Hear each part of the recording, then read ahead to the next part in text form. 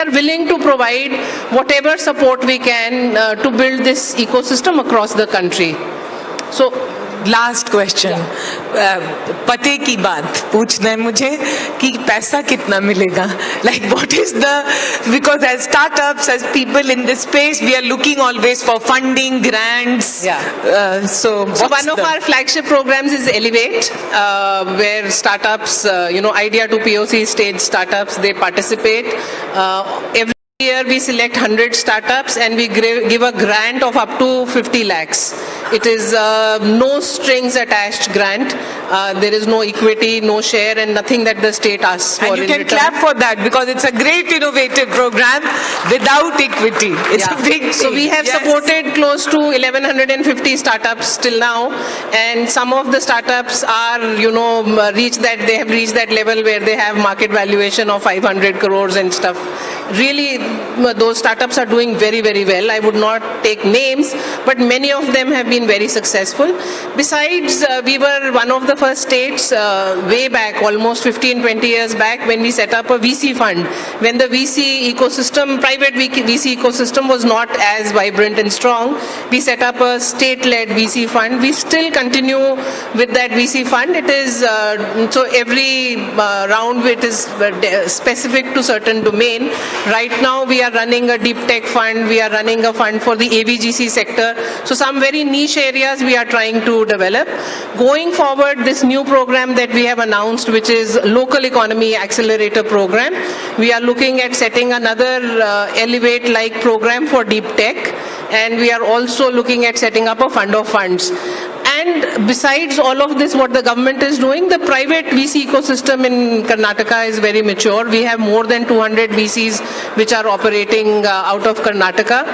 And the kind of money that has been raised, the investments which have been raised by startups, they are truly, truly inspiring. And I think money is not really the barrier at all. If you have a good idea and if you are, committed to it, and the team sees that you will be able to see it through, I don't think money is a big challenge. Thank you so much, ma'am. As always, Karnataka has hit it out of the park. So with that, sir, Anurag sir, हम UP पे पहुंचते हैं. हम startup Mahakumbh में हैं और अभी महाकुंभ बहुत ही शानदार Mahakumbh has got over in UP. Tell us what the state is doing for startups, for the innovation. उसके बारे में हमें बताइए. और पैसे भी कितने हैं वो भी हम पूछेंगे. हाँ. Thank you, ma'am. Thank you so much. Let's give a big round of applause to Ekroop, ma'am. And please get in touch with her. Very approachable and always responding and helping startups. Thank you, ma'am. Thanks a lot. I'm sorry I have to leave in between. I have a hard stop. But nonetheless, it was really nice interacting. And as Shraddha mentioned, we would be very happy to interact with any one of you who would like to, explore what are the opportunities in Karnataka. Thank you so much for this opportunity. Thank you. Mahakumbh, and what's the strength of being in UP? So, एक question मैं भी पूछना चाहता था सबसे. So just think for a moment. I usually ask when I am at this stage. UP is not a state but a country. So in world, what would be its rank when you look at country's population size? Anyone? Any guess? Okay. What would be its rank? 10th? नहीं, UP वाले नहीं हो. 6th? Okay.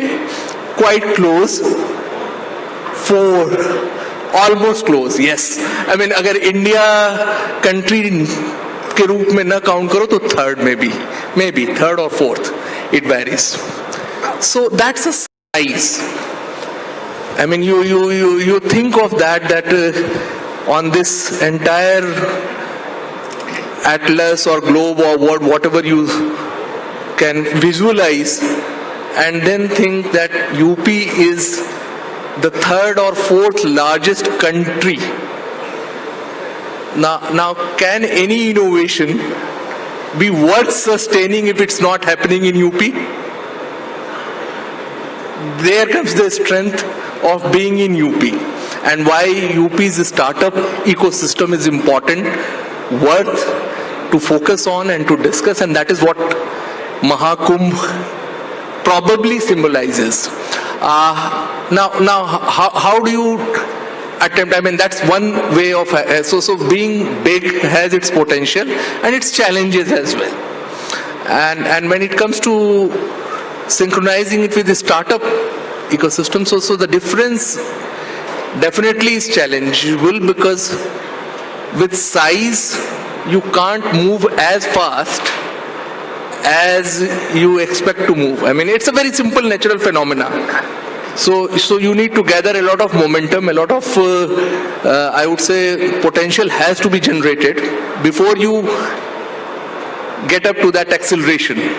Probably UP is at that stage, I would say, where we have gathered the momentum, but it is yet to come to that speed where probably we just had ma'am from Bangalore. So I would say we are not yet at the stage where Bangalore is, obviously, but we do need to see how our tier 2, tier 3 or other cities, if we are looking in terms of Mahakumbh of Bharat, then how every city can become a Bangalore, we need to see. So what state government is doing? How we are focusing in, how we are creating this speed. Now, so much of contextual introduction.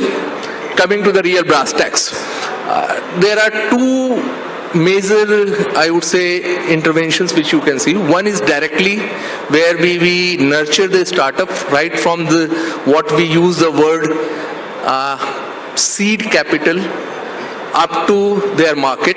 So there are different schemes which state government has where it promotes startups right from incubation up to how they can go up to the product commercialization.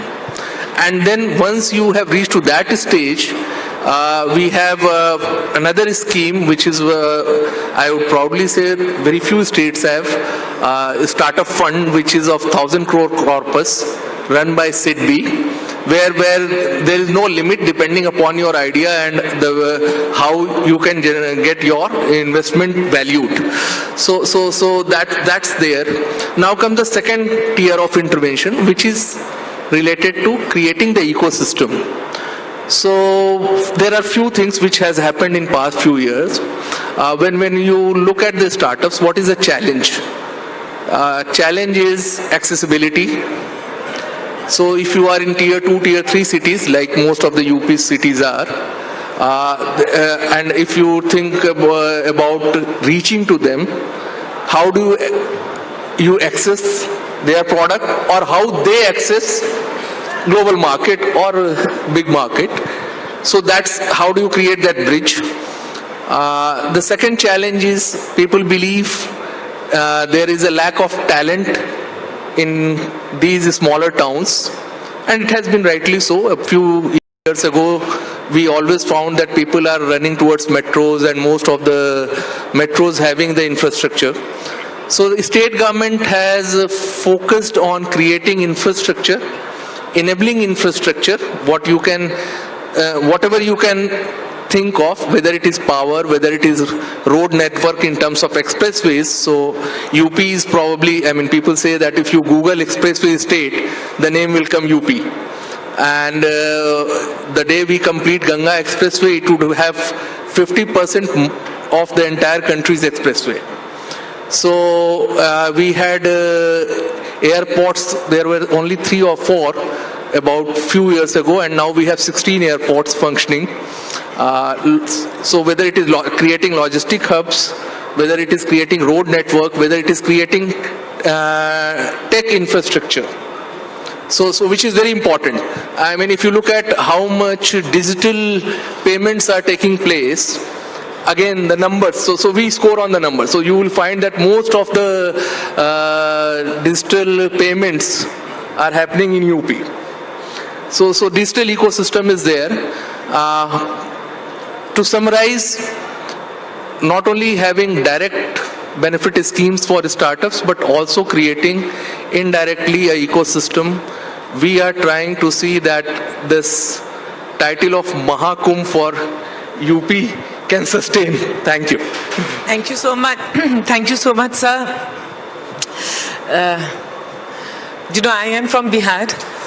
तो मुझे लगता है बिहार और UP जो बगल में है, it is always very encouraging and UP seeing the progress because now one is going and the change is very palpable on ground. We were in Lucknow, Kanpur, Prayagraj, मतलब पूरी दुनिया आई. And I don't know if you guys know that Steve Jobs' ex-wife came to Mahakumbh, right? So UP is, the way it is changing is of course very commendable, but what is encouraging today to hear is that a lot is being done for startups under your leadership.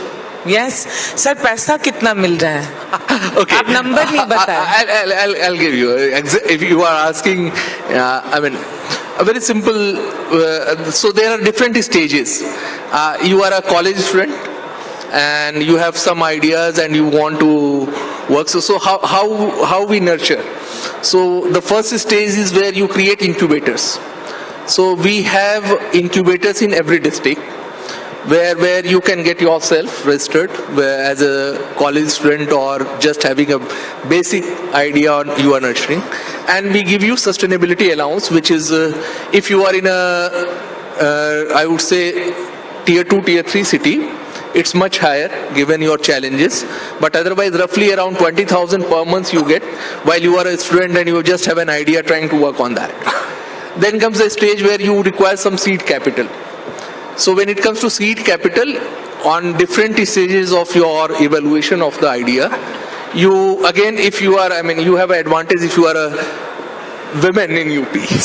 So you get more money being a women-led startup, and otherwise roughly around 7.5 lakhs to 11 lakhs is the range where you get as a seed capital, where you develop your idea and you are yet to commercialize this. If you have a prototype, you get a grant of 5 lakhs to make that validated. All your certifications get subsidized or reimbursed. Once that is done, then you get a marketing incentive. So some support for initial marketing where you are still trying to get some investments for that.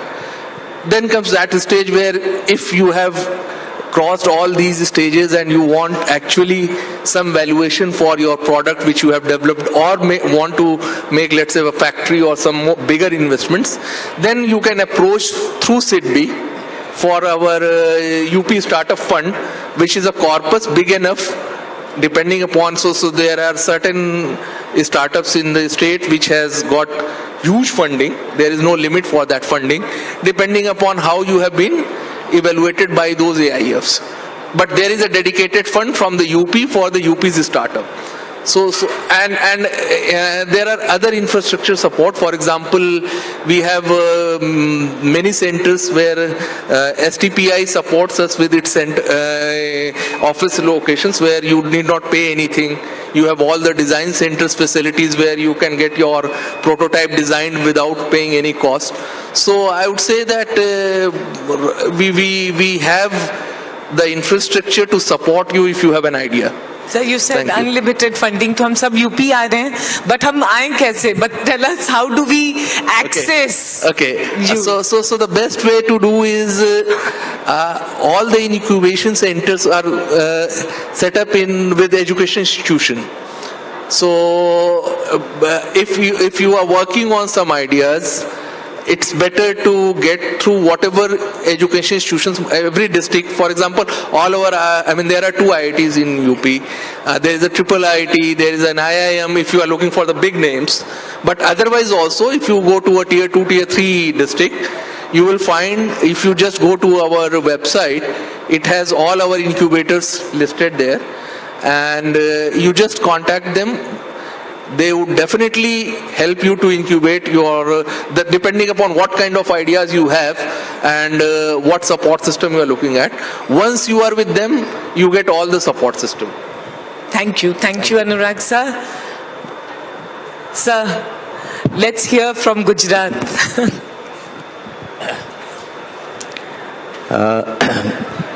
As far as startup is concerned, Gujarat formally came out in 2015 with a specific scheme from the Industries Department But as you are all knowing, Gujarat is an entrepreneurial state from the time immemorial.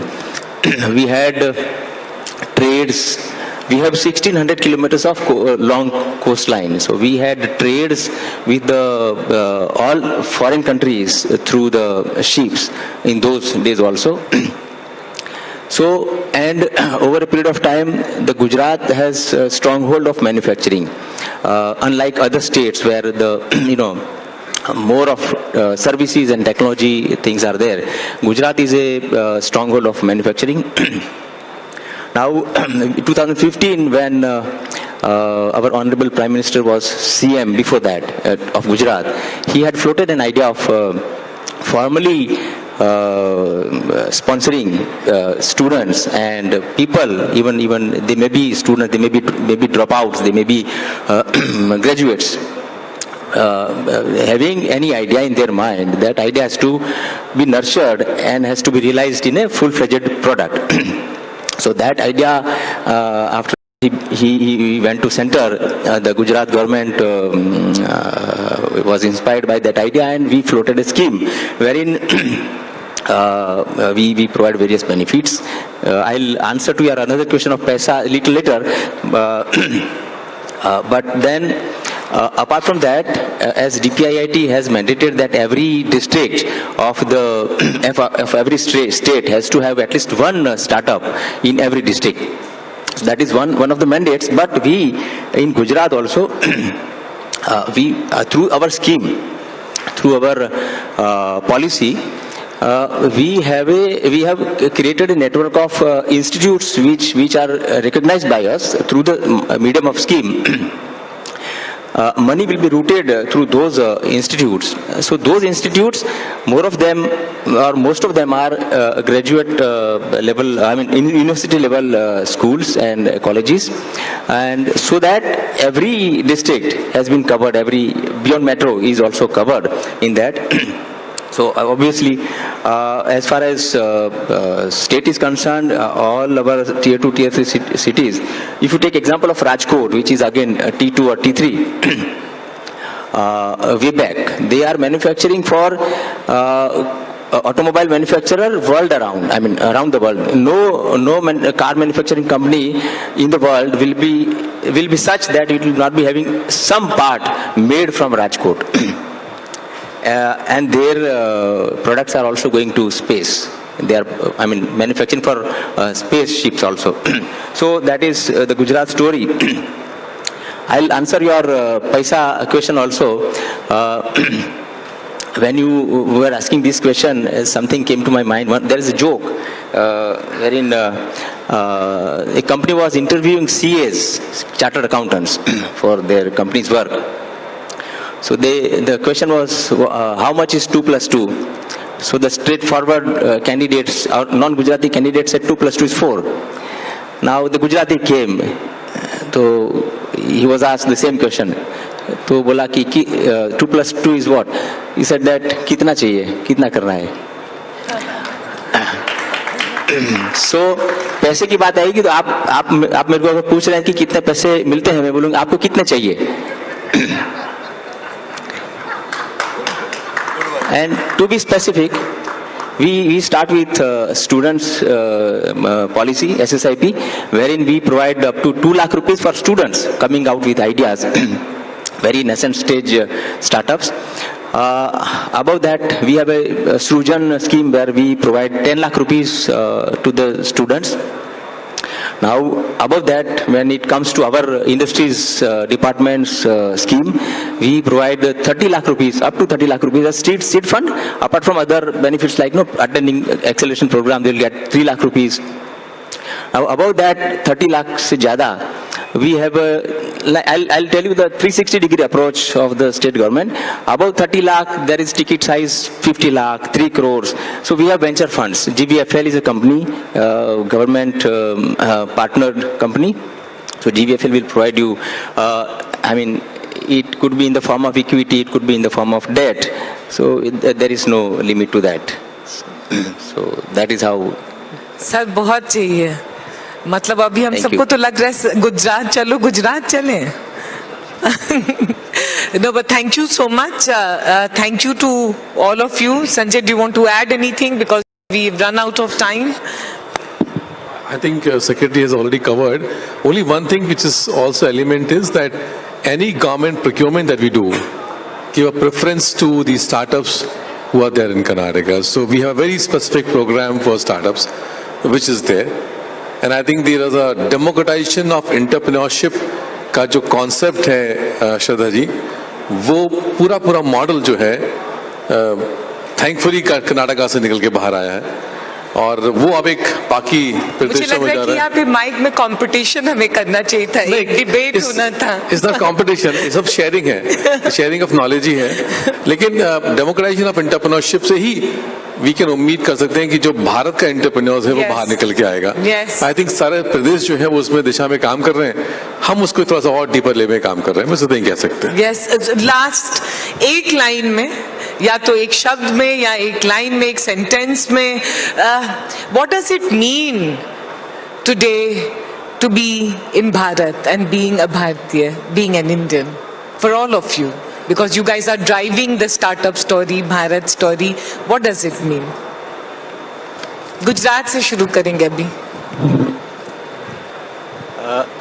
I think being in Bharat today is a way forward or a path towards being Vishwaguru. That is in one sentence. Yes. I think he summarized, but I mean, you asked one word and the first word came to my mind was hope. Hope. Yes. Yes. Very This country hopeful. has that potential and hope we are going to be. Yes. Yes. Brilliant. हमारे यहाँ पे north star की बहुत बड़ी भूमिका है. हाँ. Right, मुझे लगता है कि भारत एंटरप्रेन्योरशिप का वो वर्ल्ड में नॉर्थ स्टार बन के दिखाएगा. Very good. Thank you so much. And with that, let's give a big round of applause to all our state leaders, Gujarat, UP and Karnataka. Thank you so much.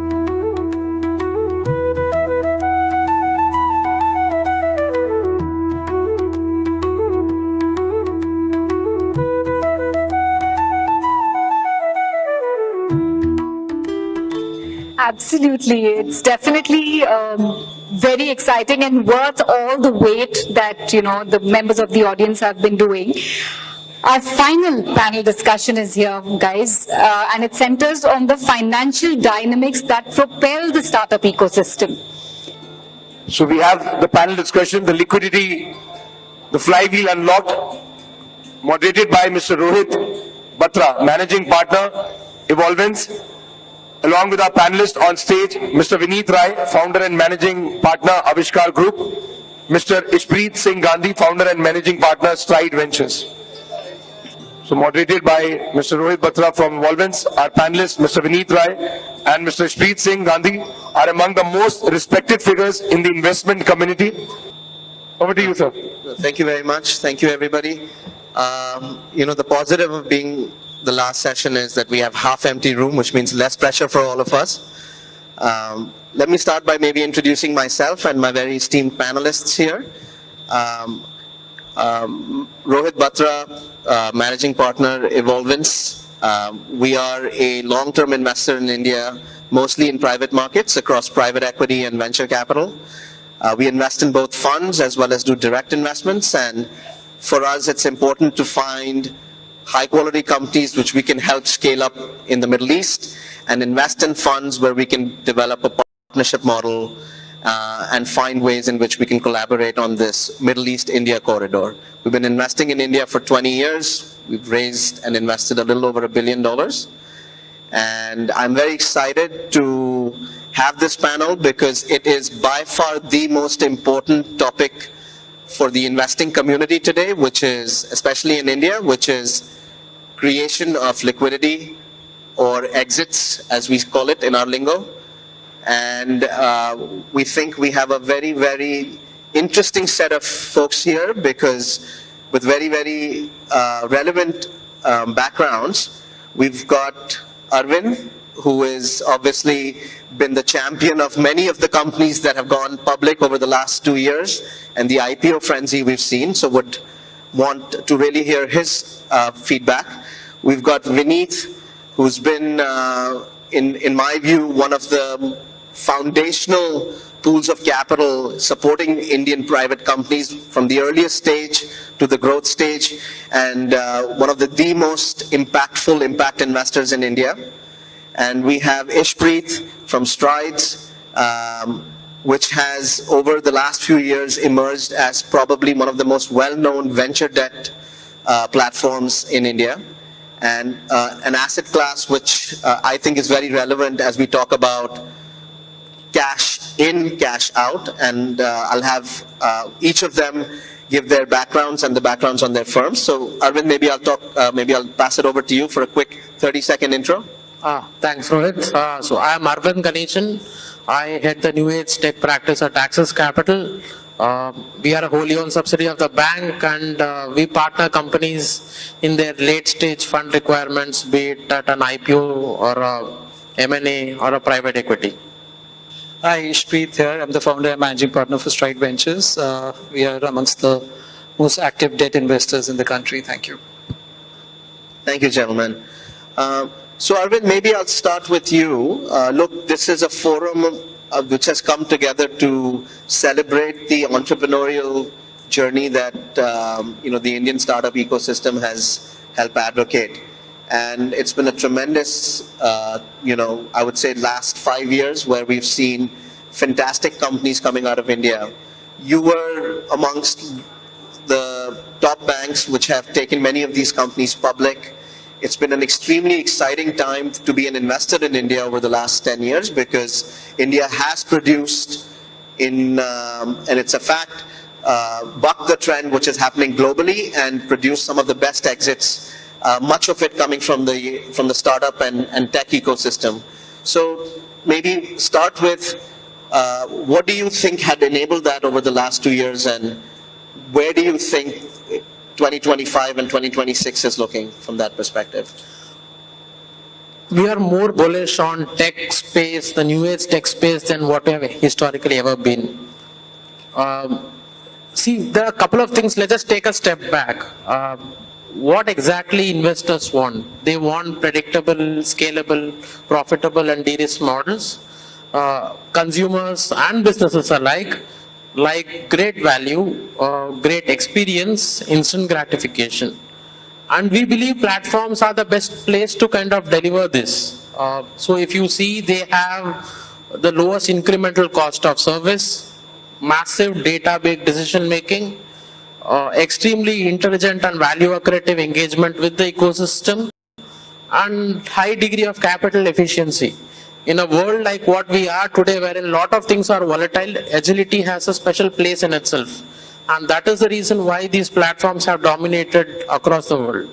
I'll just give you a couple of data points here. If you look at US, around 35% of the market cap is with the new age companies. In China, it is 30%. In India, it is just 3%. So basically, we have not even gotten started, I would say that. So if I were to just look at last year, close to $20 billion of capital were raised from IPOs, out of which around 4 billion were from tech companies. That's around 20% kind of share. We see this going up to 30, 35%, 40%.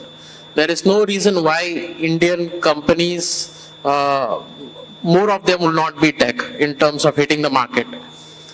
So one thing which we are seeing in terms of the activity which the companies whom we are talking to right now, if the markets were to hold up this year, we could potentially raise more capital than last 4 years combined. That is the extent to which this optimism is going to roll and this tech new age wave is going to take shape. Well, that's music to my ears for sure. Vineet, you've got a very interesting role in the ecosystem. I mean, you represent today what I think has become over time one of the most important sources of capital for this country, which is developmental finance. And you have been the champion, the poster boy for what I would think is the inflows of that pool. What I've also seen though is that you come in very early and probably have, in my view, delivered amongst the highest sort of number of exits within the Avishkar portfolio, as I see the last few funds that Avishkar has raised and invested out of. walk us through how is the India experience, the Indian founders experience different from that first check that you write, or maybe even in some cases the growth check, to actually creating what we call here the liquidity continuum, cash in, cash out, and how is it different from maybe a global founder or a US or a Chinese founder, if I could put it that way? So I started in 2001, and in 2001, if you offer somebody a check, people will get scared that you might actually take their house away. So, I was 29-year-old and I did not know how to give money. I did not know how to raise money, and so giving money itself was a check. And when I actually when I met people like you trying to raise LP money, people asked me, what is the exit? For first time, I actually thought they were asking me to exit from the door. So it took me some time to understand what exit means.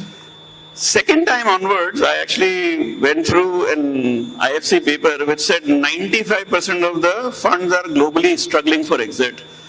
And praying to God is a good strategy. So I officially wrote, exit strategy, pray to God. I think the difference has been we were praying to God in 2001 to 2010 period.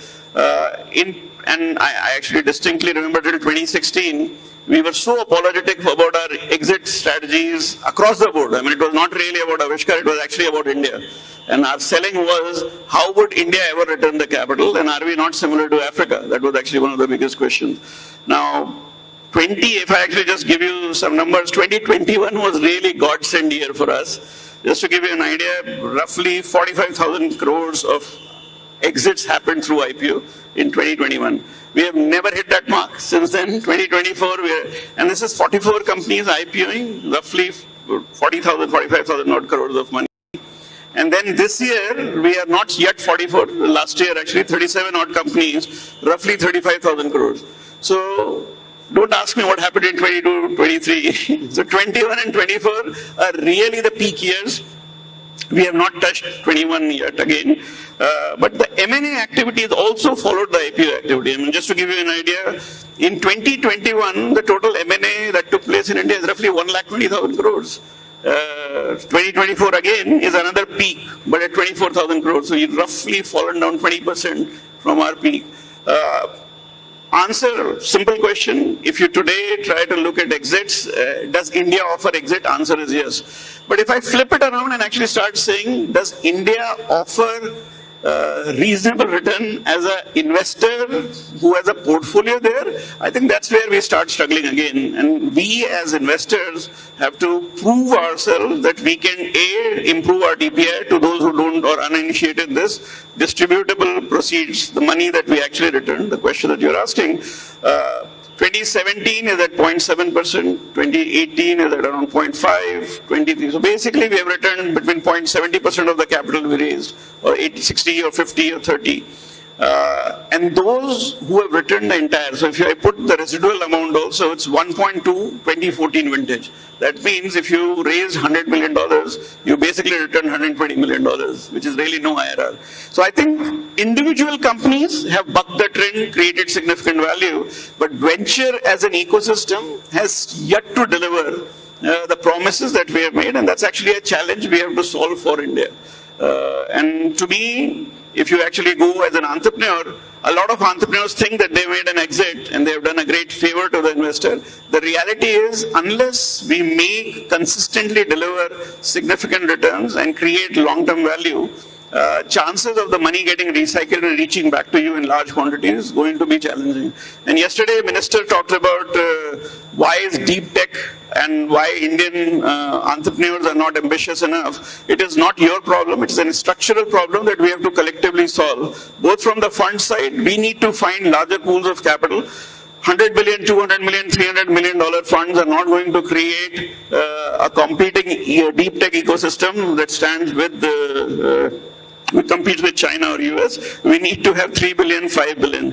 I mean, I've been around for 25 years. We are at $700 million of total assets under management. In the fund space, we are already overall 1.5. But in the funds venture space, we are only 700 million.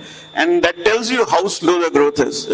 We are not private equity. In venture space, it's damn difficult. If you take out Peak 15, Erstwhile Sequoia and Axel, you would start seeing the quantum drop so suddenly that 1 to 5 million, $10 billion is what we do. Then there is a gap there, right there. between 10 and 30, 50 billion dollar. Post that comes private equity, and private equity looks for stable models. Without the stable models, those guys are not going to come in, and you'll start struggling at $150 billion revenue. But if you have not become profitable and you're not going to look at Arvind, it's very, very difficult to create exit for anyone. So India's challenge is not completing this. We are not a full stack financially evolved ecosystem. And that really is the challenge that we need to sort. Once we sort that challenge, we will have to convince ourselves to raise the quantum of money that would allow us to consistently deliver across the board. And that's when the entrepreneurs will get the opportunity to build with patient capital, long-term businesses. And I don't think so, whether the entrepreneurs or the investors have done justice to it. And I think I would actually say as a country, that way we should question ourselves. It's not that the entrepreneur, the investors and the whole country needs to answer, including the government. So we all need to collectively ask ourselves, how do we build the full stack? And Nandan Nilekani has actually proven a right full stack solution is a powerful tool. We just need to do that in ours. So I'll just stop. No, fair enough. But speaking about we need to raise more, we need to do more, one of the trends that we've all spoken about is the Indian market's appetite for investing in this ecosystem, startups, venture, private assets. And I think one of the biggest beneficiaries has been Strides. If I think about your capital base, Ishpreet, tremendous amount of appetite with a lot of your LPs, which are insurance companies, banks, large family offices. Tell me, what is it about venture debt and what is it about Strides which is exciting them? Because as I think about this whole, again, going back to this cash in, cash out cycle, clearly venture debt as an asset class has grown. And I think some of it may have to do with the fact that how quickly you guys have been returning money in just the way that it works. So maybe educate the audience here on venture debt and then maybe Strides positioning within that. So. Sure. Thanks, Rohit. So basically, I think Vineet made some interesting comments on the cycles and how it is a very long cycle and you have to be more patient. I think we sit in between. We sit in between of making sure that we are naturally not a 10-year funds. We 10, 12-year funds from a private equity venture capital perspective, we are in between. So we are 4-5-year funds, which gives a lot of transparency from a perspective of LPs to understand the tech ecosystem. Because generally what we can do, we can customize our structure of finance in varied manner. We can possibly structure an investment in 12 months and 4 years, 3.5 years, depending on what the business requires. I fundamentally believe, first from an asset class perspective, to Rohit's point, it's a more regular cash in and out kind of structures of quarterly paid out to investors. But more importantly, I think domestic capital explosion is something this asset class enables. Because there are a lot of families, since you mentioned families, first of all, let's take on that. A lot of families where new generation entrepreneurs are entering, and I think there's a talk going on that the new generation should be creating businesses rather than investing. So how do you create innovative business? You can create innovative business when you partner with the tech ecosystem. You would not be able to come to know from previous generations how to innovate by yourself. So you partner with maybe funds like us, and that's where you get to understand what's happening in the tech ecosystem, what's happening in SaaS, what's happening in electric clean tech, what's happening in consumer, fintech, and the education awareness and the levels increase because you're trying to any which way generate returns which are close to 14-18%, so they are any which ways at par or even better than some of the other instruments. So that sitting in between, especially for the family office new generation coming in, even a consumer, even a family which has a consumer background and the new generation has come in, there's a lot of innovation on consumer companies in India from a perspective of product market fit, new products coming out. Similarly on the, as I said, on the auto side, there are a lot of auto families who are LPs of ours, investors in us, where they believe, okay, if they want to go electric way or want to go renewable way, they can know much more through us because of the fact our portfolio will be well diversified. I think there was yesterday also a point made from a perspective of creating more domestic funds and raising capital which is more domestic oriented. We propel that because we'll partner with Vineet's portfolio companies and Evolvent's portfolio companies and much beyond. And that intelligence of then circulating knowledge, and I would like to now frame it as knowledge capital between the ecosystem makes us unique, right? That knowledge capital of saying what's happening. If you're talking about consumer, which are the best upcoming trends? If you're talking about electric, which are the, within electric, is it the last mile or is it the OEM, which is a better segment to invest from a perspective of returns or what we are seeing on grounds? So I think besides the return, Rohit, which you mentioned, that people don't have to invest for 10 years, they're in between 4 or 5 years, that knowledge becomes interesting for unlocking our domestic capital. As of now, we spoke about public market exits. There has to be exits to strategic investors. One of the ways venture capital community will take exits will be strategic buyers. And who will be the strategic buyers? It will be these families whose new generation have come in and they'll acquire businesses, which is happening. One of our companies recently got an investment from Hero MotoCorp Euler Motors, right? Because Hero MotoCorp wanted to go in that trajectory and they believe Euler has done a cycle or curve of learning of their own. So I think exit can be in varied forms. Our truest form of exit comes in when we speak about public markets, which is the last mile exit. There has to be granular or midway exits also, especially for early stage venture capital funds. Private equity exits are different exits. That's traditionally for public markets. So I think domestic pool of capital unlocking is what the asset class does, and that's how our stride way of working is to work very closely with these promoters, including banks, insurance companies, because for them it's a stable source of capital. They can dip into the tech ecosystem again through us, and similarly family office. So it's a knowledge capital which we transmit, which is easier to do because you're sector agnostic, you're stage agnostic. So you can pass on some of that information and understanding. Yeah, understood. Arvind, back to you. Tell me maybe for the group, as you think through your list of companies which you would want to represent, taking them to public markets, for example, what do you think are the most exciting attributes today for companies which you think would be well received by capital markets, especially from the new age lot? Sure.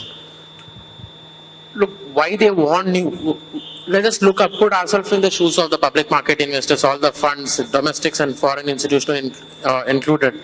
They want the big delta. They want, which is a company which could give me a 25-30% kind of a return. Our nifty EPS growth last year was in single digits, but on an average is around mid-teens. So unless there is a multiple re-rating, your returns are going to be around in mid-teens. So basically, this is the alpha stock. So that is one part of the equation. The other part of the equation, what are they looking at? They are looking at predictable business models. The biggest thing for the tech companies is not just their ability to hyperscale. So there are many companies which grow at 30%, 50%, some doubling in size as well. What they lack is the predictability of the business. With what certainty they can guide the investors. What investors, public market investors in particular, hate is nasty surprises. So why investors loved Infosys? Why investors loved HDFC Bank? Because it was kind of clockwork. You just had to clock 20% year-on-year growth. So that degree of predictability is something which public market investors love, and that is something which the companies which are going public are kind of aligning themselves to. Second is that there is quite a bit of requirement on corporate governance. In the private domain, the requirement is not as stringent as what is there in the public domain. Every single action, the way you talk, and the entire management team that you have, the finance team, secretarial team that you have, there are quarterly filings that you have to do. So that is basically a reset from the, mindset perspective. And then finally, they don't want a 0 to 1 game. VCs are kind of comfortable for the 0 to 1 and 1 to infinity journeys. The public market investors don't want that. They want, the events which could potentially disrupt the entire sector to be behind them. So they want high degree of certainty. That apart, obviously investors are looking at the market leaders. Sector after sector, what we are seeing is that the tech-based companies are having a 10x better solution than their incumbents, and they are consistently gaining share. And this we are seeing it in SaaS, we are seeing it in consumer tech, we are seeing it in B2B amongst others. So every sector is kind of opening up and investor appetite is strong. And definitely the capital gravitates towards a market leader who have pricing power, who have demonstrated profitability, and have some credible route of operating leverage playing out. Basically, in short, investors don't want leap of faith. they want high degree of predictability. No, absolutely, I agree. Vineet, you keep all of us honest. So let me ask you, you and I both raise fair amount of capital outside of India. You know, we deal with currency, we deal with emerging market risk, we deal with idiosyncratic risk that in India may have, for example. Monsoons, for example, you know, when we talk to some of our foreign LPs, they got quite surprised that you bring up that as a reason why things don't get delivered. You know, we had a bad monsoon, we had a good monsoon, we have Navratras, we have this, we have that. Returns, unfortunately, they had a big fall. And I think if you take everything off, if I'm a US LP, the first thing that I really want is stability in our policies. Taxation. They want stable taxation. They don't want volatility. They don't want new things being introduced, surprises being introduced. Across anything, so whether it is financial services, whether it is technology, whether it is outsourcing, anything, they want consistency of policy. Surprises in policy scares the investors the most, more so if the entrepreneur has built a successful company and suddenly you see complete liquidation of value because either something was not clear or the regulator had allowed things to actually continue and then had suddenly taken a very strong position. And this has happened. India has seen, we saw a serious challenge emerging in fintech not very long back. We saw serious challenge emerging in gaming not very long back. And it has happened across non-banking finance and others as well. Those surprises, the LP is willing to live with a failure, not willing to live with a good company actually losing its mojo just because activity took place which nobody has a control. And so stability in the policy system, and stability in governance, and consistency in policy are the three things that they seriously look for, and that's what they fear. I think India is doing reasonably well in the macros. I don't think so macro is a challenge. Our problem is India is so complex on a nuance side that what is gushed over in the macros is the minefield that India is otherwise for an entrepreneur. So most entrepreneurs are here in spite of everything and not because we are very supportive in that sense, and therefore capital takes a long time to come back. And that's the second part of it. Just to take the last 30 years, 3.5% rupee devaluation. So if you want to give 10% return, you have to deliver 14% in Indian rupees to actually just give 10% dollar return. Now, 10% dollar return, these guys have been delivering much higher than that on a consistent basis. If you look at Sensex performance, roughly 15% would not be. For a venture fund to deliver 10% is humanly very, very difficult. For all the claim, it's just very difficult for venture fund on a portfolio basis. I have companies which have taken from zero to IPO and I have delivered 110% IRR and 78% dollar IRR. But what did we do as a portfolio? That's where our challenge is. And that is actually glossed over into the chase for unicorns. So unicorn is one delivery, but what happened to the portfolio? And that's where I think our challenge is. The second question was around public versus privates. Yeah, so I personally think for the interim, the public is winning. Private has to really work very closely both with the government on one side to get the policies being very consistent and the entrepreneurs, because the entrepreneur needs to understand money is not a right. It is an obligation and you have to create returns. It is your obligation as much as mine, and so both of us have to work together. A lot of entrepreneurs believe we are the cheerleaders for them. Unfortunately, we are actually going to have a healthy skepticism relationship with you, simply because we have to exit while you want to continue to build for yourself. And the third thing which India is still coming to terms with is entrepreneurs becoming a serial entrepreneur. I think that's the right way to go, especially if you raise venture capital. So if you do all these three things, we might be competing with them. Our ideal position should be 25% rupee return, which roughly takes you to 20% dollar return. Then we will look worthwhile, because with the beta that we bring in, that is where we actually have something more to offer. I'll stop here. Well, I've been told we have time for one last question, and Ishpreet, you're the lucky one here. So if I could just maybe put some concluding thoughts, and I won't specifically talk about venture debt here, but you see the entire ecosystem. I mean, you're a lender to many of these businesses. You're also, through your structure, end up becoming an equity investor through your warrants. So tell me, as you look at the portfolio that you have today, much of it with some of us, with so many other sponsors within the system, tell me, what do you think amongst your own portfolio, which sectors do you think have consistently been the outperformers?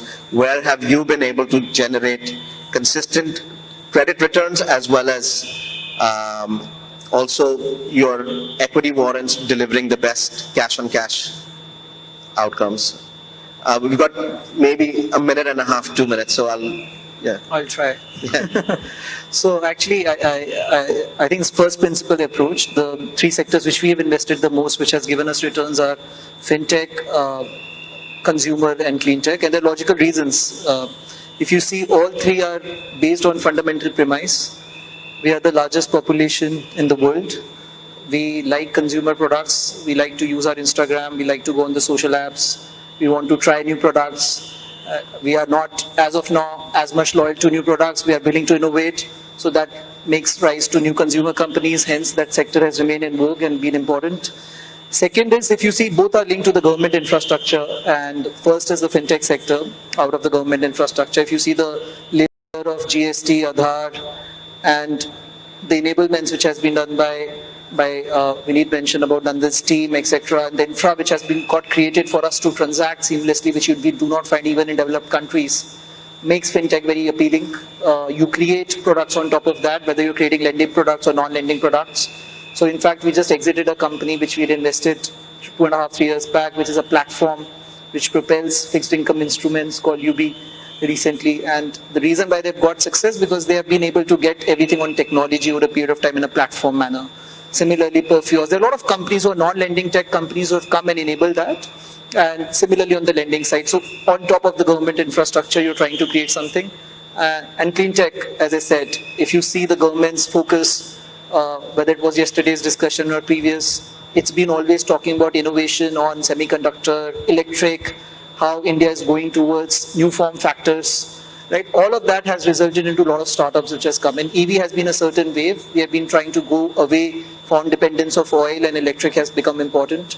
At the same time, the infrastructure around that, and now just extending that towards circular economy, has become important. So these three sectors have remained important. And in the same breath, look, just to complete that thought of mine, since we have also tried raising external capital, I think when you talk about investments in India, there has to be an excitement for someone to invest, because ultimately they are financial investors. Until you're talking about DFI money, which is impact money, which has come in the most. But if you're talking about financial returns, you are first of all against 3.5% in day one because of the currency element.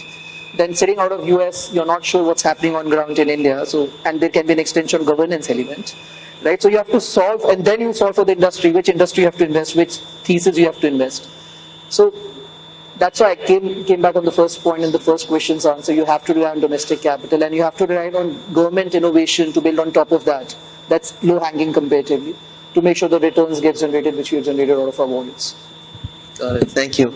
Well, we're, I think, way beyond the time we were given. I wanted to thank all three of you for obviously lasting the day and making yourselves very, very interesting to this audience here. Appreciate it, and thank you very much.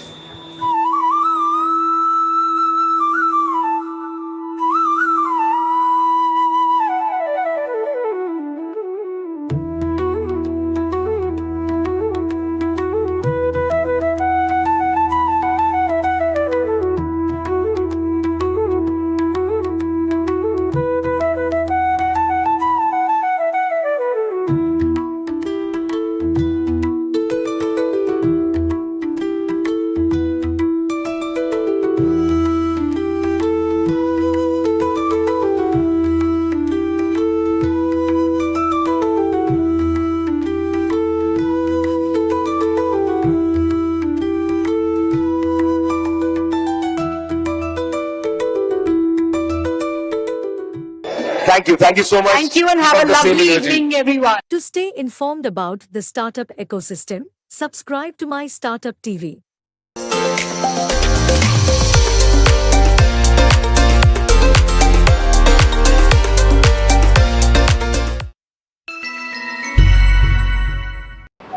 am Madhusudan Rao.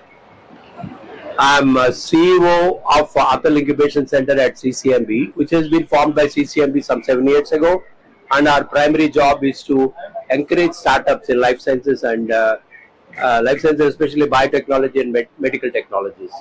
So far we have been able to support 160 companies and more have been incubated with us. Hopefully these companies will go out and have a social impact that is much more valuable.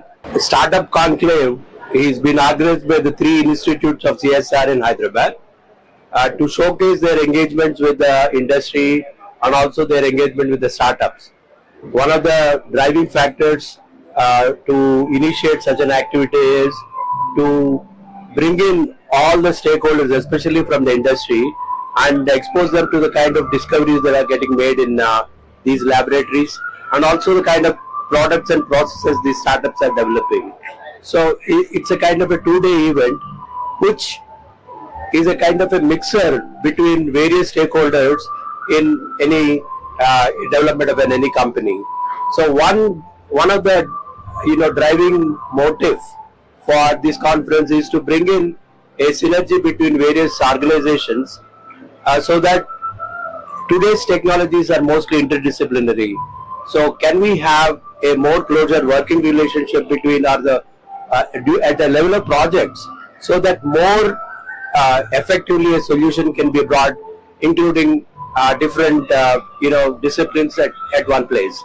So this is a starting point for such an activity to go forward, and I think it's an important initiative to in that direction. It's the way the whole world is going, and the interdisciplinary approaches to solve a problem, where the problem becomes central, not the kind of how you solve it. Okay, any solution can be made if the problem is solved. So that is the kind of message they wanted to bring it up by initiating an event like this. Thank you very much. To stay informed about the startup ecosystem, subscribe to MyStartupTV.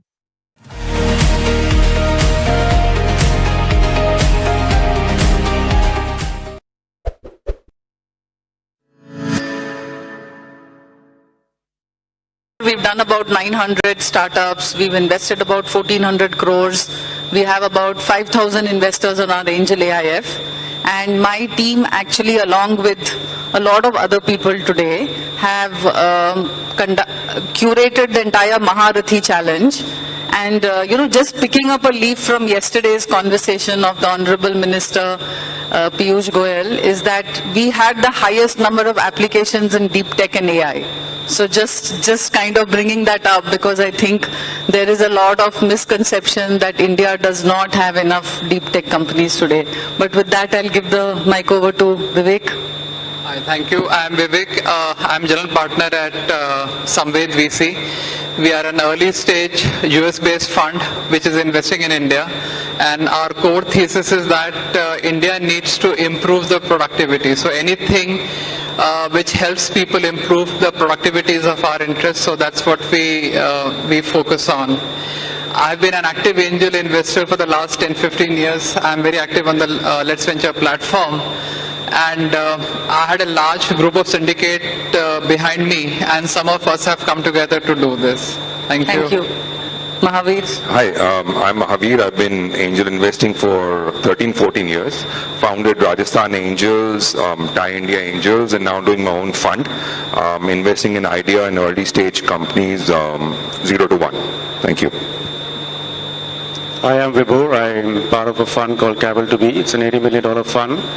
And we're largely investing in science and tech companies, early stage. Hi, I'm Vikram Vaidyanathan. I lead a fund called Z47. We were called Matrix Partners India before. We manage roughly $1.5 billion in India and invest at early stages, usually check sizes of 4 to 5 million to start with. We also have an early stage platform which is an angel syndicate called DVC, where we do much smaller checks of $100,000 and so on. We're the first investors in the Ola group of companies, including Ola Electric, Razorpay. I know the Captain Fresh founder was just here, off business and so on. So I'm going to dive straight in. I think a lot of people want to understand how do you get the first check after the coffee you have with the investor. But Vivek, you are a 0 to 1 investor and you actually have taken a lot of bets at very early stages. Tell us, how do you build conviction when you meet the founder without a product, without any market at that point of time? So I think for people like me, the journey starts much before we have the meeting. We already have certain thesis in mind. We keep ourselves informed, and based on that, we are on the lookout for the right founders who would solve that problem. So chances are very high that when we are meeting the founders, we already have a thesis in that domain. And then if we resonate with the founder's vision and what he's trying to do, so that's the bet we take. So at our stage, we are not looking so much at traction or the revenue or the anything like that. It's basically, if we have conviction in that space and if we find that we resonate with the founder's vision, we like the founder, so that chemistry is there. So it's what I'm trying to say is that more often than not, we already have a thesis around what he is trying to do, and then we come in at that early stage. We don't have too much to go as far as data is concerned. Okay. So I'm going to now go to Mahavir because I want to bust some of the myths which we have about, not enough entrepreneurship in tier 2 cities. And, Mahavir, you come from Jaipur, and I think Jaipur has probably seen some of the best exits in the ecosystem today, right? So tell us a little bit more of what don't we see or what don't we understand. And you've been in that space for a long time, right? So tell us, how has it evolved? And where is the kind of exit coming from a city like Jaipur? See, I am always been professing the fact that the tier 2, tier 3 cities in India have a much better opportunity for startups to be in, with cost of living, quality of life, etc., and overheads being low. But I think Jaipur has been an anomaly because the ecosystem has come together and evolved. We as TIE, we as Rajasthan Angels started in 2000, TIE started in 2002, Angel in 2011. And we were only investing in Rajasthan-based startups for the first 3-4 years. And then the government picked up from 2015-16 onwards. And now we're still working in sync with each other, and we are getting HNIs and ultra HNIs to convert to investors. We're educating them, we're working with incubators. So I think the ecosystem has to come together, and the fact that it's close to Delhi, very easy to get into and get out of, was one other reason. The other reason I think Jaipur or Rajasthan has inherently is dhanda. We don't worry about the top line as business people. We need to be very secure on what we spend, how we spend. So we are very, very frugal with the fundraisers that have happened in the startups in Rajasthan. We've not gone overboard. The fact that we are sitting put in Jaipur and saving money in itself is a proof to that. So I think it's absolutely technology, idea, passion, everything works, but I think bottom line is very, very critical. And we've seen that through tough times in the last 5 or 6 years. So I think Jaipur has proved beyond doubt that you can scale up and be profitable. And that's what's advantage Jaipur. So proximity to a larger city as well as somebody like Mahavir there, because I think you need the champions in the ecosystem, right? Absolutely. You need someone who's committed for a longer time. You have to, every ecosystem has to be branded, and brand ambassadors are very, very critical. Otherwise, you don't come in the news and you just stay put and stay quiet. So I think it's very important to market yourselves. And Jaipur as a city, all of us collectively as investors have marketed well and consistently at every level. So I think that's an advantage too. Yeah. So now coming to Vibhor, you have a very interesting title on LinkedIn which says Science and Tech Investor. And since we are talking about early stage, and off stage you talked about having made 30 investments, tell us as a deep tech investor, how do you decide when there is no product, when there is very little, because deep tech is a long game, right? We all understand it requires more patient capital. Talk a little bit about, if I'm a deep tech investor as a founder, how do I pitch to Vibhor and what would make him write the check to me? So a couple of things, one, I've been a techie for most of my life, right? And I've been doing investing only for the last 5 years. So it's sort of organic for me to look at the science and tech piece first. So I have a thesis. So the kind of founders I'm looking for is one like Vivek said, who are in line with the thesis. But I'm more intrigued by the founders who are challenging that thesis, right? And I'll read a lot of science and tech journals to understand what's happening in the world. And I love the 60s and the 70s, the hippie culture, because a lot of brilliant papers were written then, which are now becoming plausible and implementable because of the advancements in hardware and software alike.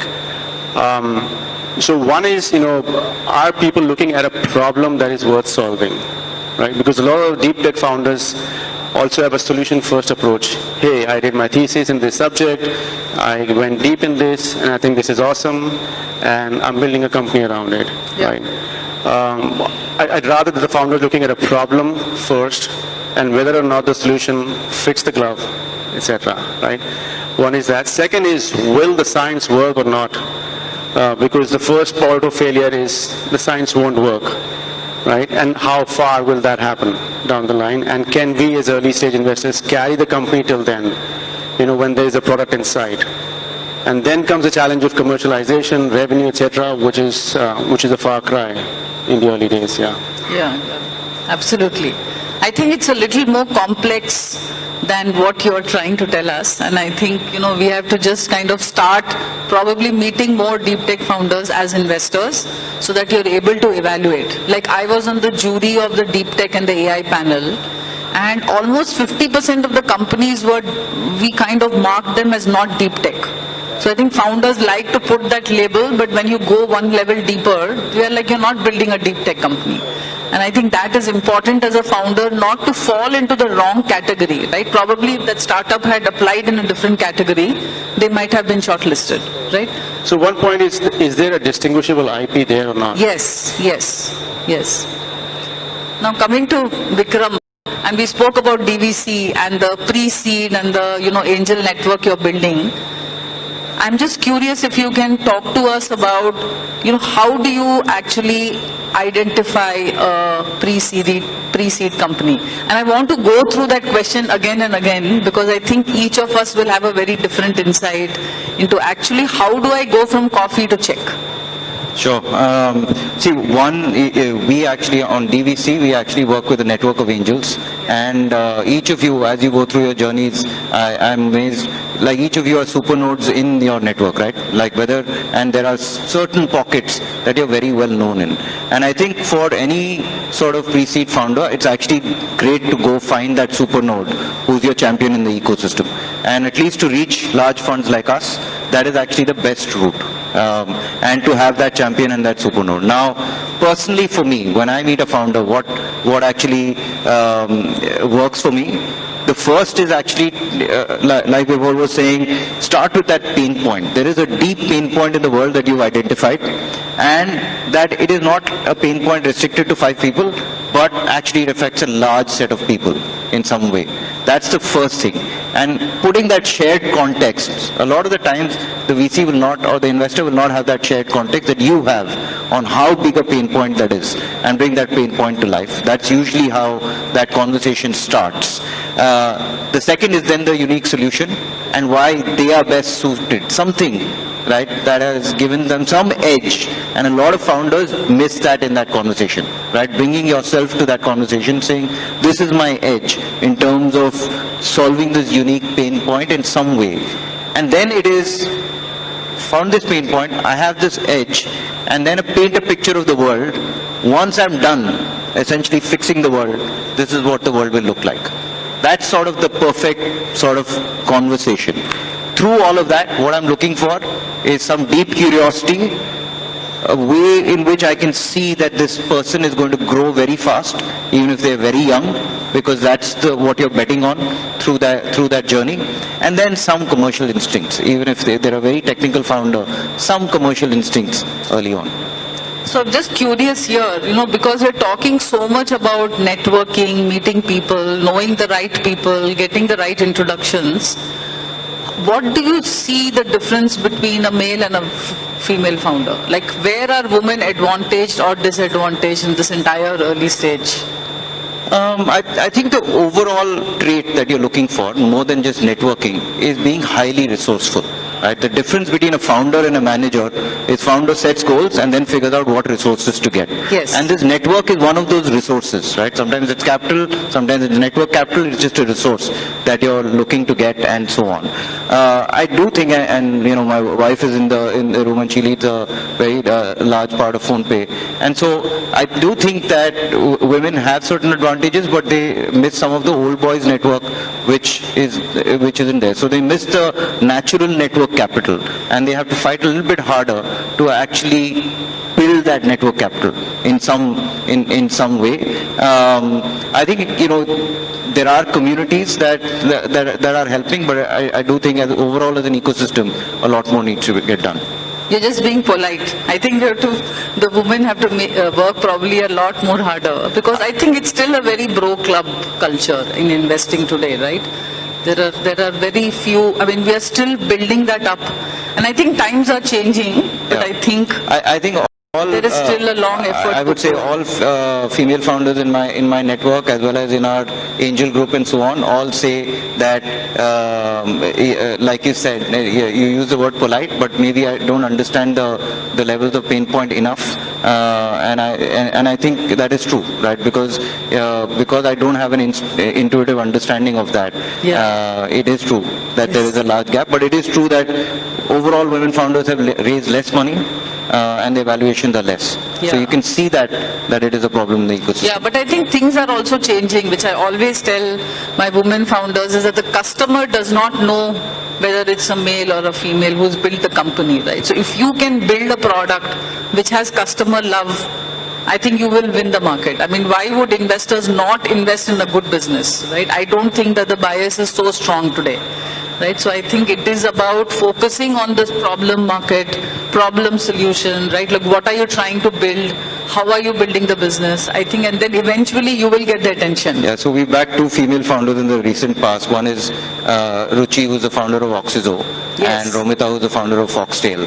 I would say they just went out and created that network for themselves. Yes. They did have the advantage of being from some large networks like McKinsey and IIT, but then they just built on that. Absolutely. So Vivek, if I were to come back to you, if a founder is pitching, and if you have to walk away from a conversation, what is that one thing which will just say, this is a red flag and I don't want to do this? See, for me, when I'm investing, what I want is the problem that it's trying to solve and whether you will scale or not.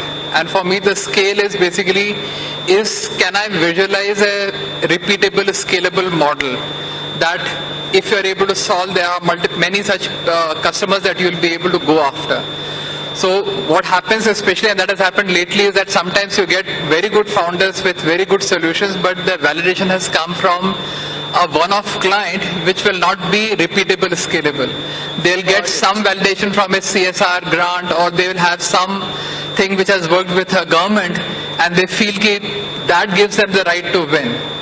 So, you know, they'll come back and say, you know, we have this product which has been validated because they have got this grant or they have this order from the government, and you go deeper into it and then you realize that though they may be saying that they have certain X amount of revenue, the scalable part of that revenue or the repeatable part of that revenue is minuscule. So basically some validation of repeatability and moving towards that product. Yeah, I mean, that is what you need to concentrate on. Don't concentrate on this one-off things and take that as your right to win and start tom-tomming to your investors because I've got this.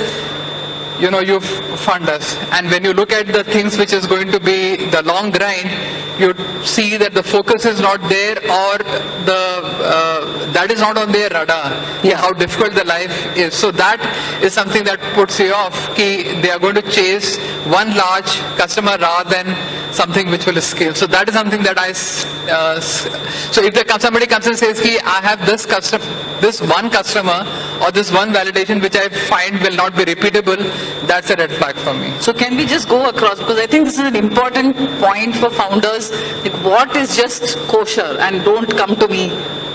So I'll tell you one red flag that I have is that actually an investor told me to do this, or a VC said this. right? Yes. And because it happens, and I understand that as founders, you go to VC meetings and you think, hey, this investor actually likely knows best. But do not outsource your judgment to investors, because the investor is there for 30 minutes, and usually, and I will say it with all respect to all of our fellow investors, we know a lot less about we know almost next to nothing about your business versus you. Absolutely. So actually what you should be really focused on in making decisions is actually your consumer, your customer, what's happening with that product market fit, and bring that insight into the room. So one red flag for me is, when I asked what happened, they said, oh, this investor gave us feedback, so we did this. That is absolutely not what you should be doing. So this is always an advice or a thought we tell our founders, is that the VC does not know everything, right? And I think a lot of people outside your core team will not know the business as well as you will know it. Vibhor? Buzzwords. Yes. The moment somebody says we are an AI company, I have a null pointer exception. And the other thing is over amplifying the solution in your own head, right? And undermining direct or indirect competitive landscapes. Yes. Right. Because everything is very nuanced, and all of a sudden you'll have a left field ball hitting you, and you would not know what to do. So just a very, very deep understanding of the entire landscape is something very essential in my view. Yeah. Mahavir? I agree with what everyone said, but in addition to that, it's not one red flag, it's a combination of many red flags. I think not knowing your product, your projections, your numbers, you have to live, breathe, eat, sleep your startup. These guys over-exaggerate and oversell or undersell, whatever. They're clueless when it comes to numbers, and whether an investor has told them or a chartered accountant has told them or someone has told them this is a valuation, they have no justification or reasoning to give when you say, why are you asking for so much of valuation, and why do you need 5 crores or why not 2 crores? They are not sure of where they're going in the next 2-3 years, because they've just gathered and mustered things, cut, copy, paste, and heard from people and put everything together. Just because they're raising 5 crores does not make their valuation to be 50 crores. Yes. There has to be justification on everything, and not knowing all of that is also a red flag. That means that person is just raising money for the sake of raising money, and not for doing the business that he's supposed to be doing. So for me personally, the red flag is just ethical boundaries, right? I think there are some founders who start with a number in the beginning of the meeting. By the time they've ended the meeting, the numbers have changed, and they are not able to listen, right? So when you tell them something, the reaction is, it's such great feedback, and I love what you're saying, and I'm like, okay, we've just spent 30 minutes today, right? And I think just getting influence and trying to be the pleaser in the meeting, I think those are all just like, you don't want to work with such people in the long term. Right? There's lack of conviction, actually. Yes, lack of conviction. I think we have like 5 minutes left, so I wanted to open it up for questions, but just one last rapid fire, okay? TAM or team? Team, any day. Team is much more important, because TAM will be decided by how the team executes. Yeah. What about you, Mahavir? Oh, obviously. I don't even look at the Sam, Tam, Tom slide at all. I don't care. It's a team. Yeah. For you, what about product or the idea? Because it is deep tech, right? So I'm still curious, how does early stage happen in deep tech? The possibility of that idea becoming a product. Okay, that's great. And about you, single founder or multiple founder teams? Depends on the stage. It's early founders, then I would say having a couple of founders. There is a thing about running. If you want to run fast, you go alone. If you want to run far, you go together. So absolutely.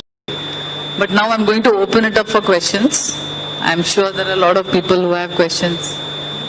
Can we pass the mic around? All right. Where do we go?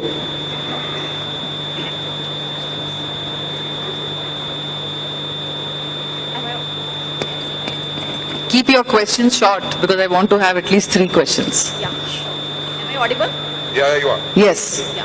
How do you identify the right product fit? Whenever you are having a bet with a founder, or maybe you are having a bet with a particular product, so how can you judge in maybe a one-line conversation? Oh, just by sheer experience. We listen to pitches every single day, and we quickly know what will work, what will not work in a certain idea. So it's very, very quick and very brief for me, at least. I mean, I know what I want. I know where I want to invest. I know, in my opinion, what will work or not work. So I'm very quick. Depends on, based upon experience. I think if you want to bring it to life, I would say there has to be product love.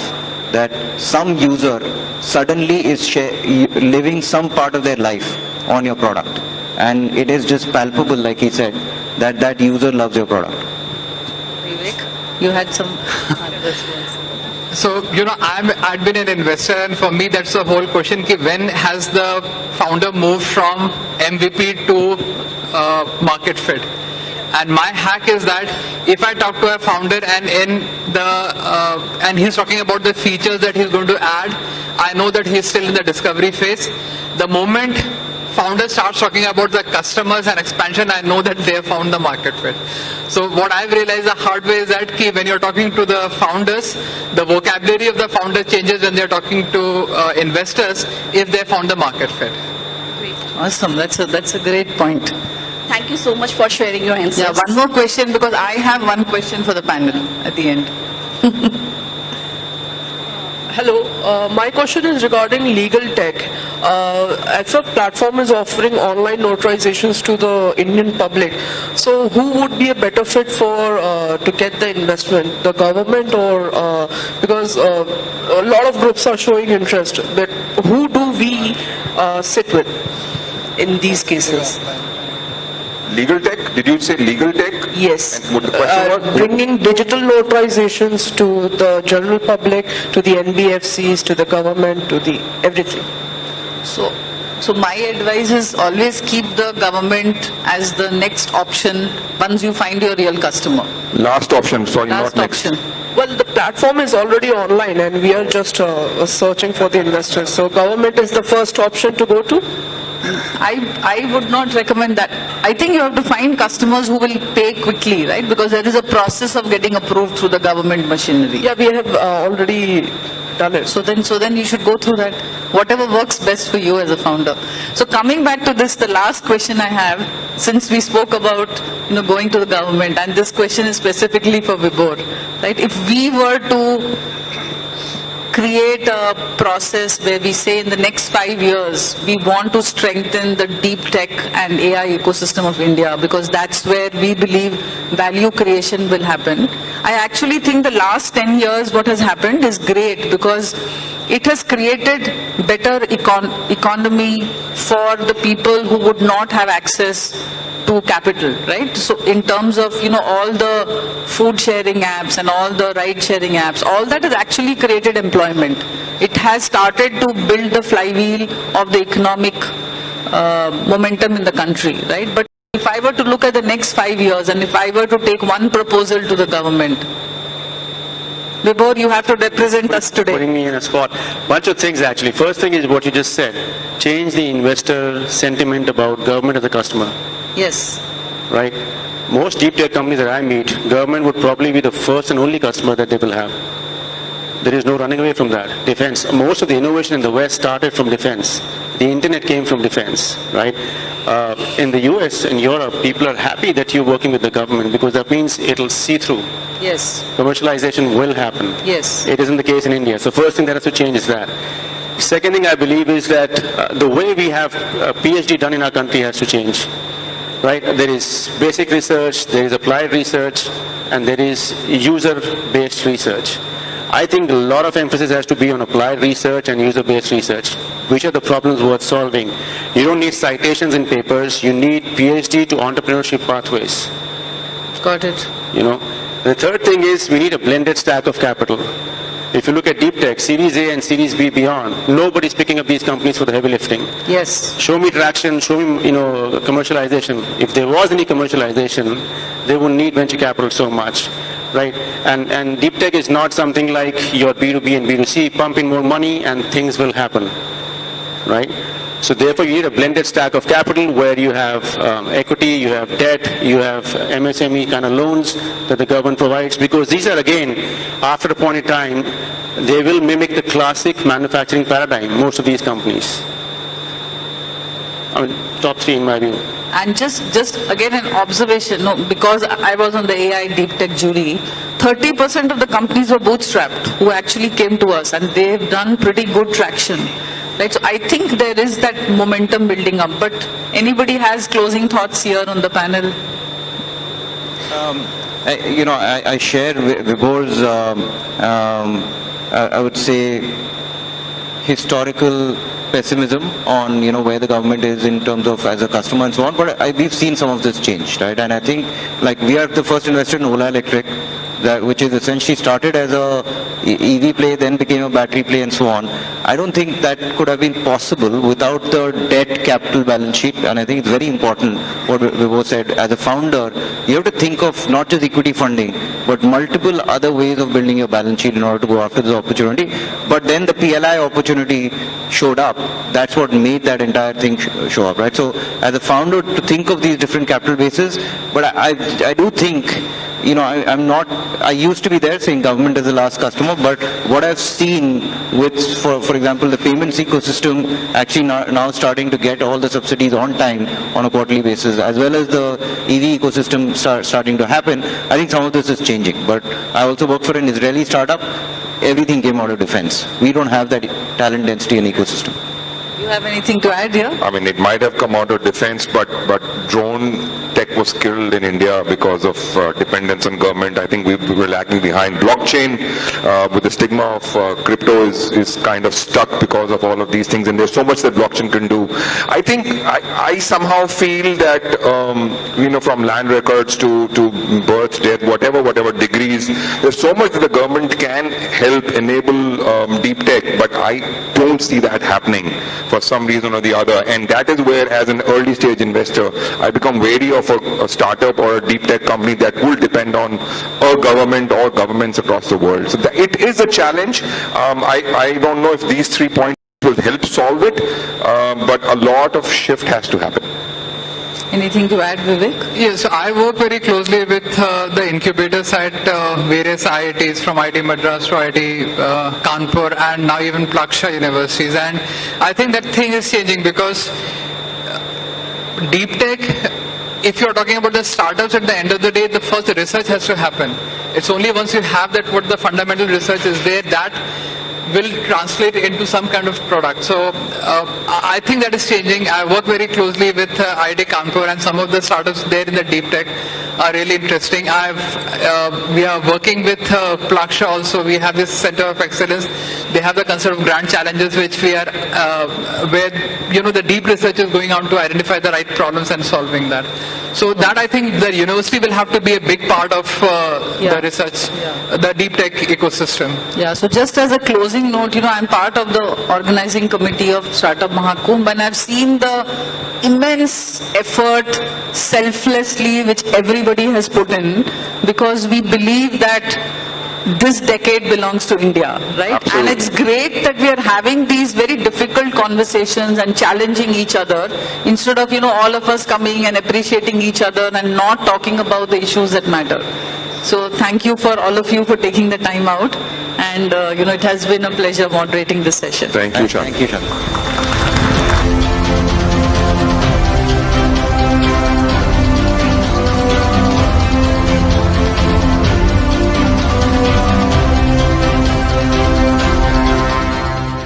Informed about the startup ecosystem, subscribe to MyStartupTV.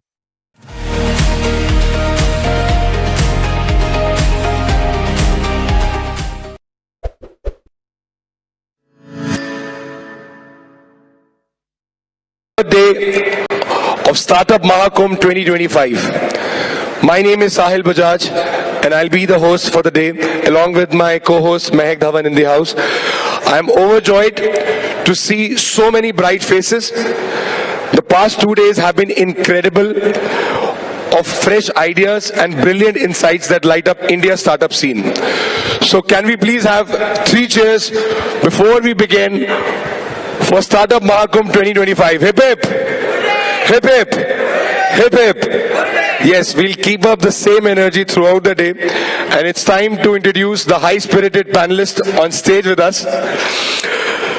Ladies and gentlemen, our first session is about startups driving innovation and R&D for Viksit Bharat 2047 that we are talking. We launch into startups driving innovation and R&D for Viksit Bharat 2047. Our brilliant moderator, Shri Sanjeev Kumar Gupta, CEO of Karnataka Digital Economy Mission, KDEM, will lead this deep dive. And we would like to thank Mr. Gupta for joining us here. All right, and ladies and gentlemen, now it's time to meet our powerhouse panelists. So let me take a pleasure and invite them on stage, and definitely I want all your claps as we invite them on stage. So ladies and gentlemen, put your hands together for Mr. Vikram Gupta, founder of IVY Group. Thank you so much for igniting fresh ideas with your innovative spirit. We also have Mr. Naganand Doraswamy, managing partner and founder of Idea Spring Capital. Thank you so much for nurturing dreams and brilliant startups from the ground up. We also have Dr. Arvind Gupta, CEO of Digital India Foundation. Sir, your efforts in driving digital change are truly appreciated. And we also have Shri Paneerselvam Madan Gopal, CEO of Meti Startup Hub. Thank you for leading in passion and of course your vision. Thank you, Mehak. And of course, our moderator, Mr. Sanjeev Kumar Gupta again. Sanjeev ji, what a fresh morning and high-spirited panelists, as I can see already on the stage. We are surely looking forward for this panel discussion. Everyone, can we just make some noise one more time? All right, let's begin the day. Let's begin the day. Over to our moderator. Thank you. Thank you so much. Are you charged up in the morning today? Lovely. You have this high spirit panelist, which is the investor also here sitting, the bureaucrats sitting here, the policy makers, the largest hub of the startups incubators are sitting here on the panel. And we're looking at a question mark on what? The question mark on R&D led innovations and entrepreneurship coming out from the country. Well, हमें बड़ी खुशी है कि आज 1,25,000 plus startups हमारे पास हैं India में registered, 110 unicorns हैं. ताली बनती है इसके लिए. अगर 110 यूनिकॉर्न्स हैं और वो इतना अच्छा काम कर रहे हैं, तो फिर हमारा जो देश है वो 1% जीडीपी R&D पे क्यों टिका हुआ है? जबकि यूएस जो है वो करीब 3% है और इजराइल जो है तकरीबन 5% R&D पे काम करता है. और उस R&D बजट के बेसिस पे इतने बेहतरीन प्रोडक्ट्स निकल के बाहर आते हैं, जहां पर आपको लगता है कि अगर हमें कहीं से कुछ कॉपी करना है तो शायद हम वहां लेके चले जाएंगे. और अगर ऐसा है तो कल एक जिक्र हो रहा था कि भारत का जो एंटरप्रेन्योरशिप सिस्टम डेवलप होगा 2047 में, वो कैसा होगा, एक वर्ड निकालना था. तो एक पैनलिस्ट ने वहां बात छेड़ी और उसमें बोला गया कि भारत का एंटरप्रेन्योरशिप इकोसिस्टम और इनोवेशन इकोसिस्टम, अरविंद जी, ऐसा होगा जैसे ध्रुव तारा, जो पूरे वर्ल्ड को दिशा दिखाएगा कि एंटरप्रेन्योरशिप इनोवेशन होता क्या है. तो अगर ऐसा है ना, होना है, तो मुझे इनसे कुछ सवालात करने हैं, और वो सवालात को जिस तरह से करने हैं कि बड़े short and crisp answers. But I want to understand that if really we want to make an R&D led innovation and entrepreneurship in the country, how do we do this? So my first question to Arvind ji is you. हम देश सोच रहे हैं कि $10 trillion economy हमारी पैदा होगी हमारे देश से. उसमें अगर हम स्टार्टअप्स का योगदान देखें और हम देखें कि उसमें अकेला स्टार्टअप का योगदान नहीं बल्कि R&D लेड इनोवेशंस का योगदान कैसे होगा, और क्या आप उसमें कितने पॉजिटिव हो कि वो होके रहेगा? Sanjeev, thank you. मैं इंग्लिश में बात करूंगा, Hindi English, because I think we have the full Bharat represented here. देश के हर कोने से महाकुंभ में लोग आए हैं, और महाकुंभ का तात्पर्य यही होता है कि महाकुंभ, ये स्टार्टअप का महाकुंभ है. प्रयागराज में आपने देखा ही क्या हुआ है. सो देखिए, सबसे पहली थीम जो आपने पूछी R&D, इसका थोड़ा सा हमारा जो पैनल डिस्कशन जो टॉपिक लिखा था वो उल्टा होना चाहिए. R&D led innovation for Viksit Bharat 2047, not the startups other way around. In the value chain, R&D has to come first.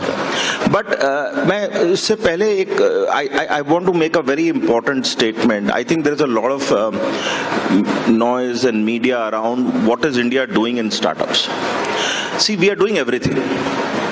That's a very important thing. In India, we don't live in an or world. We live in an and world. And world means what? We do startups which are frugal, R&D, deep tech, innovation. We do startups, 9 years ago when we started Startup India, the Prime Minister launched it in 16 January 2016, we had 400 odd startups in India. आज भारत के अंदर 1,60,000 plus startups हैं, 120 unicorn हैं, हर तरह के हैं, 5,000 उसमें deep tech भी हैं, R&D लेड भी हैं, IIT मद्रास चले जाएं तो आपको लगेगा सिर्फ R&D लेड है। भारत इतना बड़ा देश है कि हर कोने में एक कंट्री समा जाती है। तो we have a lot of things going on. हमें सेलिब्रेट कंज्यूमर टेक को भी करना है, फिनटेक को भी करना है। फिनटेक में we are the leader. 57% of the global real time payments happen in India. We are the only country in the world where UPI, ONDC are being fronted by the global giants, whether it is Meta, Google, Amazon. They all use our technology. So why should we shy in saying that we are also innovation-led? We have to become more. We have to change gears. Honorable Minister ने भी ये बात कही। उनका क्या तत्पर्य था? What he wants to communicate is we should applaud ourselves. We have gained a lot of capital. We have gained a lot of skills, mentorship, and talent. And a lot of capital has been generated by the success of round 1. But in Startup 2.0, keep building on round 1, but also focus on round 2. And in round 2, you change gears. And here, deep tech, R&D-led startups also need to play an important role. The number from 4,000 should become 100,000. Wow, excellent. Thank you Arvind ji. मुझे लगता है कि अगर 1 lakh deep tech talent, deep tech startups पैदा होते हैं हमारे देश से, तो फिर तो ये टॉपिक डिस्कशन ही होगा। उसके बाद फिर तो ये होगा कि बताओ कि उसमें आईपीएस की कितने निकल रहे हैं, उसका कमर्शलाइजेशन कितना हो रहा है। अब मदन गोपाल जी, इसमें आपका क्या विचार होगा कि $10 ट्रिलियन इसमें कितना निकल सकते हैं लोग? इन ट्रिलियन डॉलर्स में बताओ आप मुझे। I think, Sandeep, if I can just go back one step and share, you asked me a very, very pertinent question. Why is that R&D spend so low in the country? I think it's low, but more than what startups can do, actually change of a little bit of a mindset from we are living in the world of instant gratification, right? I think instant success, instant growth is what probably driving a lot of young startups today. If I were to kind of look at saying if the startups can look at little bit more deferred gratification, deferred success, and build for long term, that will drive them in the R&D led, product led innovation, which can actually change the way great companies come out of Indian startup ecosystem. I think we have to congratulate ourselves in building a phenomenal width. 160,000 startups in the country is no less feat, but we have built amazing width. Now it's time to build depth. Right? It's fundamentally strong, sustainable, product-led companies that are coming out of India. I think that is the change is to see every founder. I know I've interacted with founders in the last 5-7 years, and every founder has a product idea and a product dream, and they will do services for cash flow. Got it. Right? Over a period of time, what happens is the services business is the real. They keep the distractor from the product-led business, right? They kind of keep this going, and it grows, and sometimes they lose. They say, okay, इसको park कर देते हैं और हम services में focus करते हैं क्योंकि वो instant cash flow company को दे रहा है. That temptation is what I would urge the young founders and entrepreneurs to resist and stay in focus and invested in the product-led innovation and product-led R&D-led company. That will change the whole perspective, and that's where organizations like MyStartup Hub comes in, where we are here to facilitate you with certain amount of patient capital, certain amount of support system, mentoring support, ecosystem support, and that's where we are very keen. So don't take the eye off your product dream and the product idea for some short-term cash flow. That's where the change happens. अगर headline बनाना हो मुझे कल की news की, तो अरविंद जी और आपसे एक निवेदन है, 10% जीडीपी कंट्रीब्यूशन आएगा 2030 में by the startups ecosystem players in India 2030 में। अगर ऐसा है तो आप ये बताओ कि कितना $1 ट्रिलियन जो है वो R&D लेड इनोवेशन आएगा। नंबर 2, संजीव जी, आप जैसे मित्रों के कारण already India is aspiring to be $1 trillion digital economy. Correct. $1 trillion की digital economy out of the $5 trillion.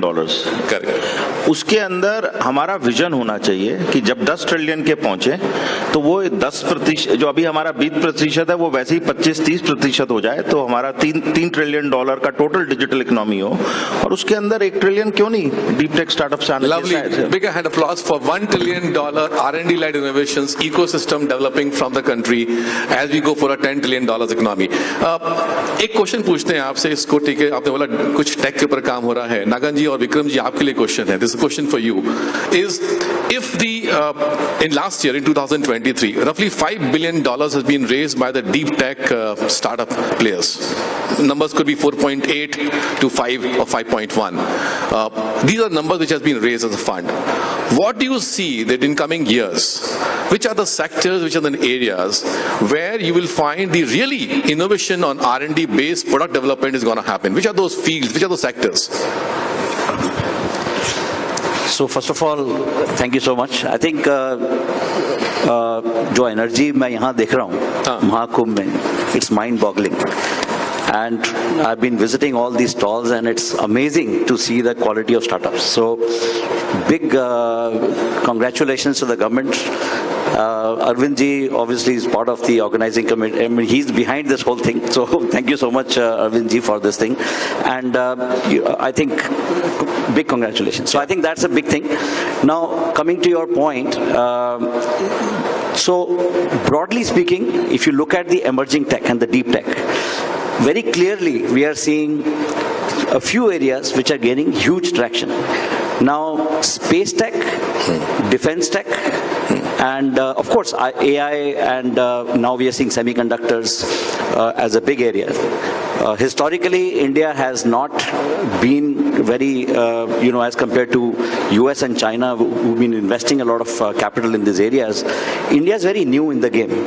But as Arvind ji rightly said, I mean, if you look at the inflection which has happened over time, 400 startups in 2016, and we're talking about that number growing. And I personally believe next 10 years, minimum 500 unicorns will get added more. And I think just a unicorn, if you look at the 180 odd unicorns today in the country, we're talking about a $385 billion valuation. If you purely look at the valuation metric.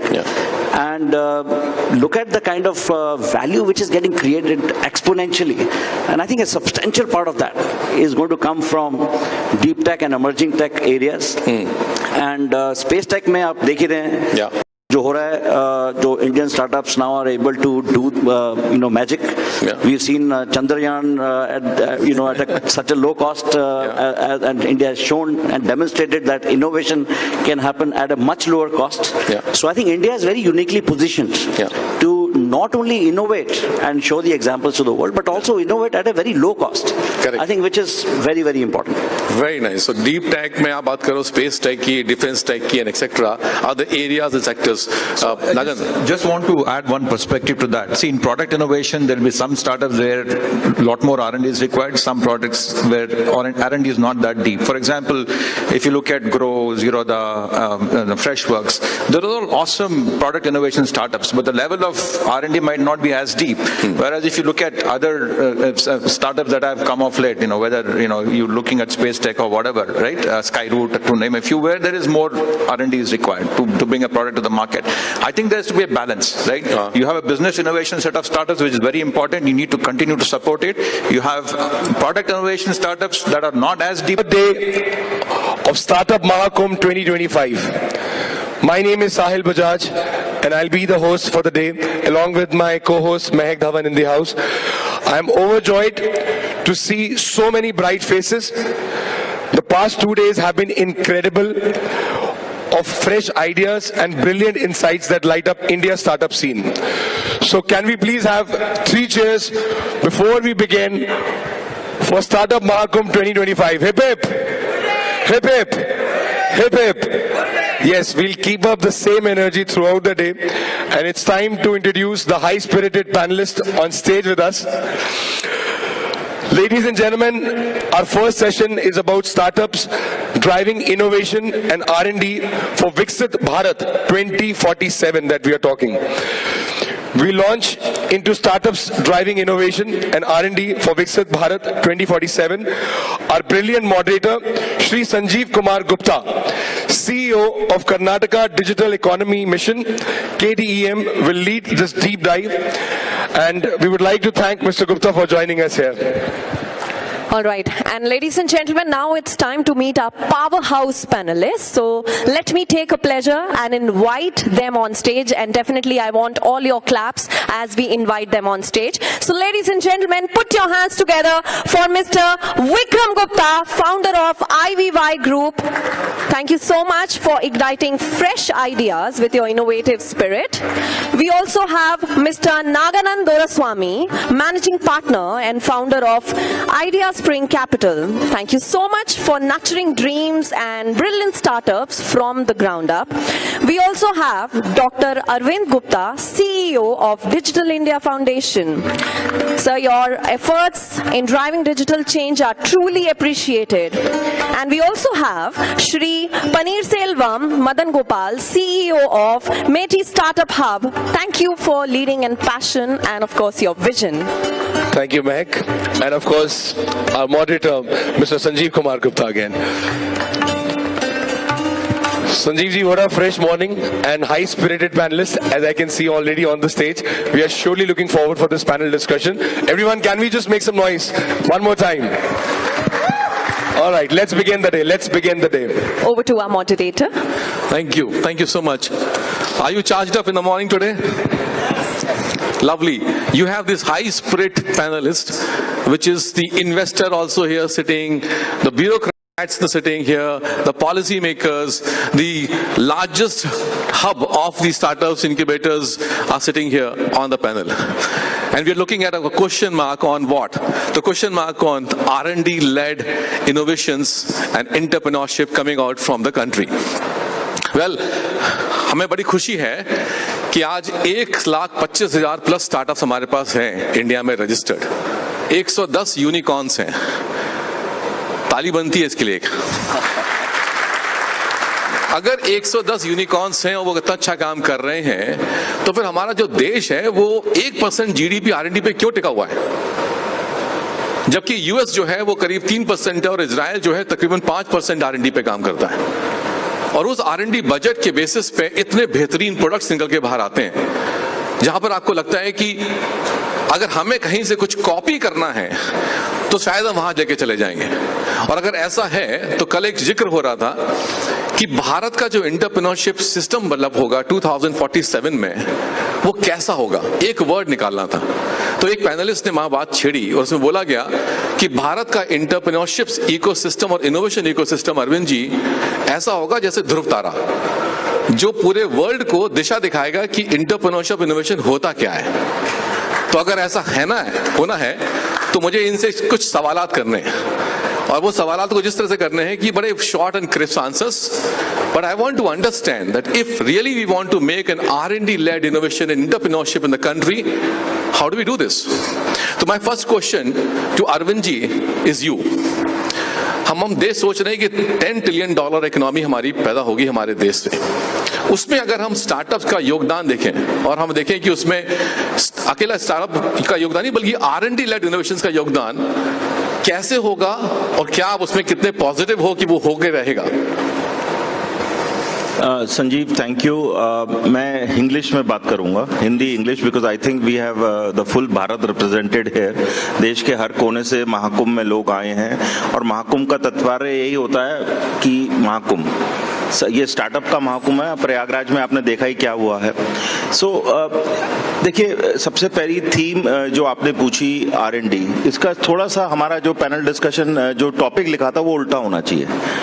R&D led innovation for Viksit Bharat 2047, not the startups other way around. In the value chain, R&D has to come first. But मैं इससे पहले I want to make a very important statement. I think there is a lot of noise and media around what is India doing in startups. See, we are doing everything. That's a very important thing. In India, we don't live in an or world. We live in an and world. And world means what? We do startups which are frugal, R&D, deep tech, innovation. We do startups, 9 years ago when we started Startup India, the Prime Minister launched it in 16 January 2016, we had 400 odd startups in India. आज भारत के अंदर 1,60,000 plus startups हैं, 120 unicorn हैं, हर तरह के हैं, 5,000 उसमें deep tech भी हैं, R&D लेड भी हैं। IIT मद्रास चले जाएं तो आपको लगेगा सिर्फ R&D लेड है। भारत इतना बड़ा देश है कि हर कोने में एक कंट्री समा जाती है। तो we have a lot of things going on. हमें सेलिब्रेट कंज्यूमर टेक को भी करना है, फिनटेक को भी करना है। फिनटेक में we are the leader. 57% of the global real time payments happen in India. We are the only country in the world where UPI, ONDC are being fronted by the global giants, whether it is Meta, Google, Amazon. They all use our technology. So why should we shy in saying that we are also innovation led? We have to become more. We have to change gears. Honorable Minister ने भी ये बात कही। उनका क्या तात्पर्य था? What he wants to communicate is we should applaud ourselves. We have gained a lot of capital. We have gained a lot of skills, mentorship, and talent. And a lot of capital has been generated by the success of round one. But in Startup 2.0, keep building on round one, but also focus on round two. And in round two, you change gears. And here, deep tech, R&D-led startups also need to play an important role. The number from 4,000 should become 100,000. Wow, excellent. Thank you Arvind ji. मुझे लगता है कि अगर 1 lakh deep tech talent, deep tech startups पैदा होते हैं हमारे देश से, तो फिर तो ये टॉपिक डिस्कशन ही होगा। उसके बाद फिर तो ये होगा कि बताओ कि उसमें आईपीएस की कितने निकल रहे हैं, उसका कमर्शलाइजेशन कितना हो रहा है। अब मदन गोपाल जी, इसमें आपका क्या विचार होगा कि $10 ट्रिलियन इसमें कितना निकल सकते हैं लोग? इन ट्रिलियन डॉलर्स में बताओ आप मुझे। I think, Sandeep, if I can just go back one step and share, you asked me a very, very pertinent question. Why is that R&D spend so low in the country? I think it's low, but more than what startups can do, actually change of a little bit of a mindset from instant. We are living in the world of instant gratification, right? I think instant success, instant growth is what probably driving a lot of young startups today. If I were to kind of look at saying if the startups can look at little bit more deferred gratification, deferred success, and build for long term, that will drive them in the R&D led, product led innovation, which can actually change the way great companies come out of Indian startup ecosystem. I think we have to congratulate ourselves, in building a phenomenal width. 160,000 startups in the country is no less feat, but we have built amazing width. Now it's time to build depth. Right, it's fundamentally strong, sustainable, product-led companies that are coming out of India. I think that is the change is to see every founder. I've interacted with founders in the last 5-7 years, and every founder has a product idea and a product dream, and they will do services for cash flow. Got it. Right. Over a period of time, what happens is the services business is the real. They keep the distractor from the product-led business, right? They kind of keep this going, and it grows, and sometimes they lose. They say, okay, इसको park कर देते हैं और हम services में focus करते हैं क्योंकि वो instant cash flow company को दे रहा है. That temptation is what I would urge the young founders and entrepreneurs to resist and stay in focus and invested in the product-led innovation and product-led R&D-led company. That will change the whole perspective. And that's where organizations like MyStartup Hub comes in, where we are here to facilitate you with certain amount of patient capital, certain amount of support system, mentoring support system, ecosystem support, and that's where we are very keen. So don't take the eye off your product dream and the product idea for some short-term cash flow stare. That's where the change happens. अगर headline बनाना हो मुझे कल की news की, तो अरविंद जी और आपसे एक निवेदन है, 10% GDP कंट्रीब्यूशन आएगा 2030 में by the startups ecosystem players in India 2030 में। अगर ऐसा है तो आप ये बताओ कि कितना $1 ट्रिलियन जो है वो R&D led innovations आएगा। नंबर 2 संजीव जी, आप जैसे मित्रों के कारण already India is aspiring to be $1 trillion digital economy. Correct. $1 trillion की digital economy out of the $5 trillion. Correct. उसके अंदर हमारा विजन होना चाहिए कि जब 10 ट्रिलियन के पहुंचे तो वो 10%, जो अभी हमारा 20% है, वो वैसे ही 25-30% हो जाए, तो हमारा $3 ट्रिलियन का टोटल डिजिटल इकोनॉमी हो। और उसके अंदर $1 ट्रिलियन क्यों नहीं डीप टेक स्टार्टअप से आने Lovely. Big hand applause for $1 trillion R&D-led innovations ecosystem developing from the country as we go for a $10 trillion economy. एक क्वेश्चन पूछते हैं आपसे, इसको ठीक है, आपने बोला कुछ टेक के ऊपर काम हो रहा है। नागन जी और विक्रम जी, आपके लिए क्वेश्चन है, this question for you is if in last year in 2023 roughly $5 billion has been raised by the deep tech startup players. Numbers could be 4.8 to 5 or 5.1. These are numbers which has been raised as a fund. What do you see that in coming years, which are the sectors, which are the areas where you will find the really innovation on R&D based product development is going to happen? Which are those fields, which are those sectors? So first of all, thank you so much. I think जो energy मैं यहाँ देख रहा हूँ महाकुंभ में, it's mind-boggling. And I've been visiting all these stalls and it's amazing to see the quality of startups. So big congratulations to the government. Arvind ji obviously is part of the organizing committee. I mean, he's behind this whole thing. So thank you so much, Arvind ji, for this thing. And I think big congratulations. So I think that's a big thing.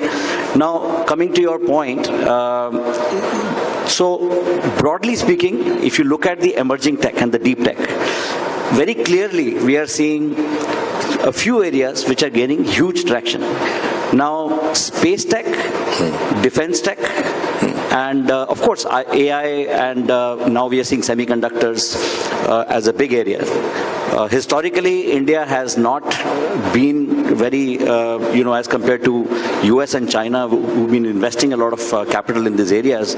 India is very new in the game.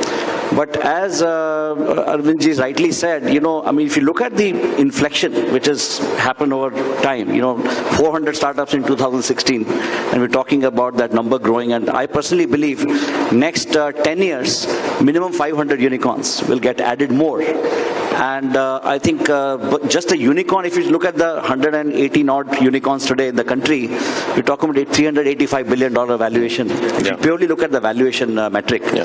And look at the kind of value which is getting created exponentially. And I think a substantial part of that is going to come from deep tech and emerging tech areas. And space tech में आप देख ही रहे हैं जो हो रहा है, जो Indian startups now are able to do magic. We've seen Chandrayaan at such a low cost, and India has shown and demonstrated that innovation can happen at a much lower cost. So I think India is very uniquely positioned to not only innovate and show the examples to the world, but also innovate at a very low cost. Correct. I think which is very, very important. Very nice. So deep tech में आप बात करो, space tech की, defense tech की, and etc. are the areas and sectors. Just want to add one perspective to that. See, in product innovation, there will be some startups where a lot more R&D is required, some products where R&D is not that deep. For example, if you look at Grow, the Freshworks, they're all awesome product innovation startups, but the level of R&D might not be as deep. Whereas if you look at other startups that have come off, whether you're looking at space tech or whatever, right? Skyroot, to name a few, where there is more R&D is required to bring a product to the market. I think there has to be a balance, right? You have a business innovation set of startups which is very important. You need to continue to support it. You have product innovation startups that are not as deep tech, but you still need that. And you have very deep tech startups, because I want to be very careful in not getting carried away with deep tech, because getting exits in deep tech is very, very hard, because the market in India has to develop. The talent has to develop, right? Because in my own mental model, I say B.Tech, you can do business innovation, M.Tech, you can do enterprise or product innovation, and then you get to PhD, you'll do deep tech. So lots need to happen for you to deliver on deep tech. So I think these are the three segments. But Mr. Naganand, the business models development and creating those startups in ecosystem, we have been seeing the results. Okay, $300 billion की अगर हमारी economy है, and you'll keep seeing that, right? Because but the product nation अगर बनना है, so we have to focus on our R&D. No doubt. No, see, for example, I think Vikram can talk about it because he invests in both, whereas Idea Spring invests in only product innovation. Yeah. But I'm saying you require everything. As a fund, my complete thesis is only product innovation. But we cannot just leave with just saying forget everything else, just do this, right? I think there has to be a balance between it's the an three. and world. Okay. It's an and, A&D. Or computer scientist here, anybody in computer science? And many. And some नहीं और भी होंगे ना, सब कोई coding वोडिंग नहीं करते हैं यहाँ पर सब लोग. And समझते हैं ना, and है ये. This is not a or world. That's what and the other area, just to add, where I am optimistic is sciences. Okay, because if you look at, in my own experience, in Fund 1, out of 16, only 2 were deep tech/science. In Fund 2, out of 17, 9 are deep tech or science. Right? And in Fund 2, we have invested in companies in enzymes, in proteins, in liver, in liquid biopsy. I think we are seeing a huge uptick in sciences. So I think in addition to deep tech, I think we should add science. But I think India will be killing in that space going forward. Very nice. I think the science part has taken a very different one. We have a larger STEM graduates which comes out, so they're qualified engineers or graduates. Question 2, coming back is Digital India is looking at creating various missions, AI mission, quantum missions, etc. How do you see, Arvindji and Panirji, is that how can startup can align with these missions while doing or academic institutions also can align with this mission for an R&D and R&D-led innovations to the product development? Again, thank you, Sanjeev. And as everybody said, I am going to repeat. Government in India is providing 3 things, and we should be very, very clear on this to startups. Number 1 is patient capital. There is a 10,000 plus crore fund of funds, bless you, that has already invested in all the venture capitalists sitting here, right? Am I right in saying that? Not once, thrice in Vikram's, at least twice here in this. This is government putting its own money into all.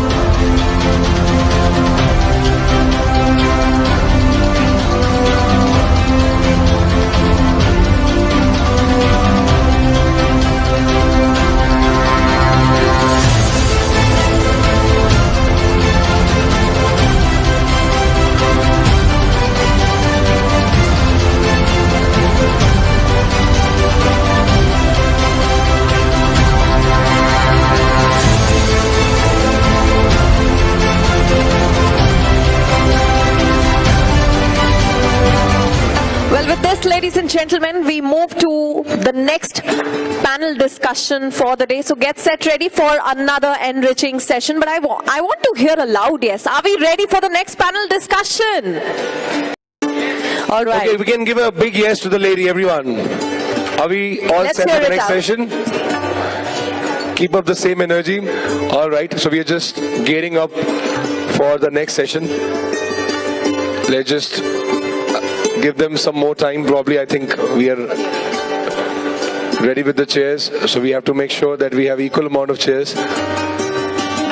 And of course, once again, we give the gentle reminder to all our audience to be seated. Please do not come near the stage, because once you're seated, it's, I think, more visible view of the stage and you can hear. We absolutely understand, as we know that we have a lot of influential speakers joining us for today. To maintain the decorum of the event, we request you to please make sure that we have to ensure a smooth exit for all the speakers. So probably joining us in the front to talk to them won't be possible. So I request you guys, if you could meet and greet them outside the event area, that would be really appreciable. Thank you. Thank you so much. All right, Mehak. Yes. We are all set. Startup Mahakumbh. Those absolutely. are Day 3. Day 3, and we are done with our first session, and we are absolutely set for the next session. Definitely, Sahil. So I am not going to make everyone wait for a long time.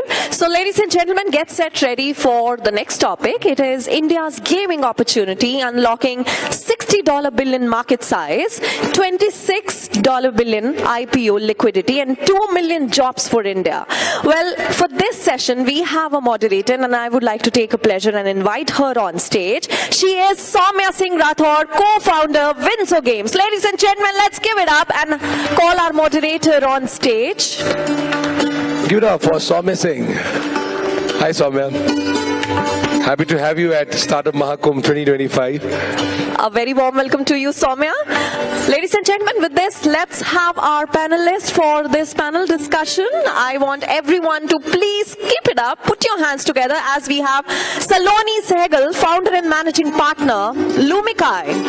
Let's give it up, everyone. Come on, let's hear some noise. Let's call our next panelist on stage. We have Pawan Nanda, co-founder Winzo Games. Soumya, we are truly looking forward for this panel discussion, and we would like you to take over now. Thank you. Over to you. Namaste. Namaste and good morning, everybody. A very warm welcome to everybody for joining this session, and especially excited to meet Saloni and Pawan for this session. Truly look forward to your leadership, Saloni.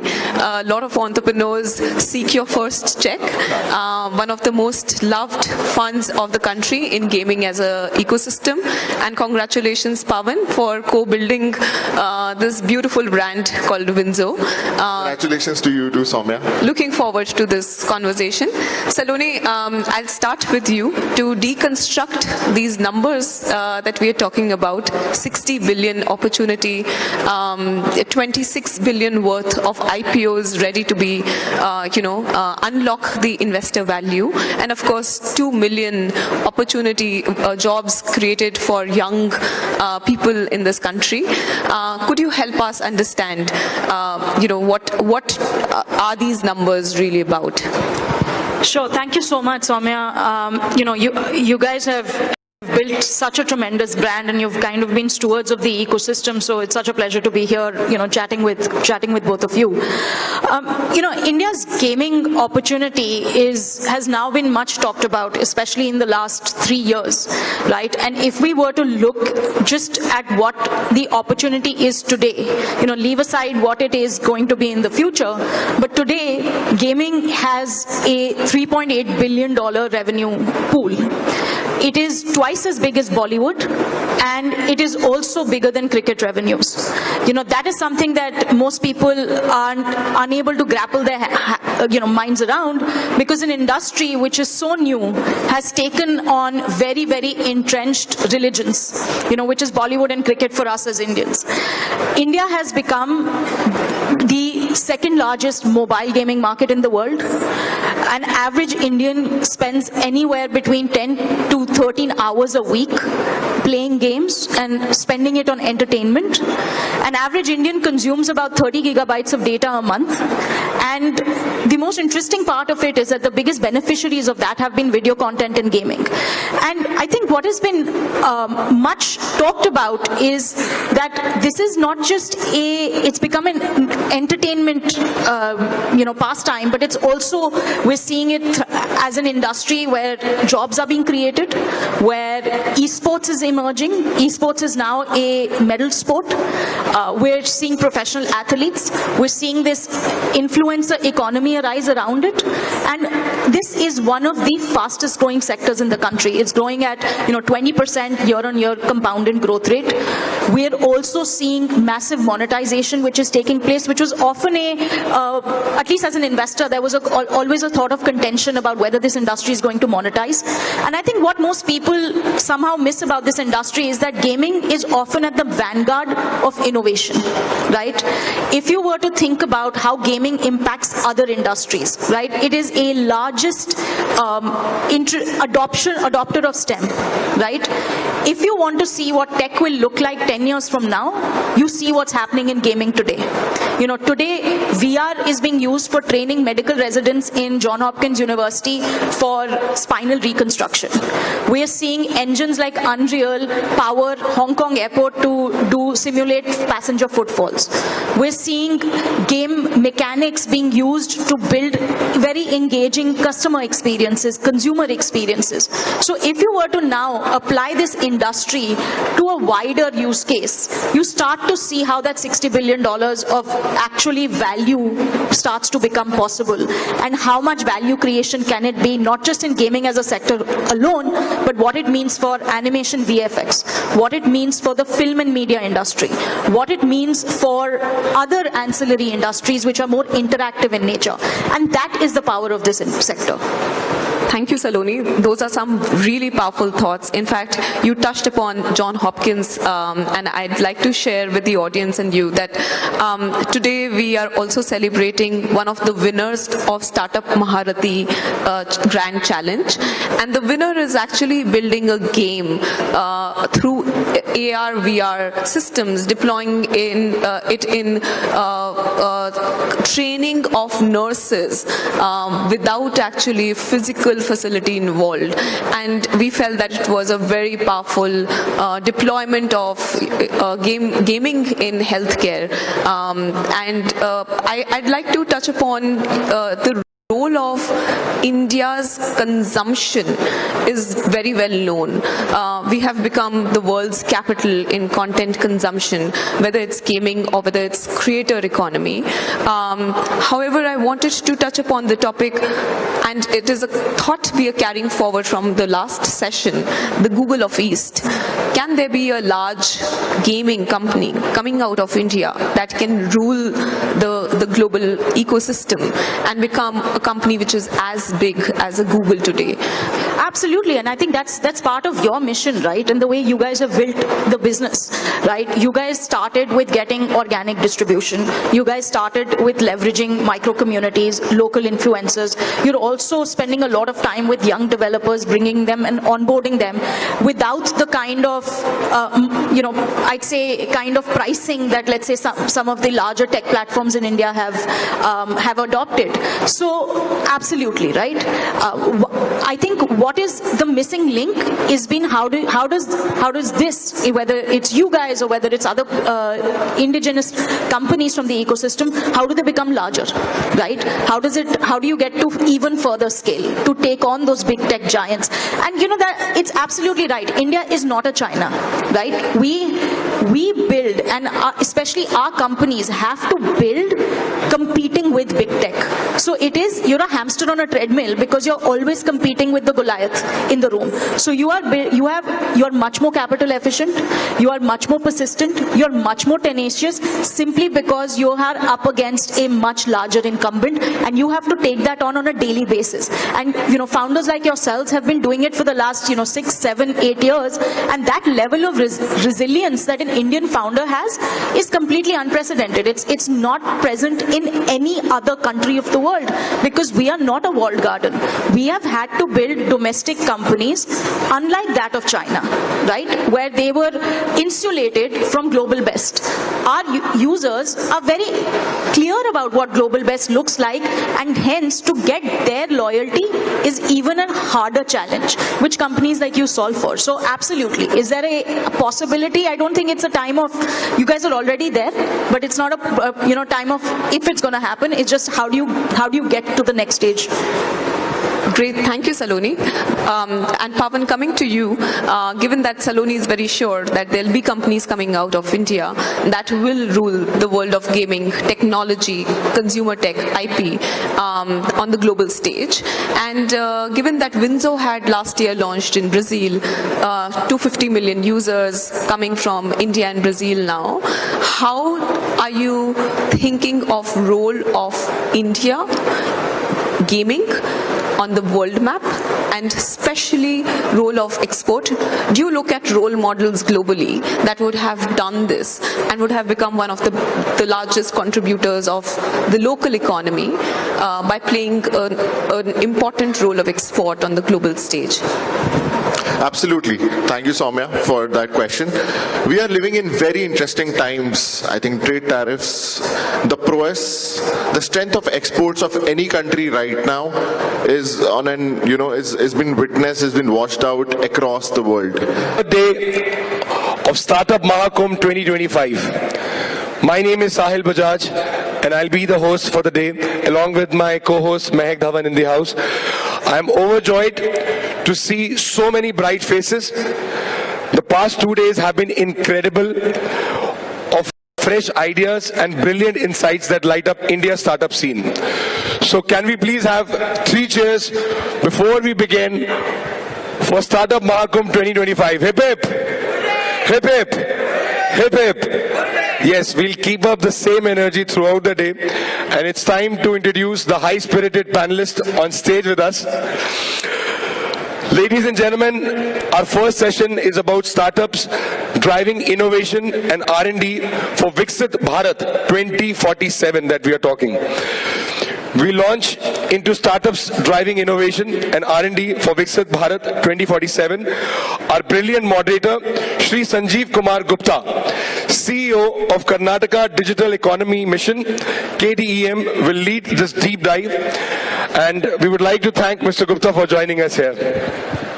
All right, and ladies and gentlemen, now it's time to meet our powerhouse panelists. So let me take a pleasure and invite them on stage, and definitely I want all your claps as we invite them on stage. So ladies and gentlemen, put your hands together for Mr. Vikram Gupta, founder of IVY Group. Thank you so much for igniting fresh ideas with your innovative spirit. We also have Mr. Naganand Doraswamy, managing partner and founder of Idea Spring Capital. Thank you so much for nurturing dreams and brilliant startups from the ground up. We also have Dr. Arvind Gupta, CEO of Digital India Foundation. Sir, your efforts in driving digital change are truly appreciated. And we also have Shri Paneer Selvam Madan Gopal, CEO of Meti Startup Hub. Thank you for leading in passion and of course your vision. Thank you, Mehak. And of course, our moderator, Mr. Sanjeev Kumar Gupta again. Sanjeev ji, what a fresh morning and high-spirited panelists, as I can see already on the stage. We are surely looking forward for this panel discussion. Everyone, can we just make some noise? One more time. All right, let's begin the day. Let's begin the day. Over to our moderator. Thank you. Thank you so much. Are you charged up in the morning today? Lovely. You have this high spirit panelist, which is the investor also here sitting, the bureaucrats sitting here, the policy makers, the largest hub of the startups incubators are sitting here on the panel. And we're looking at a question mark on what? The question mark on R&D led innovations and entrepreneurship coming out from the country. Well, हमें बड़ी खुशी है कि आज 1,25,000 plus startups हमारे पास हैं India में registered, 110 unicorns हैं. ताली बनती है इसके लिए. अगर 110 यूनिकॉर्न्स हैं और वो इतना अच्छा काम कर रहे हैं, तो फिर हमारा जो देश है वो 1% जीडीपी R&D पे क्यों टिका हुआ है? जबकि यूएस जो है वो करीब 3% है और इजराइल जो है तकरीबन 5% R&D पे काम करता है. और उस R&D बजट के बेसिस पे इतने बेहतरीन प्रोडक्ट्स निकल के बाहर आते हैं, जहां पर आपको लगता है कि अगर हमें कहीं से कुछ कॉपी करना है तो शायद हम वहां जाके चले जाएंगे. और अगर ऐसा है तो कल एक जिक्र हो रहा था कि भारत का जो एंटरप्रेन्योरशिप सिस्टम डेवलप होगा 2047 में, वो कैसा होगा, एक वर्ड निकालना था. तो एक पैनलिस्ट ने वहां बात छेड़ी और उसमें बोला गया कि भारत का एंटरप्रेन्योरशिप इकोसिस्टम और इनोवेशन इकोसिस्टम, अरविंद जी, ऐसा होगा जैसे ध्रुव तारा, जो पूरे वर्ल्ड को दिशा दिखाएगा कि एंटरप्रेन्योरशिप इनोवेशन होता क्या है. तो अगर ऐसा होना है तो मुझे इनसे कुछ सवालात करने हैं, और वो सवालात को जिस तरह से करने हैं कि बड़े short and crisp answers. But I want to understand that if really we want to make an R&D led innovation and entrepreneurship in the country, how do we do this? तो my first question to Arvind ji is you. हम देश सोच रहे हैं कि $10 trillion economy हमारी पैदा होगी हमारे देश से. उसमें अगर हम स्टार्टअप्स का योगदान देखें और हम देखें कि उसमें अकेला स्टार्टअप का योगदान नहीं बल्कि R&D लेड इनोवेशंस का योगदान कैसे होगा और क्या आप उसमें कितने पॉजिटिव हो कि वो होके रहेगा. Sanjeev, thank you. मैं इंग्लिश में बात करूंगा, Hindi English, because I think we have the full Bharat represented here. देश के हर कोने से महाकुंभ में लोग आए हैं और महाकुंभ का तात्पर्य यही होता है कि महाकुंभ, ये स्टार्टअप का महाकुंभ है. प्रयागराज में आपने देखा ही क्या हुआ है. सो देखिए, सबसे पहली थीम जो आपने पूछी R&D, इसका थोड़ा सा हमारा जो पैनल डिस्कशन जो टॉपिक लिखा था वो उल्टा होना चाहिए. R&D led innovation for Viksit Bharat 2047, not the startups other way around. In the value chain, R&D has to come first. But मैं इससे पहले I want to make a very important statement. I think there is a lot of noise and media around what is India doing in startups. See, we are doing everything. That's a very important thing. In India, we don't live in an or world. We live in an and world. And world means what? We do startups which are frugal, R&D, deep tech, innovation. We do startups, 9 years ago when we started Startup India, the Prime Minister launched it in 16 January 2016, we had 400 odd startups in India. आज भारत के अंदर 1,60,000 plus startups हैं, 120 unicorn हैं, हर तरह के हैं. 5,000 उसमें deep tech भी हैं, R&D लेड भी हैं. IIT मद्रास चले जाएं तो आपको लगेगा सिर्फ R&D लेड है. भारत इतना बड़ा देश है कि हर कोने में एक कंट्री समा जाती है. तो we have a lot of things going on. हमें सेलिब्रेट कंज्यूमर टेक को भी करना है, फिनटेक को भी करना है. फिनटेक में we are the leader. 57% of the global real time payments happen in India. We are the only country in the world where UPI, ONDC are being fronted by the global giants, whether it is Meta, Google, Amazon. They all use our technology. So why should we shy in saying that we are also innovation led? We have to become more. We have to change gears. Honorable Minister ने भी ये बात कही. उनका क्या तात्पर्य था? What he wants to communicate is we should applaud ourselves. We have gained a lot of capital. We have gained a lot of skills, mentorship, and talent. And a lot of capital has been generated by the success of round 1. But in Startup 2.0, keep building on round 1, but also focus on round 2. And in round 2, you change gears. And here, deep tech, R&D-led startups also need to play an important role. The number from 4,000 should become 100,000. Wow, excellent. Thank you Arvind ji. मुझे लगता है कि अगर 1 lakh deep tech talent, deep tech startups पैदा होते हैं हमारे देश से, तो फिर तो ये टॉपिक डिस्कशन ही होगा. उसके बाद फिर तो ये होगा कि बताओ कि उसमें आईपीएस की कितने निकल रहे हैं, उसका कमर्शलाइजेशन कितना हो रहा है. अब मदन गोपाल जी, इसमें आपका क्या विचार होगा कि $10 ट्रिलियन इसमें कितना निकल सकते हैं लोग इन ट्रिलियन डॉलर्स में? बताओ आप मुझे. I think, Sandeep, if I can just go back one step and share, you asked me a very, very pertinent question. Why is that R&D spend so low in the country? I think it's low, but more than what startups can do, actually change of a little bit of a mindset from we are living in the world of instant gratification, right? I think instant success, instant growth is what probably driving a lot of young startups today. If I were to kind of look at saying if the startups can look at little bit more deferred gratification, deferred success, and build for long term, that will drive them in the R&D led, product led innovation, which can actually change the way great companies come out of Indian startup ecosystem. I think we have to congratulate ourselves. In building a phenomenal width. 160,000 startups in the country is no less feat, but we have built amazing width. Now it's time to build depth. Right? It's fundamentally strong, sustainable, product-led companies that are coming out of India. I think that is the change is to see every founder. I know I've interacted with founders in the last 5-7 years, and every founder has a product idea and a product dream, and they will do services for cash flow. Got it. Right?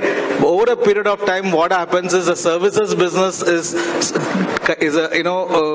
the real they keep the distractor from the product-led business, right? They kind of keep this going and it grows, and sometimes they lose. They say, okay, इसको park कर देते हैं और हम services में focus करते हैं क्योंकि वो instant cash flow company को दे रहा है. That temptation is what I would urge the young founders and entrepreneurs to resist and stay in focus and invested in the product-led innovation and product-led R&D-led company. That will change the whole perspective, and that's where organizations like MyStartup Hub comes in, where we are here to facilitate you with certain amount of patient capital, certain amount of support system, mentoring support, ecosystem support, and that's where we are very keen. So don't take the eye off your product dream and the product idea for some short-term cash flow stay. That's where the change happens. अगर headline बनाना हो मुझे कल की news की, तो अरविंद जी और आपसे एक निवेदन है. 10% जीडीपी कंट्रीब्यूशन आएगा 2030 में by the startups ecosystem players in India 2030 में. अगर ऐसा है तो आप ये बताओ कि कितना ट्रिलियन डॉलर्स जो है वो R&D लेड इनोवेशंस आएगा. नंबर 2, संजीव जी, आप जैसे मित्रों के कारण already India is aspiring to be $1 trillion digital economy. Correct. $1 trillion की digital economy out of the $5 trillion. Correct. उसके अंदर हमारा विजन होना चाहिए कि जब 10 ट्रिलियन के पहुंचे तो वो 10%, जो अभी हमारा 20% है, वो वैसे ही 25-30% हो जाए, तो हमारा $3 ट्रिलियन का टोटल डिजिटल इकोनॉमी हो, और उसके अंदर $1 ट्रिलियन क्यों नहीं डीप टेक स्टार्टअप से आने. Lovely. Big hand applause for $1 trillion R&D-led innovations ecosystem developing from the country as we go for a $10 trillion economy. एक क्वेश्चन पूछते हैं आपसे, इसको ठीक है, आपने बोला कुछ टेक के ऊपर काम हो रहा है. नागन जी और विक्रम जी, आपके लिए क्वेश्चन है. This question for you is, if the in last year in 2023 roughly $5 billion has been raised by the deep tech startup players. Numbers could be 4.8 to 5 or 5.1. These are numbers which has been raised as a fund. What do you see that in coming years, which are the sectors, which are the areas where you will find the really innovation on R&D based product development is going to happen? Which are those fields, which are those sectors? So first of all, thank you so much. I think जो energy मैं यहाँ देख रहा हूँ महाकुंभ में, it's mind boggling. And I've been visiting all these stalls and it's amazing to see the quality of startups. So big congratulations to the government. Arvind ji obviously is part of the organizing committee. I mean, he's behind this whole thing. So thank you so much, Arvind ji, for this thing. And I think big congratulations. So I think that's a big thing. Now, coming to your point, so broadly speaking, if you look at the emerging tech and the deep tech, very clearly we are seeing a few areas which are gaining huge traction. Now, space tech, defense tech, and of course AI, and now we are seeing semiconductors as a big area. Historically, India has not been very, as compared to US and China, who've been investing a lot of capital in these areas. India is very new in the game. But as Arvind ji rightly said, I mean, if you look at the inflection which has happened over time, 400 startups in 2016, and we're talking about that number growing. And I personally believe next 10 years, minimum 500 unicorns will get added more. And I think just a unicorn, if you look at the 180 odd unicorns today in the country, we're talking about a $385 billion valuation. If you purely look at the valuation metric. And look at the kind of value which is getting created exponentially. And I think a substantial part of that is going to come from deep tech and emerging tech areas. And space tech में आप देख ही रहे हैं जो हो रहा है, जो Indian startups now are able to do magic. We've seen Chandrayaan at such a low cost, and India has shown and demonstrated that innovation can happen at a much lower cost. So I think India is very uniquely positioned to not only innovate and show the examples to the world, but also innovate at a very low cost. I think which is very, very important.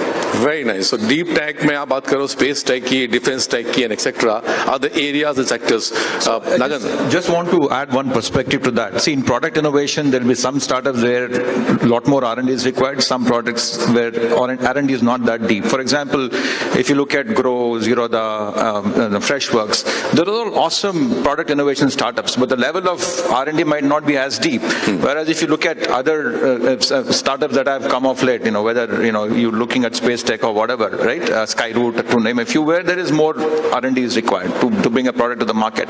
I think there has to be a balance, right? You have a business innovation set of startups which is very important. You need to continue to support it. You have product innovation startups that are not as deep tech, but you still need that.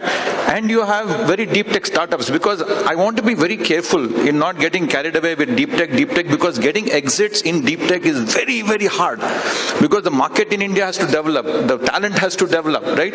Because in my own mental model, I say B.Tech, you can do business innovation, M.Tech, you can do enterprise or product innovation, and then you get to PhD, you'll do deep tech. So lots need to happen for you to deliver on deep tech. So I think these are the three segments. But Mr. Naganan, the business models, development, and creating those startups in ecosystem, we have been seeing the results, okay? $300 billion की अगर हमारी economy है, and you'll keep seeing that, right? Because but the product nation अगर बनना है, so we have to focus on our R&D. No doubt. No, see, for example, I think Vikram can talk about it because he invests in both, whereas IdeaSpring invests in only product innovation. Yeah. But I'm saying you require everything. As a fund, my complete thesis is only product innovation. But we cannot just leave with just saying, forget everything else, just do this, right? I think there has to be a balance between the an and world. Okay. It's an A&D. Or computer scientist here, anybody in computer science? And many. And some, नहीं और भी होंगे ना, सब कोई coding नहीं करते हैं यहाँ पर सब लोग. And समझते हैं ना, and है ये. This is not a or world. That's what and the other area, just to add, where I am optimistic is sciences. Okay, because if you look at, in my own experience, in Fund 1 out of 16, only 2 were deep tech / science. In Fund 2 out of 17, 9 are deep tech or science. Right? And in Fund 2, we have invested in companies in enzymes, in proteins, in liver, in liquid biopsy. I think we are seeing a huge uptick in sciences. So I think in addition to deep tech, I think we should add science. But I think India will be killing in that space going forward. Very nice. I think the science part is taken a very different one. We have a larger STEM graduate which comes out, so they're qualified engineers or graduates. Question 2, coming back is, Digital India is looking at creating various missions, AI mission, quantum missions, etc. How do you see, Arvindji and Panirji, is that how can startup can align with these missions while doing or academic institutions also can align with this mission for an R&D and R&D-led innovations to the product development? Again, thank you, Sanjeev. And as everybody said, I am going to repeat. Government in India is providing 3 things, and we should be very, very clear on this to startups. Number 1 is patient capital. There is a 10,000 plus crore fund of funds, bless you, that has already invested in all the venture capitalists sitting here, right? Am I right in saying that? Not once, thrice in Vikram's, at least twice here in this. This is government putting its own money into all the things we are talking about. 2, the government is providing the marketplace. You can go to GEM, which is one of the sponsors. You can sell your products there. We buy a lot of defense, consumer, a lot of things from startups now. They get preferential. But third thing is what you asked, Sanjeevji. The third thing is, apart from all of this, the government is providing as much as enabling platforms. Okay, you talked about the AI mission, the quantum mission. What is this? This is R&D happening, industry, public partnership, UPI, ONDC. What is this? These are platforms. The AI mission also provides the Aravat cloud, which enables people to, students, entrepreneurs, future entrepreneurs, not to burn 70% of their dollars that they have raised, their grant money or their venture capital money on just buying cloud services. You can buy good computing power, or not even buy, you will get as grants from the government. So the government provides all the, all the basic foundations foundational infrastructure for you, open data, part of the AI coach of AI mission. So data bhi hai aapke paas, computing power bhi hai, where you really spend your money on doing actual R&D and actual innovation, and test beds are available for you, data sets are available to you, compute power is available to you. Sorry, my computer scientist part of me is talking now. Paneerji, quickly, any remarks? Yeah, I think Arvind covered pretty much all of it. I think a couple of things to add. I think the most important part is the infrastructure network. I think being part of MeitY also has a number of center of excellences across the country, focusing on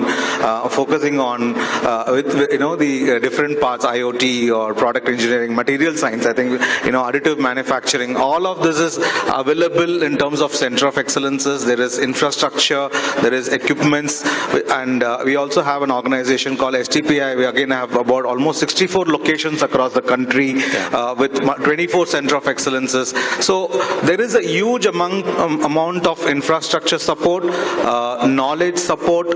As I said, the sandbox environment, be it RBI Innovation Hub, be it IRDA Innovation. There's huge support system in terms of sandbox environment, NPCI. All of them are available apart from the center of excellences, and of course, last but not the least, the funding. MSH MeitY Startup alone has funded out 100 startups in the country today. So we have probably a decent amount of portfolio that we are holding. So all of this is available. We need to kind of be focused to utilize in a structured manner.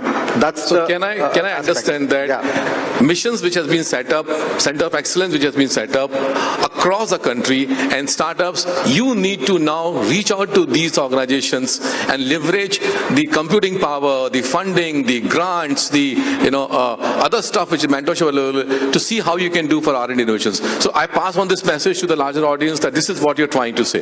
Okay, Nagaranji, you have been seeing the world, you've been traveling across the globe as well, obviously for raising fund, but also looking at the innovation which is happening around. We see that our Indian players, Indian developers, let's say assume we have a great amount of product line, but the global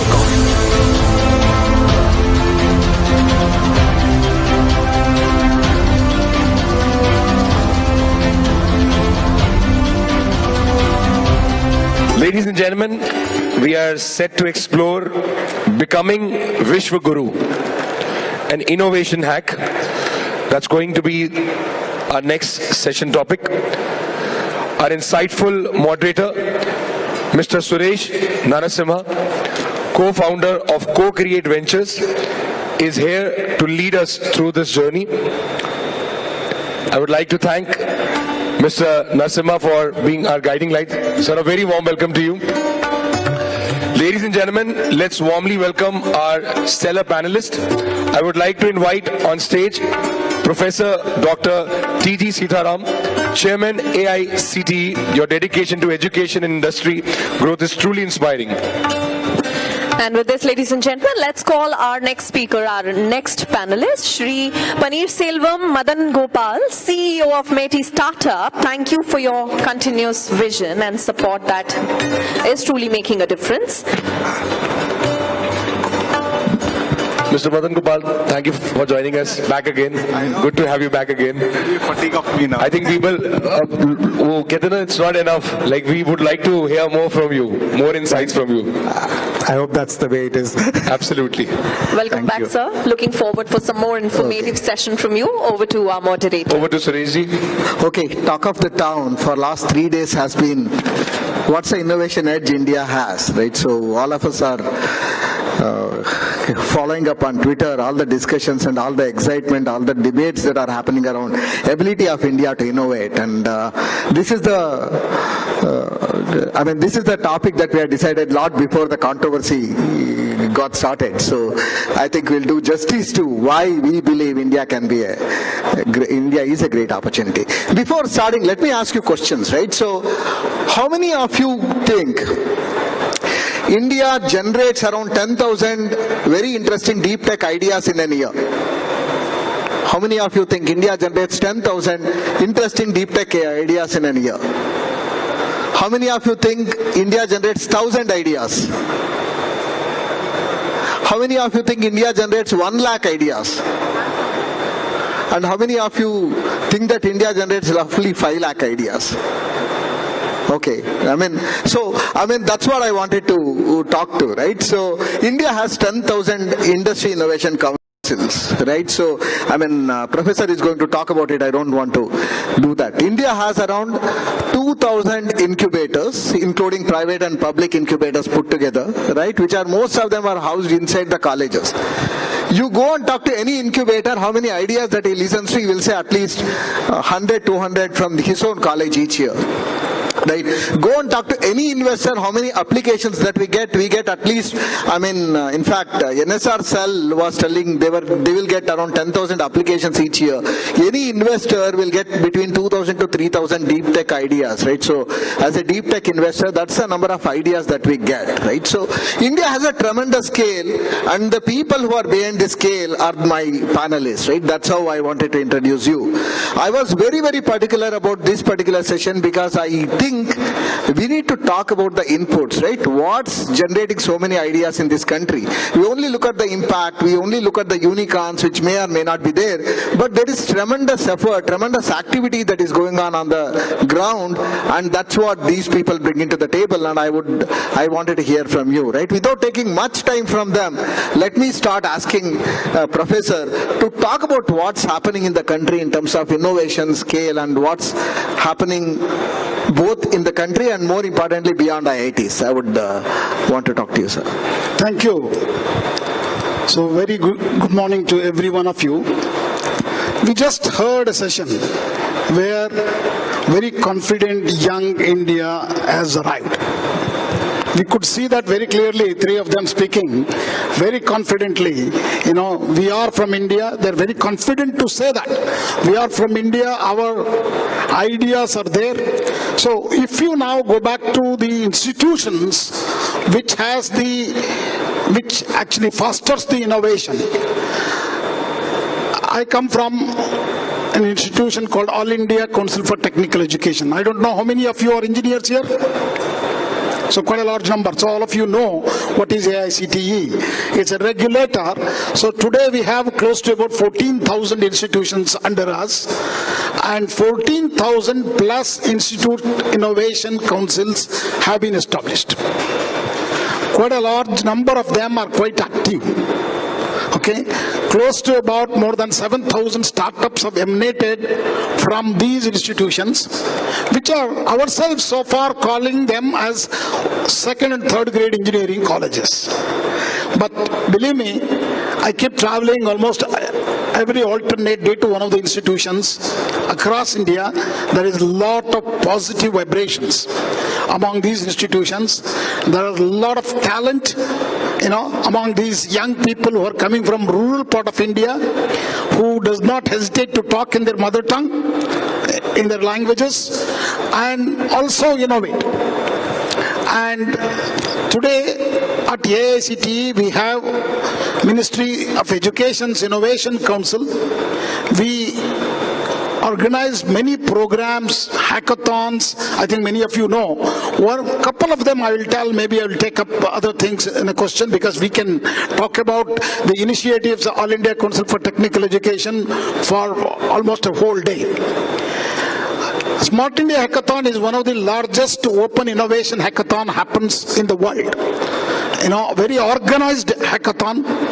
51,000 team has participated in 2024. Okay, 51,000 teams. Okay, and 300,000 students have participated across India. It's like a festival, ladies and gentlemen. Believe me, it's amazing to see, both in the software version of the hackathon, which goes on 36 hours non-stop, and hardware hackathon happens 5 days non-stop. The energy at midnight of those sessions is mind-boggling. See, forget about solving problems. You should see what do they do there.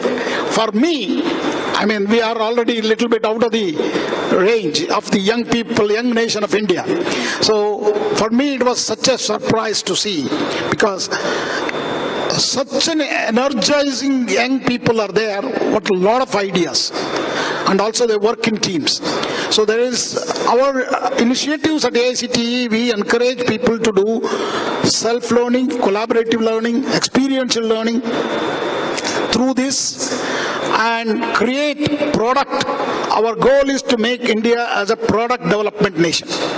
So I will talk about the new initiative which we have started at AICTE, because large number of Smart India Hackathon winners, what they do is at the end of their the course program, whatever they're doing, whether it be Tech or BE or BB or BCA, whatever they're doing, once they get a job or a placement, they'll run away, living their idea. So we have created a new fellowship for such young people who want to pursue their innovation to the next level, called Productization Fellowship. You might not have heard the terminology itself. The first time we have coined it for you.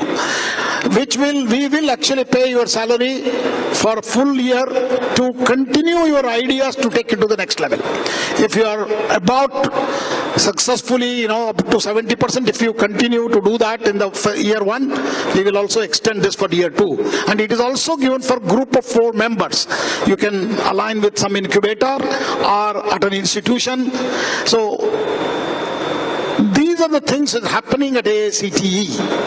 Through this, very large programs are available. We also run a program, I would like to tell you, MBA and PG Diploma in the area of IEV, Innovation, Entrepreneurship and Venture Funds. This program it's not 30% is only classroom sessions. 70% you will be doing things. But end of 2 years, most of them, almost 90% of them, actually register a company in DPIIT. This program is run by 27 institutions across India today, and we hope to see that more and more.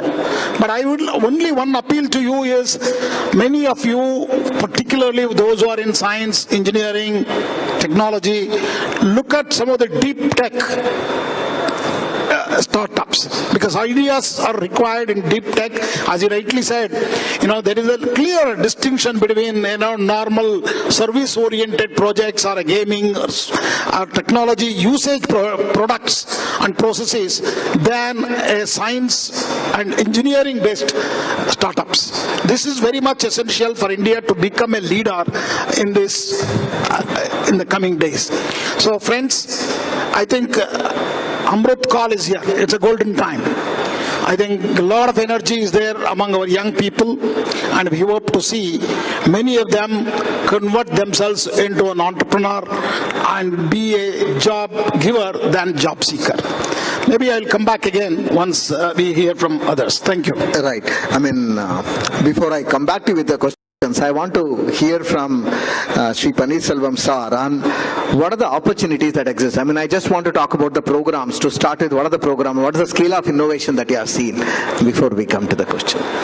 Again, I think if you look at the scale, just taking a cue from what sir has said, I travel as part of my job. I travel extensively, and sometimes you are so tired after multiple journeys, and all I need to do is to walk into an engineering college and meet some of the students, or walk into a poster presentation of some of the colleges, and your battery is fully charged again, right? Because the amount of energy, the amount of ideation, the amount of passion that the young students in all of these colleges have, and the kind of products or thinking that they are having, it makes you feel extremely committed back to doing what you're doing. I think that's the energy that fuels us, right? I think that's something that what Asa said will take us to the next probably another 25-50 years to kind of fuel the growth of innovation in the country.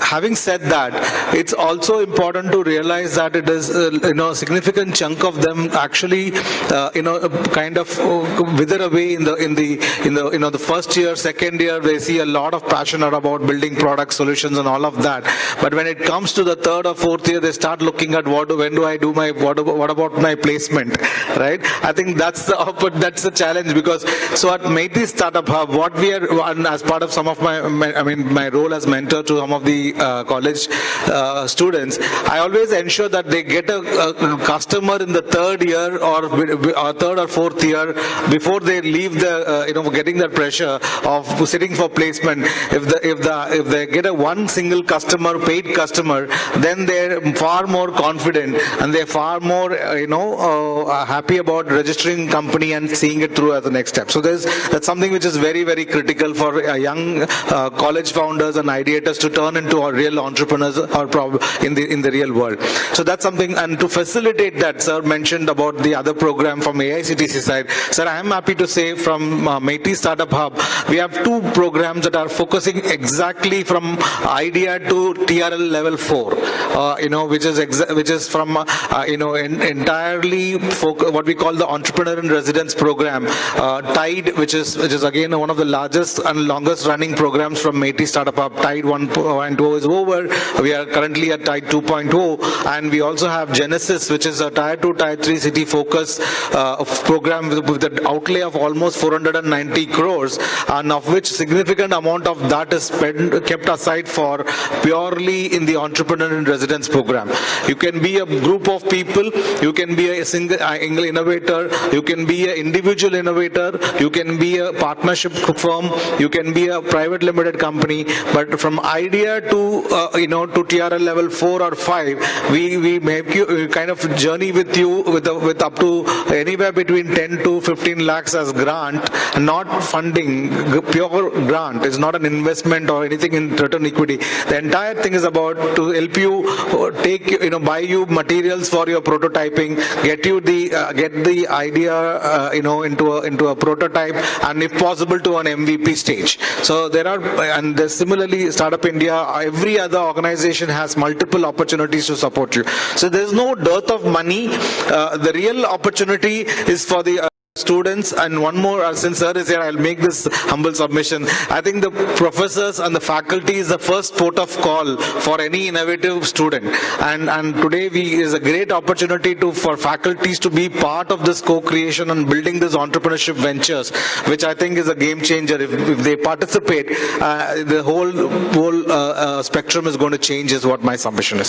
So, I hope with all the efforts, companies will go to colleges not to hire students but to acquire startups. That's what we hope we would love to see, right? So, and just to put some perspective, right? So, at least I know 5 funds who are actively want to invest in student startups today, right? I run a fund which wants to invest in student startups, and I compete with 5. The amount of funding that is available, the amount of encouragement that's available, or even the amount of enthusiasm that you can see from the GCCs or the customers was never like before. So, I strongly suggest all the youngsters here to just give it a try as far as entrepreneurship is concerned, but I want to move over from the student entrepreneurship, get back into the innovation. So, sir, for some of you, I strongly recommend you should go and check out the book that Professor has seen, right? If you want to know what are the ideas that are there are more than 8,000 ideas in AI that he has captured in an amazing book that he has written, right? You should just go and check out.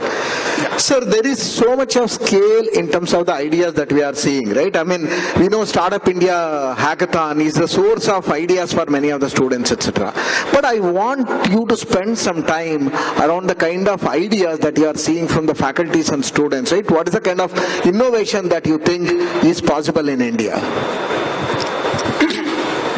See, two part I will try to answer this question. One is about the book what we have written on the Road Ahead 2.0. Many of you might know The Road Ahead, written by Bill Gates in 1995. Many of you might have read it. Okay, when the World Wide Web and email came into picture to us in 93. 95, Bill Gates wrote this book to see what would be the future with these kind of disruptive technologies. Today we have AI is here already.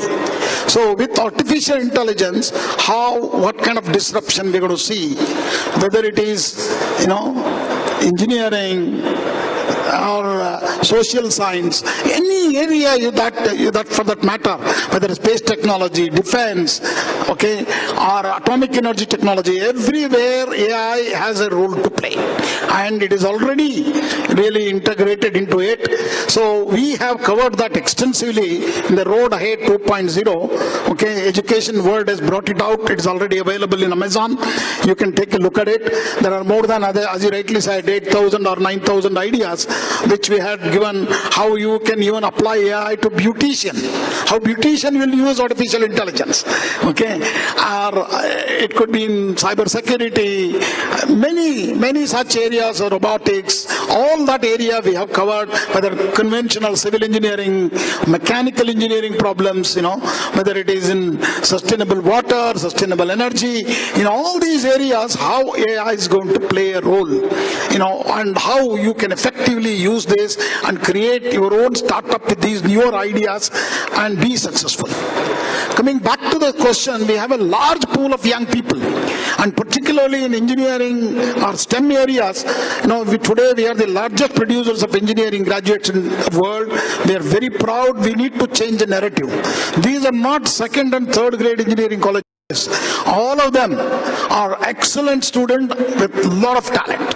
Okay, and I was very happy to see that in the last session, 3 of the young people saying, we are very proud to be an Indian and we will take the technologies of Indian technologies to the world. Today, our IITs are already in the deep tech. There are not just Indian Institute of Technology, they are institutes of Indian technologies. Okay, you can see the brand today of IITs is mind-boggling. But the number of the IITs are only 23.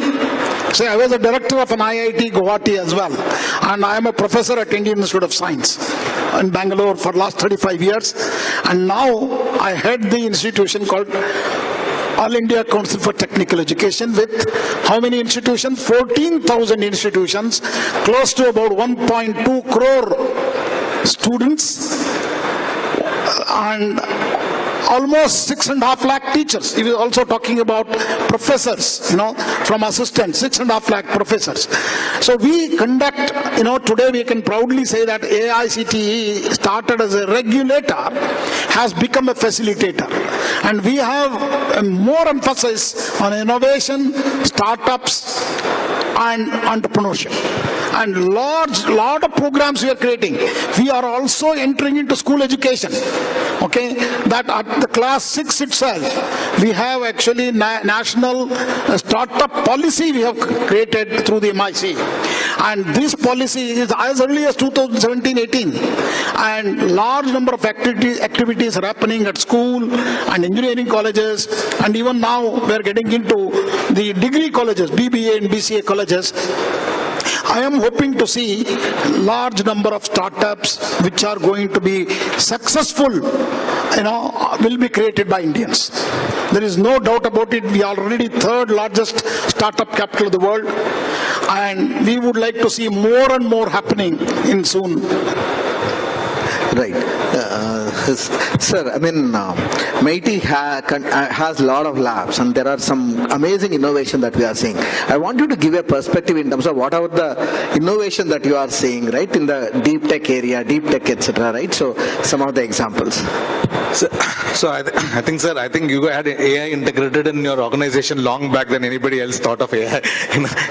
Starts with AI, CTE. So, right? So having come to that, I think the whole perspective about innovation. Last year's Startup Mahakumbh, right?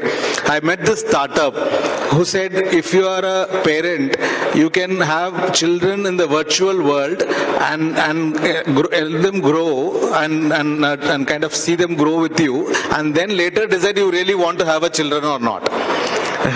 You want to have a child or not? So birth rate will drop. Birth rate will seriously drop. In this very Bharat Mandapam, in the first edition of Startup Mahakumbh, this was a startup showcasing, right? So imagine. Sir, I just want to add, there is a student, 19-year-old student, who is building a startup to motivate young girls to get married. Right? So the spectrum of the ideas are not just ideas translating into execution is what is actually quite really mind-boggling, and sometimes it's something that we are really amazed with. So the human no matter how much we talk about AI, deep tech and all of that, there is something, the human ingenuity, that is always going to stay ahead of the curve, right? I think that's what we are all about. I have another way of, it's more about augmented intelligence, or accessible intelligence is what another couple of AIs that I could think about. So having said that, there is a wonderful spectrum. So health tech and med tech is something that we're seeing some amazing innovations, sir. So the cost of, testing, as one of my startup in the MyStartup arena, deep tech arena, has come up with a kind of a box which is as small as a coffee maker in your desk, in your tabletop, that could perform about almost 20 to 24 blood tests in a matter of about 10 minutes with almost 97% accuracy. And that to a region where medical resources are inaccessible, to kind of remote locations, to hilly areas, to where for soldiers serving in the front end, for them it's a complete game changer. An ASHA worker can actually carry it on her handbag and go across and can get the test done. So ranging in medtech, material science, in terms of additive manufacturing, in terms of every domain, in space tech, we all spoke about space tech in the previous panel.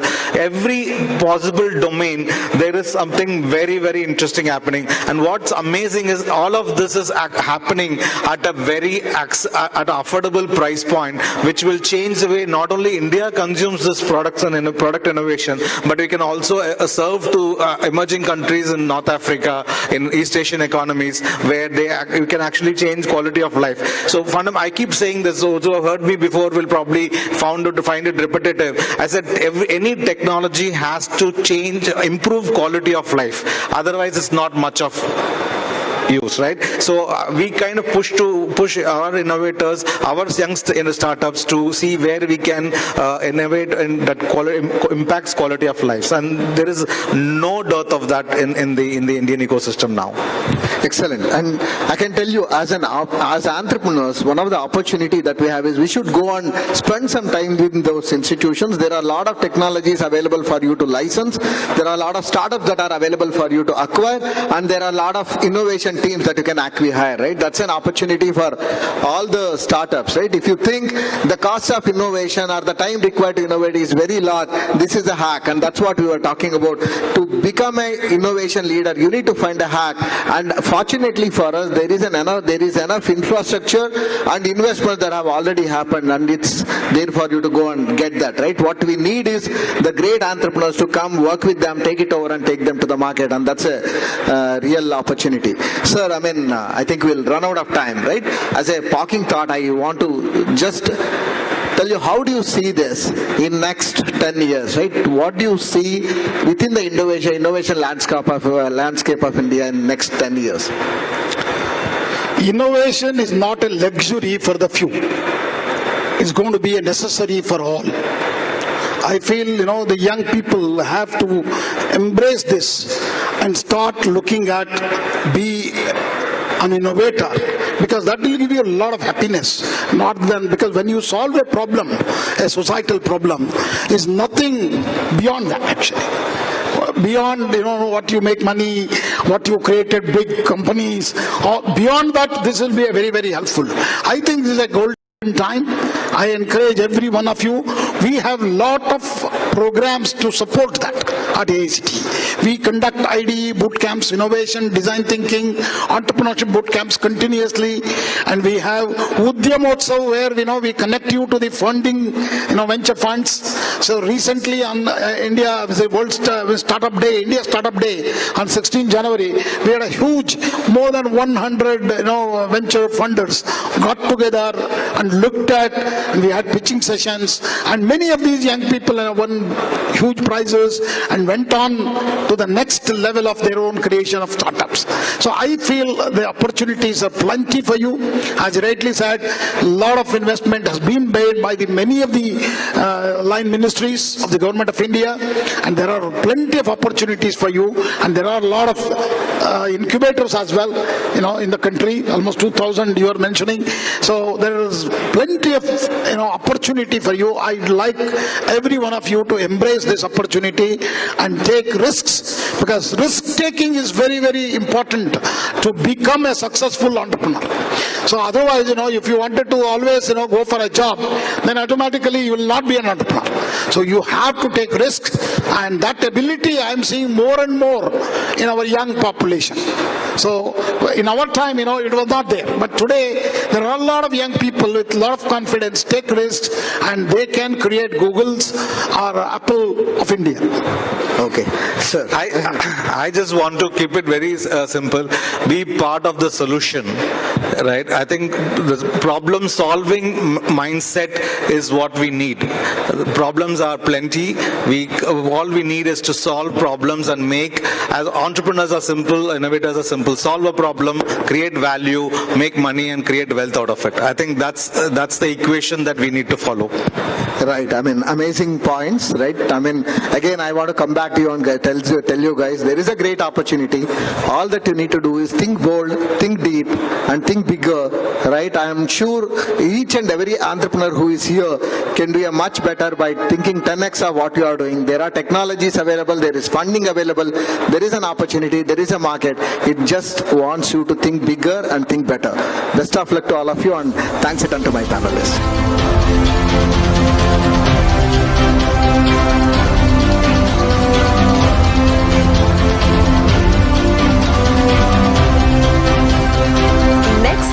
Discussion is going to be talking about the topic regulatory landscape for startups, balancing compliance and growth, exploring how tax policies, competition laws and regulatory frameworks impact startups, and what reforms can facilitate a thriving startup ecosystem. Yes, we are all set for our next panel discussion. We are just preparing our stage for it. As you can see, the speakers already on the board, on the screen, as you can see. Ladies and gentlemen, it's time to dive deep into regulatory landscape for startups, balancing compliance and growth. Our moderator today, Mr. Mohit Bhasin, Partner Economic Growth, KPMG, will lead this important discussion. Big hand for Mr. Bhasin. Thank you, Mr. Bhasin, for joining us here. Now let's give a warm welcome to our knowledgeable panelists.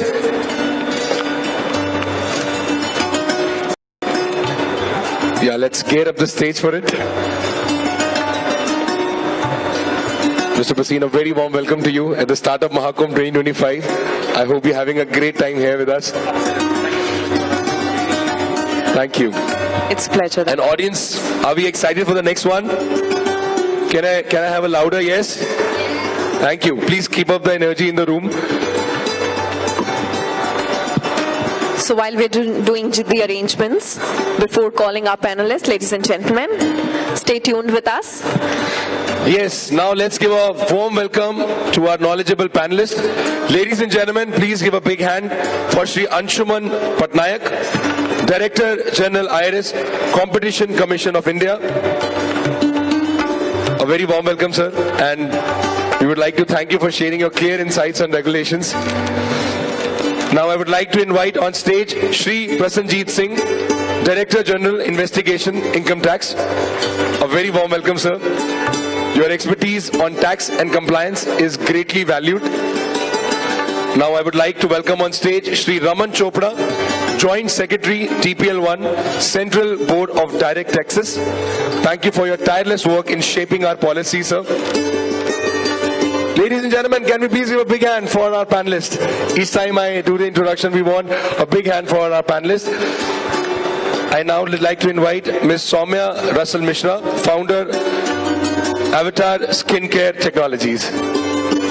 Big hand. Now I would like to invite Mr. Rajat Mehta, Chairman, Abhiyan Capital.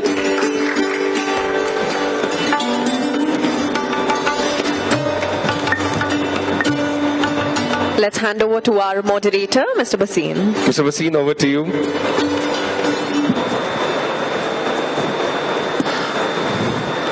Hello everyone, thank you so much for joining and thank you my esteemed panelists for being with me on this panel, and this is certainly one of the most sought after subject during these 3 days of Marathon Mahakumbh, what we all have been witnessing. Thank you all the members who are with us. This is a pretty interesting subject because we are talking about startup and an interlock of startup with regulation. Then we have specifically thought together an interesting panel of policymakers, investors, and someone who's actually a beneficiary. So that's how this composition is very, very unique if you see the panel members who are joining with me. What we will try to drive out is how are we performing when it comes to the regulation and challenges, and what really needs to be done. At the same time, we want to keep that distance without getting into much from the regulation perspective. A small disclosure, my name is Mohit Basin. I'm a partner with KPMG and I'm responsible for helping DPIIT in the Startup India program as a program management team. So I will try to drive my thinking from that for sure, at the same time bringing in outside-in perspective. Now, given what's happening in the ecosystem, we are talking about 120 roughly unicorns. We're talking about $150 billion of investment funding in the last few years. We're talking about nearly over 150,000 registered startups, especially in the last 9 years. Definitely, we have moved the needle. Definitely there is a buzz, and I can see in the last 2 days and especially today the kind of energy this floor has is really mind-boggling. You know, the kind of enthusiasm which our young population startup founders are bringing is super impressive. So that is something which I can take as a pride as a country. We have definitely been able to move that needle from not even being called as a startup nation, maybe pre-2016, 2015, to a much more vibrant startup ecosystem. And of course, we have a long way to go. So with this, I take the opportunity of inviting Shri Prasenjit Singh ji. So welcome. Mr. Singh is a distinguished officer of Indian Revenue Services from the 1990 batch, and currently over his career, sir has managed multiple positions with the Income Tax Department, and currently he is also responsible from the investigation perspective. Welcome, sir. Thank you so much for joining.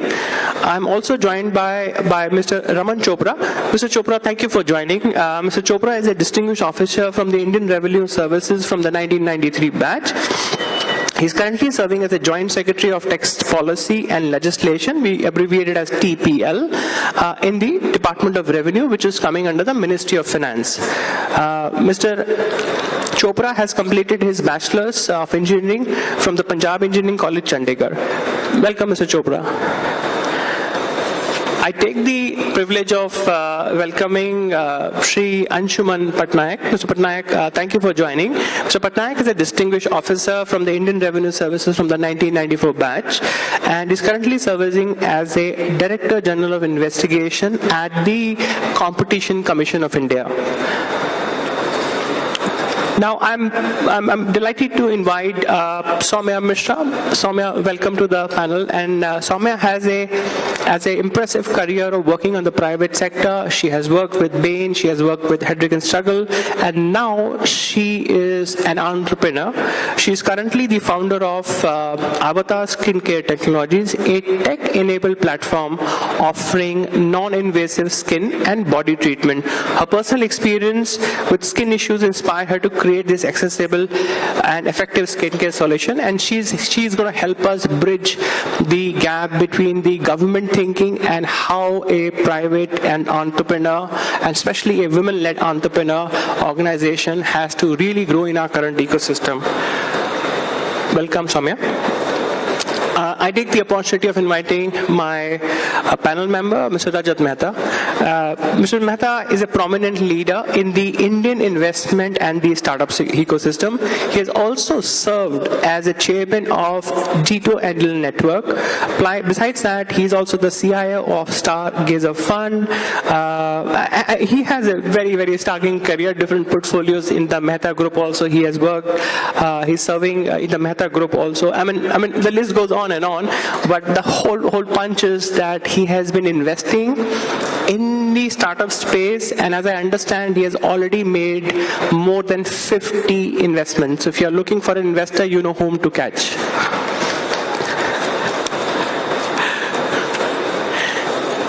So with this, how I want to orient this session is probably under 2 rounds of discussion, and I request my panel members to please share their thoughts. So first point, I want to start with the line of thinking around the challenges. Right? As per you, what kind of challenges entrepreneur, or we call it as startup, or we even call them as innovators, are facing in this space? Now, Singh sir, now tax compliance can often be overwhelming for startup, especially when they are so young, so fragile, especially the new age startups who are just starting 1 year old. How do you see them navigating this element, sir? First of all, thank you to the team for inviting for this panel discussion.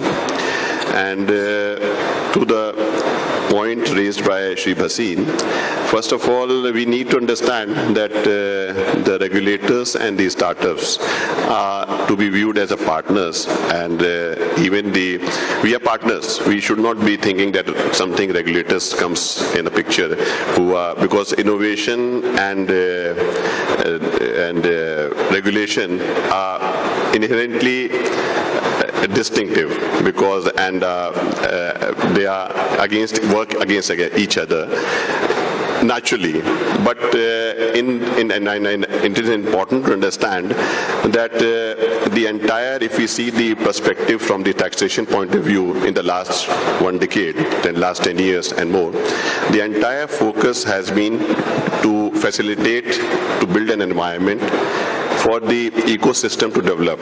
And we can see from the last several perspectives the government of India has brought up and the tax administration has introduced, by simplification, bringing transparency, bringing accessibility, and reducing litigation. The idea is that the more we use of technology, because it is a privilege to share with the August gathering that the Income Tax Department is one of the most technology-driven department in the entire government of India. And with the help of the technology, we always we have the drive, and we have the vision which is in line with the government of India's PM's vision of Viksit Bharat, that is Sabka Vikas, Sabke Saath, Sabka Vishwas. So we also driven, because the idea is that if we take the example of the recently introduced income tax bill, which has been introduced in the parliament in the standing committee, the whole idea is to simplify the procedures, simplify the language, to make understanding for the stakeholders.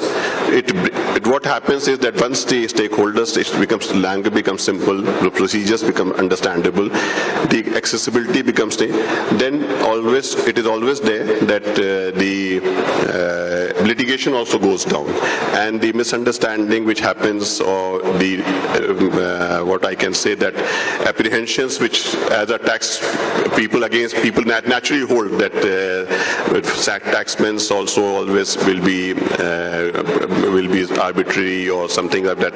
That negative image also it takes a backseat with a simplification.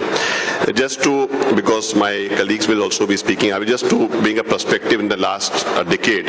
A lot of activities and a lot of legislations have been introduced by the India Tax Administration, which includes the tax holiday, and then the ESOPs in incentives, and then also incentives for investors to save the capital gains, and also even the assessment procedures also have been simplified, just to ensure that the startups, founders, the startup companies do not get into litigations, unnecessary litigations. So the whole idea is that the more simplification, the more transparent we introduce, it will become easier for the startups, and we also complement them. We need to also understand that as tax administrators, we are there to complement the entire ecosystem. And a lot of changes which have been brought in the last 10 years have been just a result because the stakeholders have given the feedback, and the government is always ready. The Ministry of Finance is always willing to understand what are the needs for the taxpayers, the ecosystem, how to make its ecosystem more vibrant, more robust. That is the whole idea. So this is the entire, we are partners. We look for suggestions. We are always open to suggestions. And as far as the regulation in the tax administration point of view, we see it is very robust, and we always try to understand the requirements and to go for changes wherever required. Thank you. Thank you, sir. I think this is quite impressive to see that a regulator or an administrator is starting to operate like a partner, not just think like a partner. And definitely there's a lot of movement which has happened in this space. Thank you so much. So allow me to just bring in Mr. Chopra. Mr. Chopra, I understand that tax is one of the revenue sources for the government. At the same time, we also have to see that it does not create any burden or liability on this fragile segment of startups. So how do you see this is being balanced? Thanks, Mohit. The problem with law is, where we start from is that all are equal before law. That is where we start from. And once we start from this premise, we have to move into a direction where we can actually identify small groups who need to be protected, who need to be given a different treatment. And that is what has happened in the last 10 years vis-a-vis startups. First of all, if you go back 10 years, there was no recognition separately. A startup is a small industry, and maybe some turnover-based incentives which were available in filing, etc., were available to a startup. Presently, we've moved a long way from that. The moment we start moving away from that basic principle of equity before law, we are able to identify specific segments. Startup is a very important segment, and that is what the government realized, that this is an extremely important segment.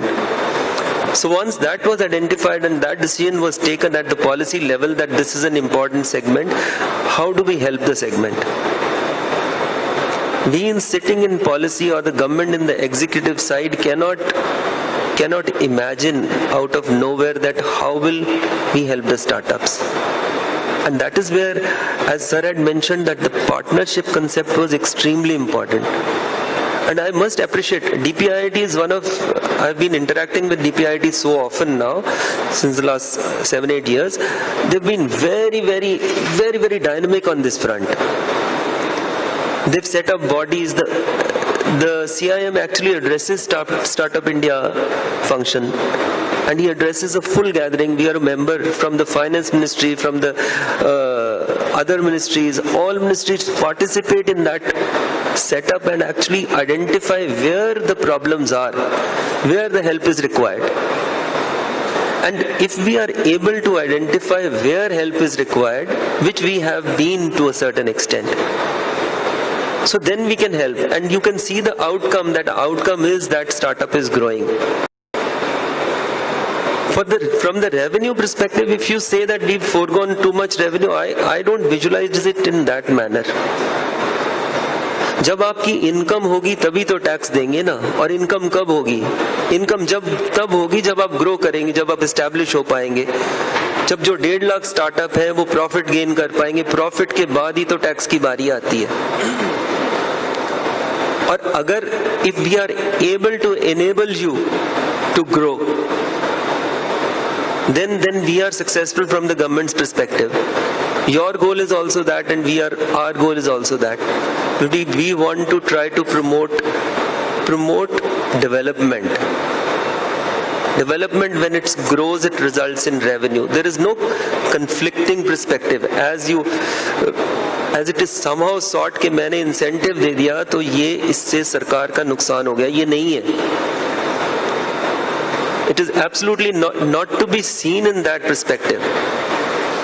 Because development results in other activities which actually aid to further revenues. There's a multiplier in the economy. Actual tax benefit, if you aggregate that, would not be too much. We give it in the receipt budget that this is the quantum of tax loss from all startups. It is very minimal. So you can see it from that perspective.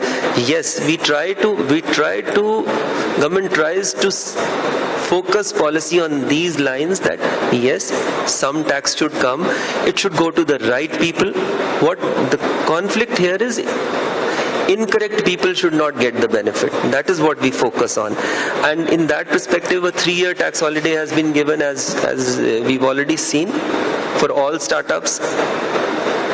Apart from that, the cash flow problem, that was also handled very well in the ESOP thing, because that was a practical suggestion which came from the startups कि हमारे पास पैसे हैं ही नहीं salary देने के लिए, तो हम उनको शेयर्स दे देते हैं. जब शेयर्स दे देते हैं तो उनके पास इनकम हो जाती है, वो शेयर्स बिकते ही नहीं है मार्केट में, तो वो टैक्स कहाँ से देगा उन शेयर्स के लिए.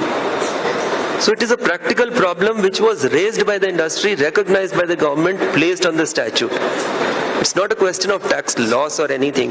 Yes, revenues keep on building. We've been growing from around 6 lakhs, we've gone to 22 lakhs. So we've nearly doubled in the 10-year span. So revenues have grown well. Despite the incentives, we've moved away from incentives, brought the tax rates down. So collectively, we've identified the segment. We've tried to give them whatever they had sought. We are still open to suggestions. Government is this government is very sensitive to feedback. As sir has also mentioned, this government is extremely sensitive to feedback. आप आके कुछ suggestion तो दें, फिर देखें कि हम उसको handle कैसे करते हैं. और हम सभी हम हैं. मैं इस तरफ नहीं हूँ और आप उस तरफ नहीं है.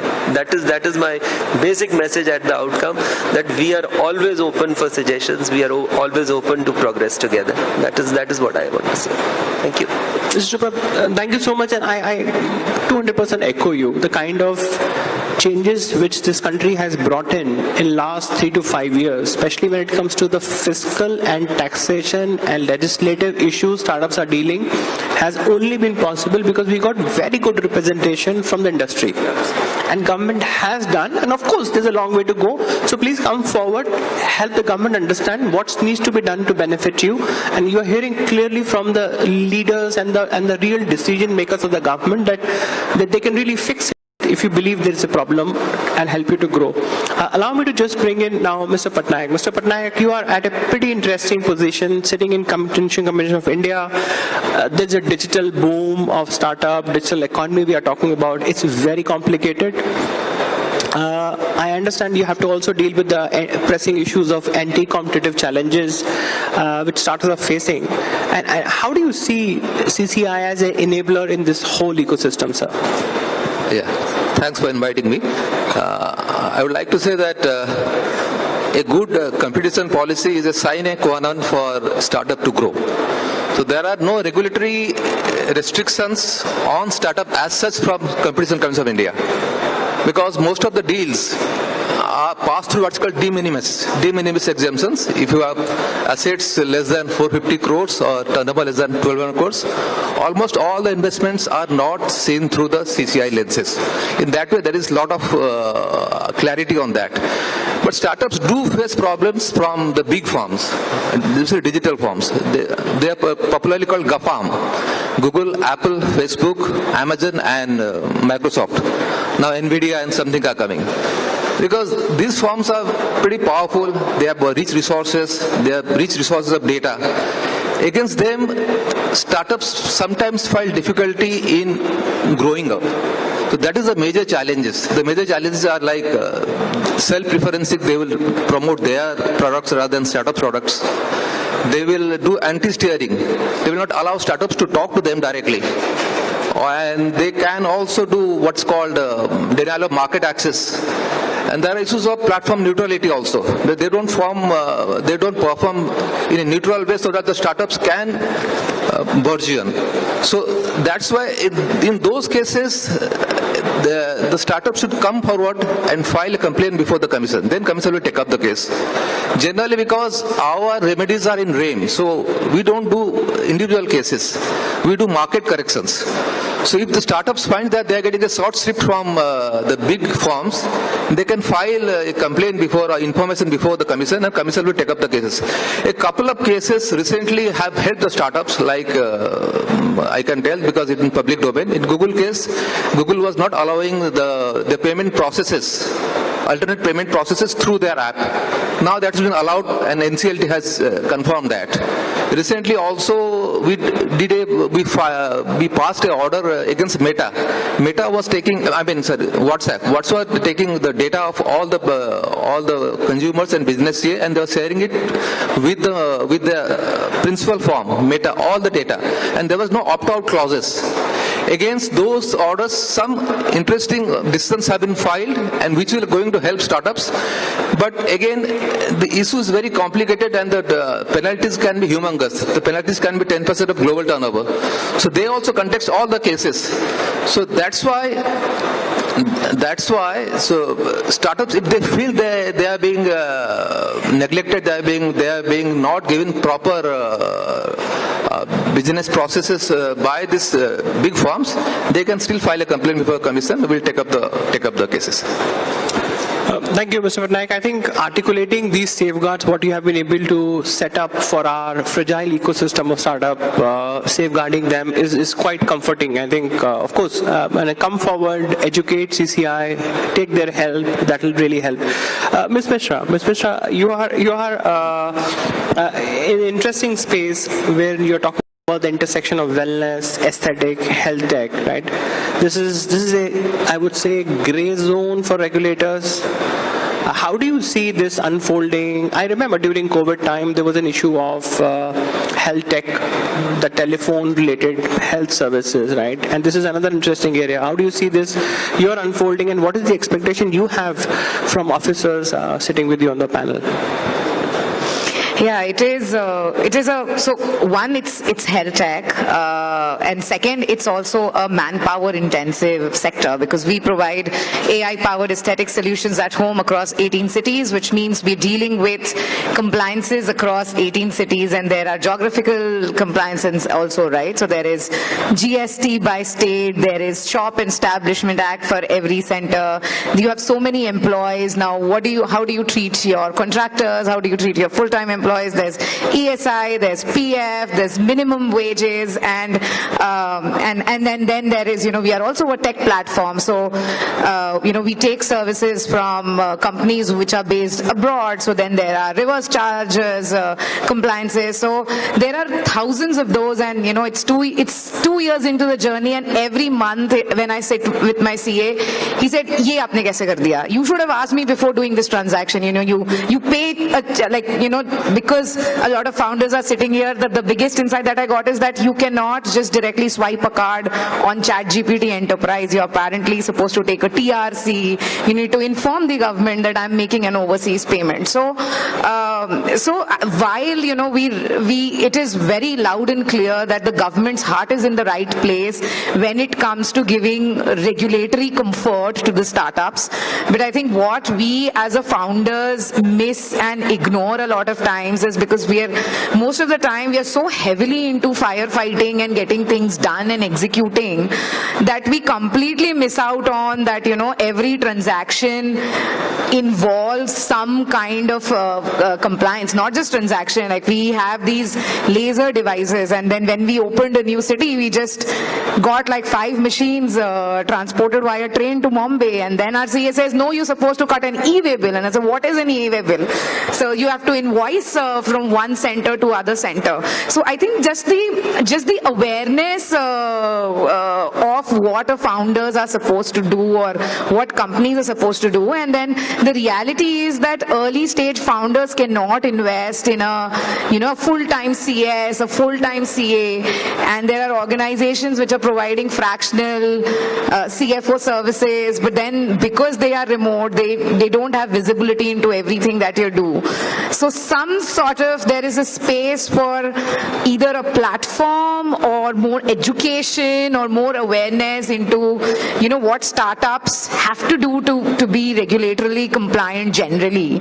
And there are hundreds of things, like if I make a payment to, say, a freelancer developer who's made my app, who I found, who's sitting in, say, Japan. Now, how do I pay that person? What is the GST that I have to pay in India to make that payment? So that is really important. So that's just about running a business or running a startup in general. And then when it comes to health tech, as you mentioned, of course, there are things which are written and then there are things which are assumed. And then, we are always in a flux that just tell us what is right so that we can work together. So I think there's also room for, I take it on the founder side to, make a lobby and actually, initiate a dialogue with the regulators on what's the right way to go about things. This is interesting. So I'm assuming that there is nothing like a sandbox offered to you so that you can experiment and flourish both, right? So this is a good takeaway. Thank you so much. Mr. Mehta, you are an investor. And when you put in the money, you see a different level of challenges. What's your first thing which is bothering you as an investor? Do you see real challenge in this space or it's an easy play? I think I've been investing since 2015 now, 14-15. As such, I don't see any challenge, whether it's on the regulatory sides or whether it's with the startups. I think the very fact that you are a startup in itself, as an entrepreneur, you have taken up the challenge to take up a challenge, right? So we've seen over the journey, over last sort of 10 years, 12 years, we've invested in close to 50 startups. We've invested in a couple of funds as well. I've myself been chairman of G2 Angel Network, where we have 950 investors who invest in almost 150 startups to date. We're managing a new startup now ourselves called Abhiyan Capital. And I think, the entrepreneurs, they are like warriors. And the good part is we have a great support system in the form of DPIIT, and especially, and I'm not saying this because I have seen it firsthand.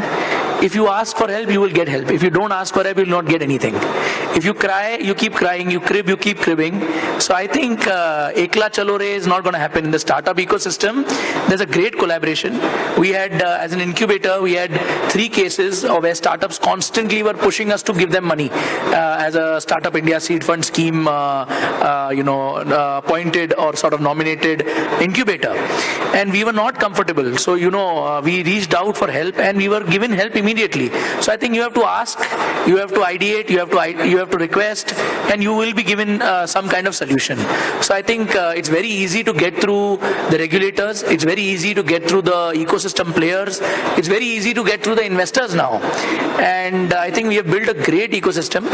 But there'll always be people who will have more requests, more ideas, more suggestions.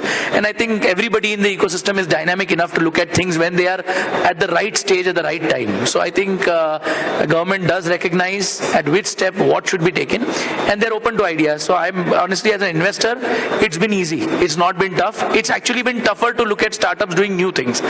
Point in case, people come to us wanting to do the same things over and over again, which has already been built, there's already no market share left to do. So as investors, we are actually constantly trying to find companies that are really innovative or that are trying to do something in a better way, in a more efficient manner. This is comforting, actually, to hear that the investing space is relatively easy. Of course, there's a long way to go. There are a few technical challenges with DPIIT solving. So I think we are just almost on time. I would like to start wrapping up by coming from you directly and then coming back to in the reverse order. I just would like you to give one message. This message, either it could be for a startup or even for a government. so that, how do you see them moving forward? So for the startups, I have a simple message. I think Government of India is backing multiple incubation centers. Please go to them for help. Okay, the incubation centers, some of them are very good, they're very established, and they will sort of support you, they will act as a sandbox. You have seen phenomenal results coming out of Y Combinator in US, right? And we will be able to create a lot of accelerators, incubators, provided startups are ready to go to them. We have investors in almost every sort of city now in the country. They also should promote and push startups to go to incubation centers, so that at least a simple sort of situation of getting to a point is they're ready to go to market.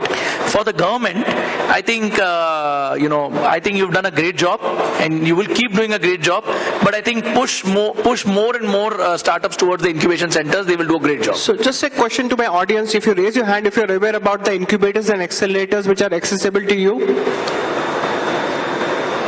If you are aware about the incubators and accelerators which are accessible to you, if you can raise your hands. Okay, so very few, which means a long way to go in terms of educating them. What are the possibilities? Yeah. Ms. Mishra, just a quick short summary, one recommendation.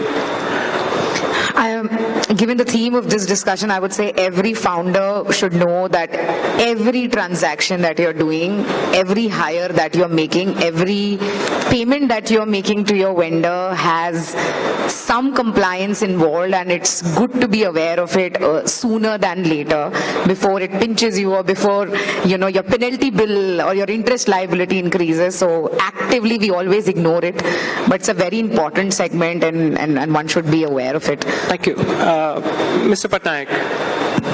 I again tell you that startups can go in a light touch regulatory framework, and Competition Commission of India is on it. And there won't be any problem from regulatory side on startups issues unless they do price fixing. Otherwise, they are pretty free to do anything regarding investment. However, if they think that they are being taken on a short shift, they are being not given proper, their business process is being hindered by big firms, they should come to us, we'll take care of them. Thank you, Mr. Chopra. Yeah, I already gave the message in the first part that wherever there is an issue, do come to the government. Because unless you come to the government, we will not be able to satisfy or solve that issue. The second part which I got from the discussion here was that on the outreach side also, you have to identify where you are lacking. जिन चीज़ों की knowledge आपको नहीं है वो raise करें, line ministry DPIIT available है, वो capsules बना के आपको टैक्स रेगुलेशन पर, GST रेगुलेशन पर शॉर्ट कैप्सूल्स सर्व कर सकती है, लाइव ऑफिसर्स के आउटरीच प्रोग्राम्स अरेंज कर सकती है. उसके लिए भी आपको ही बताना पड़ेगा कहाँ पर, where do you need assistance. That outreach is extremely important because as Mister Mehta said that the financial side is perhaps easier. The regulatory perspective is somewhat, that compliance perspective, मुझे पता ही नहीं है कैसे करना है. सही बात है. वो आइडेंटिफाई आप करें क्या आपको पता नहीं है.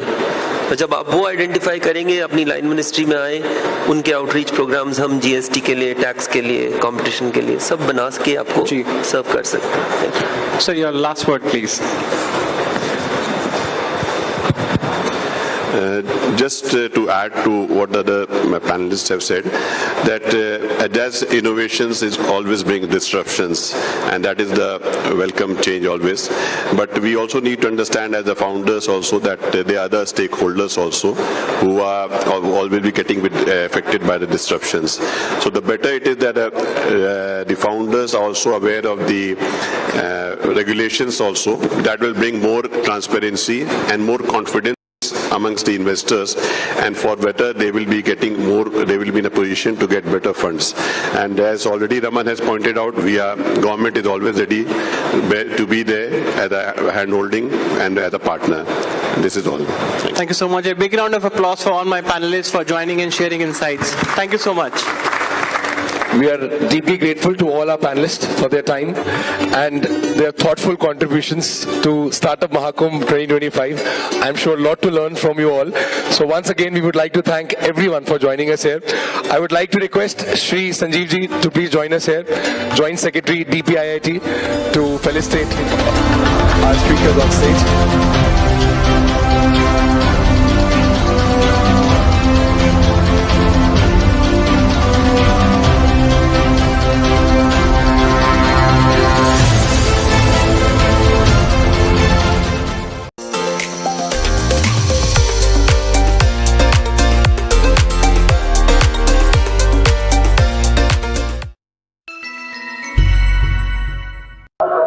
Good morning, everyone. This is Mahant Reddy from representing CC Bond E-Commerce Private Limited. So, CC Bond is a B2B website, especially for the chemical and pharmaceutical industry. This is a website in which we can we are connecting the manufacturers, buyers, and suppliers all over the world. This is just a platform which connects directly from the supplier to the customer through a chatting platform. This chatting platform is for all three segments in the app. The three segments are inquiries, sales, and products. So, in inquiries, people who are having requirements of any chemicals will post in the website. So, seeing that posts, the other companies will check all the listings and directly connect through a chatting platform. Similarly, in the sales, the people who are selling their chemicals, which are ready stock and all, they will post in the sales, so that the buyer will come up and see all the listings, and if it is appropriate, he will through the listings listed over sales. So in the products, the manufacturers will list their upcoming products which they manufacture regularly or campaign basis.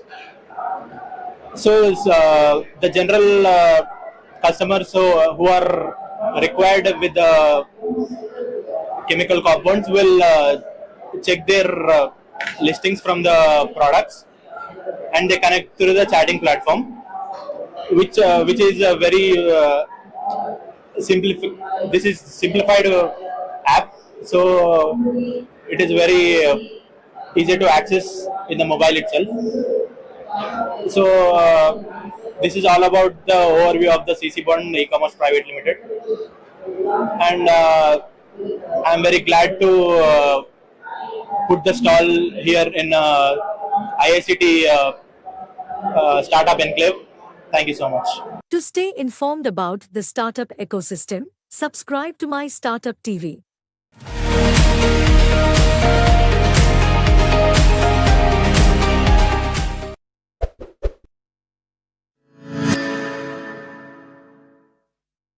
In fact, our next session is going to be a very, very exciting one. It takes us into the realm of what is cutting-edge technology, strategic national defense, and this panel is going to explore how space and defense sectors are setting the stage for India to emerge as a global superpower. I am absolutely excited for space and defense, truly an area that I look forward to. Ladies and gentlemen, this session is moderated by the distinguished Rear Admiral retired Shekhar Mittalji, whose leadership in maritime and defense innovation is widely recognized. This discussion features experts like Mr. Arjun Rao, renowned for his strategic insights at Special Invest, Dr. Vinod Kumar, whose work at InSpace is shaping India's space ambitions, and Mr. Arun T. Ramachandran, a key leader at L&T. Please give them a big hand, everyone. Good morning, gentlemen, ladies. My privilege to be hosting this particular session.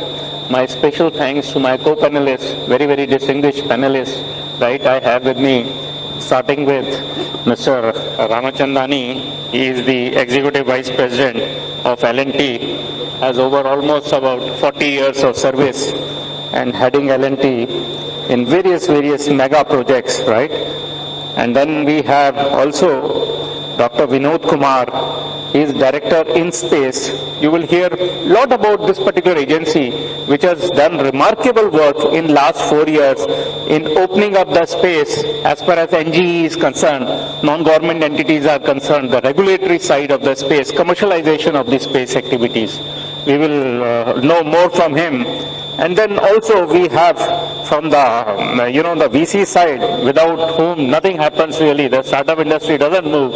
And we have a very renowned gentleman with us, Mr. Arjun Rao. He is the partner Special Invest. In fact, it's one of the doing a wonderful job and promoting the defense startups as well as the space startups. I personally have also interacted with their team. They are absolutely in the forefront of supporting this particular, the movement in both the defense and the aerospace side, right? So before I start with it, may I request my panelists to start, just to give a very brief introduction of all of you can give a brief introduction, and then I'll start with on the main subject. Okay, good morning. You'll be wondering what an old company like Larsen & Toubro is doing here.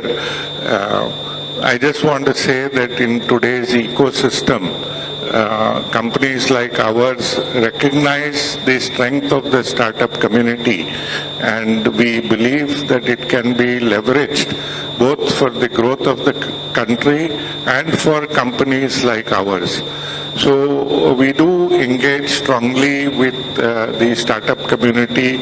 We do look at them as a great source of innovation and as a great driver of growth for tomorrow's economy. And,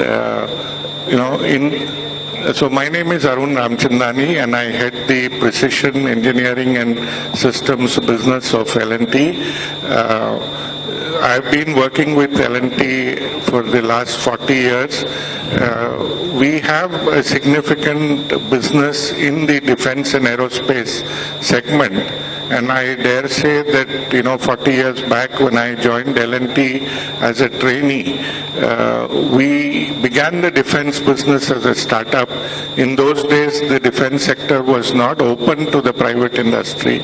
And we worked with DRDO, we developed our own products, and today we have created about $1 billion industry, maybe 35 years down the line, in that sector.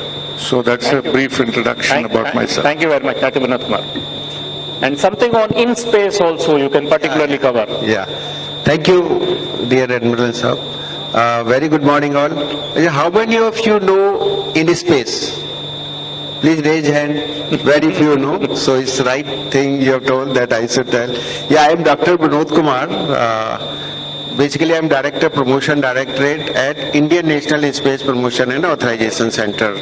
So it's very nice. First of all, thanks to the organizers for bringing out such a nice panel discussion. So in space, you know ISRO? ISRO, how many of you know? Yeah, couple of. So see, before 2020, ISRO was doing every activity in space. Means they are launching satellite, making satellite, and having own orbital slots, etc. But it was in 24 June 2020 when Honorable Prime Minister announced the space sector reform, where each company, those who are early working as a vendor or new companies, can take up any activity in space, which ISRO was doing.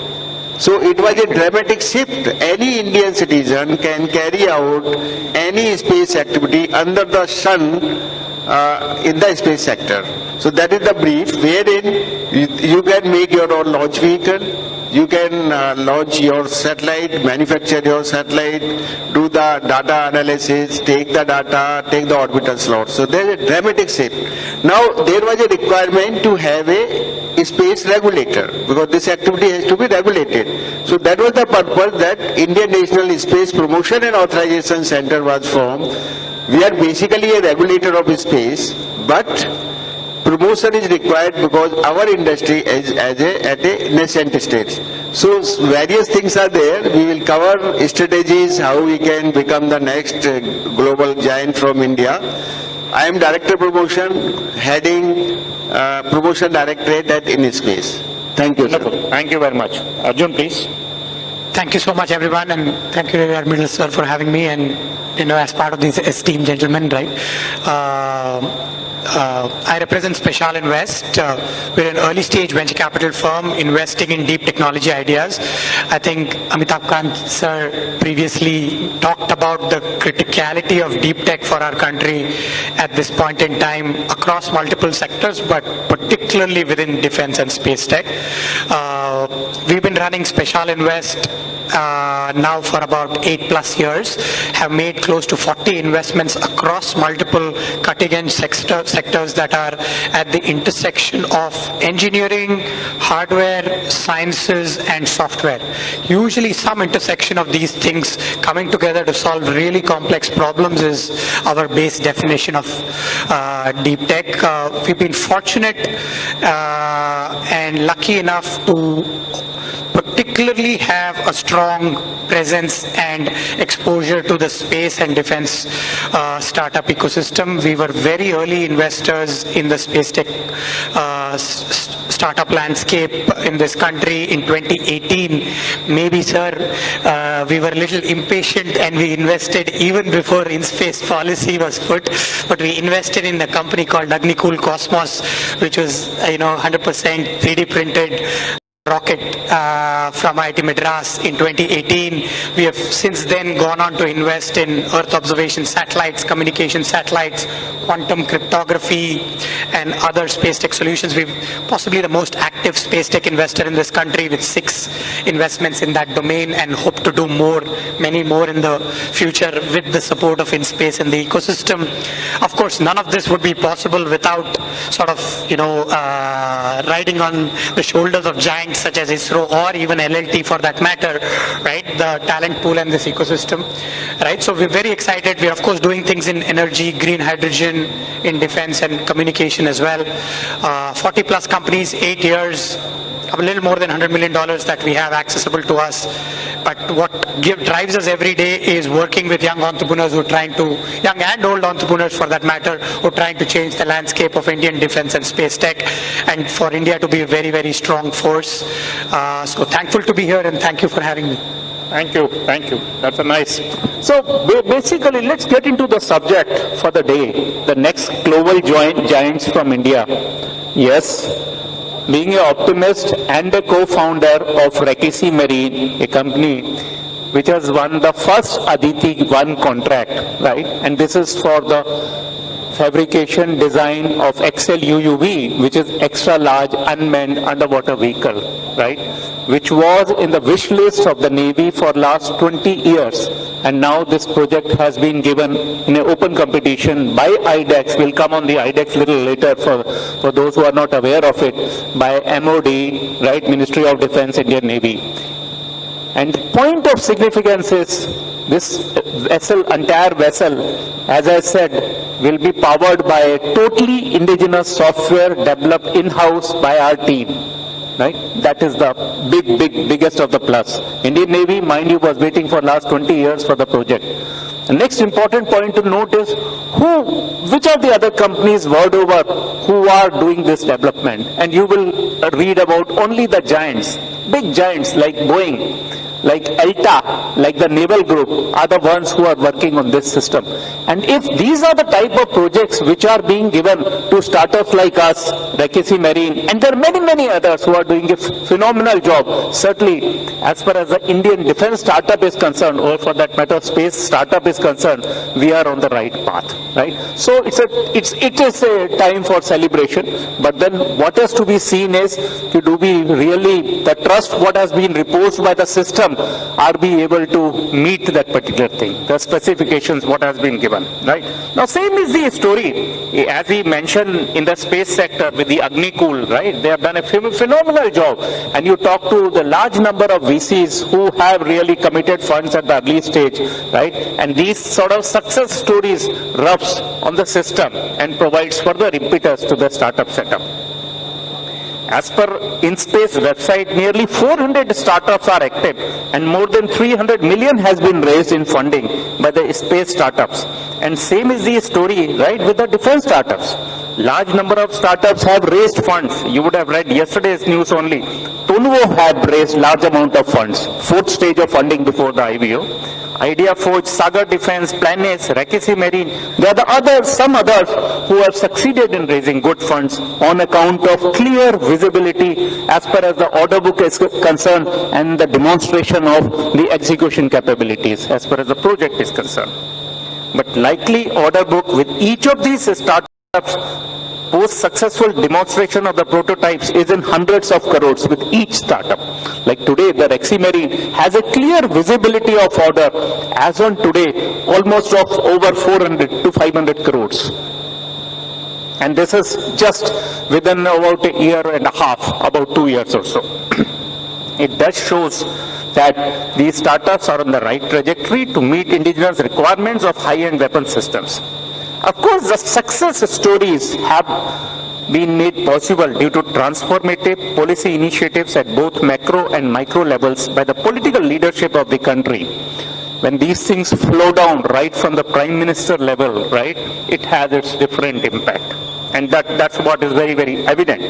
Adoption of Make in India in 2015, followed by a strategic transition to Atmanirbhar Bharat in 2018, which entailed generation of IP within the country. That means what? You are moving basically from manufacturing to print, from manufacturing to print to manufacturing to design, right? And through the help of the startups. So basically, government, in order to move from Make in India to a stage where, you were going to Atmanirbhar, came out with a startup policy, and to further this startup policy, government introduced two new agencies. One was in 2018 where IDEX was set up, and IDEX was set up as a part of DIO, which is a Section 8 company. We'll cover a little more about the IDEX, right? Because this IDEX has played a major role along with the defense forces, along with the Ministry of Defense, along with the VC setup, all of them put together. So you see, basically it is a very, very planned move by the government at the central level to see that how do you move the manufacturing from TOT, which was taking place till about 2014, to manufacturing in India, right, through the startup setup. The shift from DRDO-led R&D to startup-driven approach incentivized by government grants has democratized and expanded the reach of innovation, commercial R&D, and entrepreneurship to young, bright minds in the colleges, MSMEs, and new entrepreneurs, allowing rapid induction of new age technologies in the defense and space systems, two sectors which have a strong symbiotic relationships. These have played major role in the growth of the startups, in maturing of the startups, in connecting these startups with the users, whether it is defense, whether it is DRDO, whether it is ISRO, and such agencies. Now, as far as this IDEX is concerned, it was launched by Honorable Prime Minister in 2018 with the aim to create an ecosystem to foster innovation in technology development in defense and aerospace by engaging innovators, entrepreneurs, academia, R&D institutes to develop technologically advanced solutions for modernizing armed forces. Please note, in 2018, when IDEX was launched, it was also to look after the space side, right? It is only subsequently government realized the potential, and government realized that they are opening up, they'll be able to harness that considerable opportunity which is available in the sector, and also the capability which is there with our youth, with our entrepreneurs, that they came out with another agency in space in 2020. Now, in last 7 years, IDEX has launched 544, problem statements which have been given to defense startups to take up. These challenges include the problem statements as received from the armed forces and 16 DPSUs on diverse systems, communication systems, sensors, imaging, AI, ML, sensors technology, arms and ammunition, drones, autonomous vessels, etc. Now, 13,000 applications have been received, and grant of 400 crores has been approved so far. 4 types of challenges with differing grant amounts based on the complexity are raised, and these include the disk challenge. Now here, important point is, generally we all know governments are a little slow to move. But please realize in 2018, IDEX started with a disk challenge which had a grant of only 1.5 crores, which was subsequently revised to the Defense Prime. Now this Defense Prime statements, the challenges had a grant of rupees 10 crores. This included something like smart ships and things like that. And government further upped the ante by coming up with a program of Aditi. And this is the same program I mentioned to you. The first challenge under Aditi was won by Rakesi Marine with an in-house developed software for autonomous vessels. Now, within 1 year, government has announced 3 Aditi challenges. Right? And as I mentioned to you, each challenges entail grant of up to 25 crores, right? So what are we saying? Government is ready to open the purse strings, right, to the people, to the entrepreneurs, to the startups who are ready to take the challenges as posed by the armed forces or as posed by the PSUs. So again and again, what is the point which is coming? Government is doing its bit. Now it's up to us, our own people, right? If we are ready to take the challenges, please raise the hand. And in fact, publicly, Honorable Defense Minister and so are the other ministers in the government have said, if you are ready with a product, you have a product, approach us. We'll help you. We'll support you. And I'm making these statements particularly for the VC community, right? So to give them a confidence, as far as government is concerned, government is doing its role. Right? It is up to us to realize, yes, the system at this moment is supportive enough, right, in the favor of startups. Now, initially, majority of the challenges has come from the Indian Navy. And as far as the Indian Navy is concerned amongst the armed forces, it has been pioneering the indigenization since late 60s, right? We started our shipbuilding program, that Leander class program in late 60s. And since then, right, almost over 90% of our naval ships are being built in country, right? Almost as on today, there are good, 45 ships which are under construction for the Navy alone, and same for the Coast Guard, right? So this is about IDEX. You have heard about InSpace also, right? So now let's get into the pointed questions, right? So I'll ask some pointed questions, right, with our panelists to educate all of us, right? Now, as far as L&T is concerned, we know the contribution of the L&T. We know the size of L&T. We know how long in every space, in every sector they are there, and they have played a pioneering role. And same is the story with the defense. Whether it is the Navy, Army, Air Force, you must be hearing about the part construction of the submarines, part construction of the ships, or full construction of the ships as the case, in differing case, or the artillery guns. So they are there everywhere. And same is the torpedo tube launchers and the rocket launchers and different weapon systems, right? So my basic point and basic question to him is, which you initially touched upon, how do you see this startup setup? Do you see them as a challenge, right, to the big, giants like L&T, or you feel that yes, they have a supplementary role and can really support in this, vision of India to be a builder's India?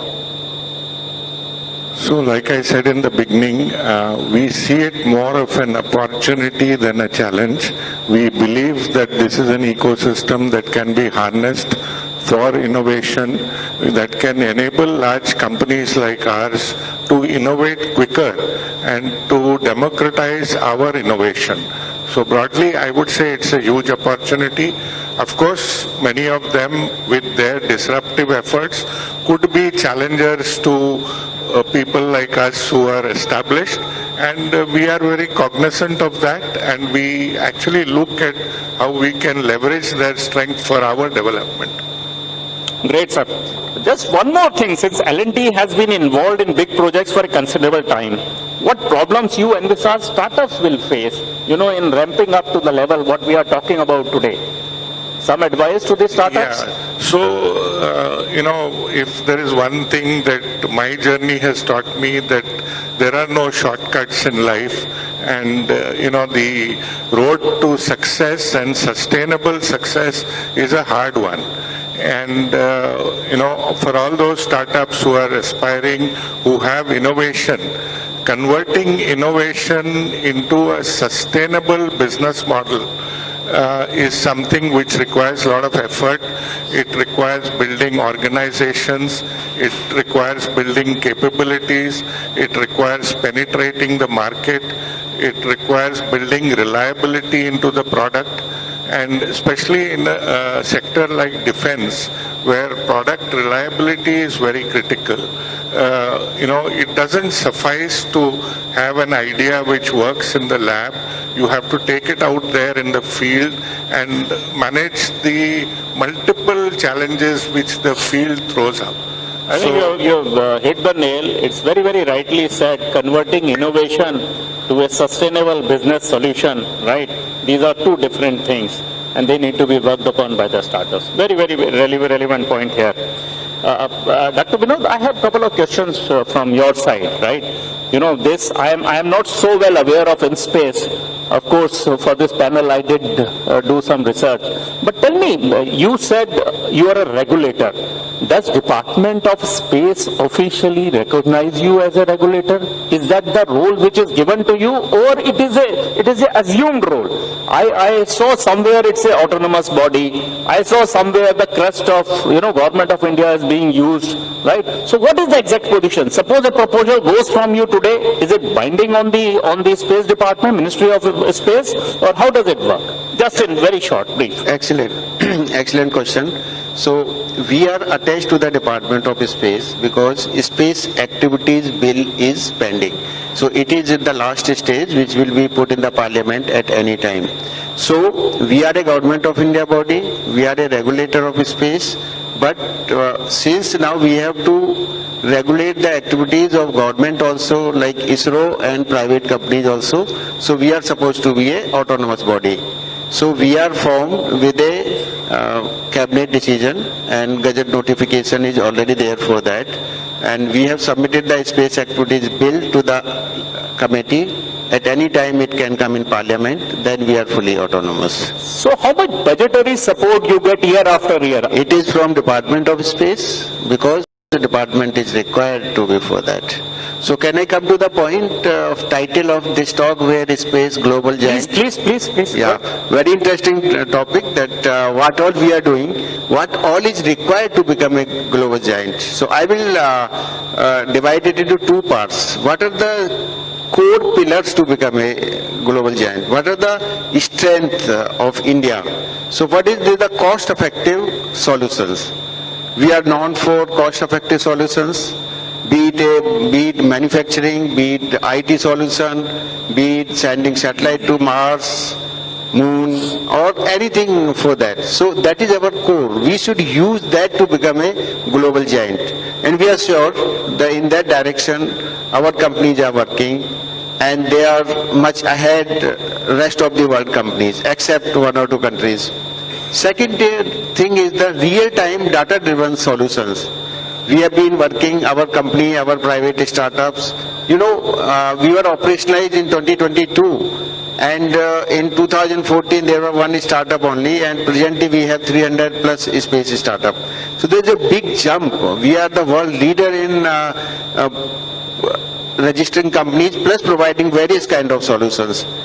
The third approach is the advanced in-house technologies.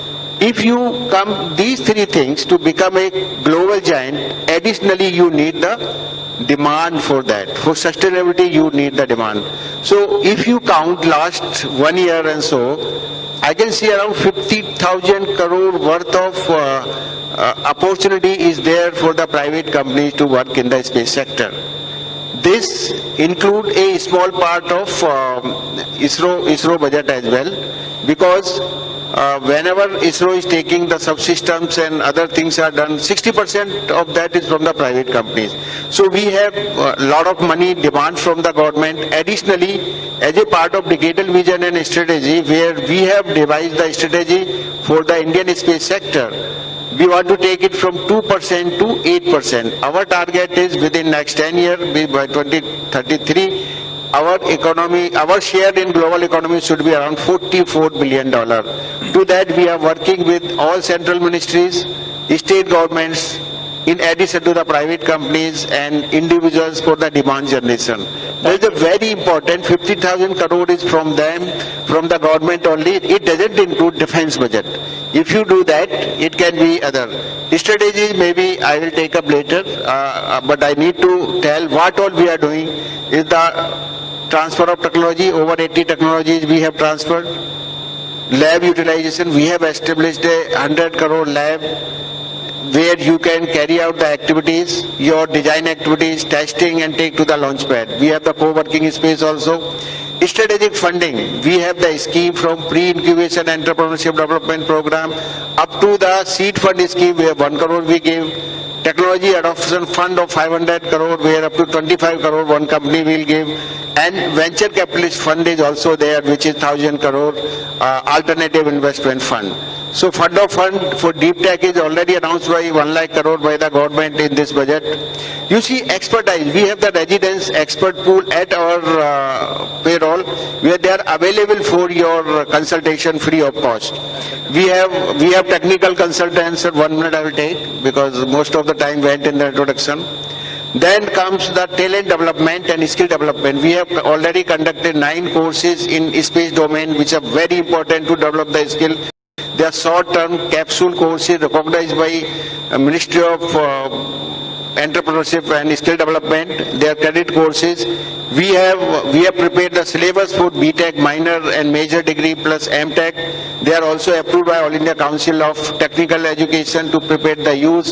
We have the immersion program for the youth. We have the program for, in addition to immersion program, Dr. Vinod, time has run out. May I request you? Last point, sir. Last point, sir. So, in addition to this, to become a global giant, it is necessary to have the global collaboration. We have carried out a study on global collaboration strategy for projecting India as a global manufacturing hub. With these few words, I will stop, sir. Just 2-3 minutes I have taken. Thank you. 10 minutes were yours. Thank you, sir. Over to you. Nice of you. I am being reminded by the organizers, time has run out. Sorry for curtailing that. Mr. Arjun, will you like to share your views on the VC side?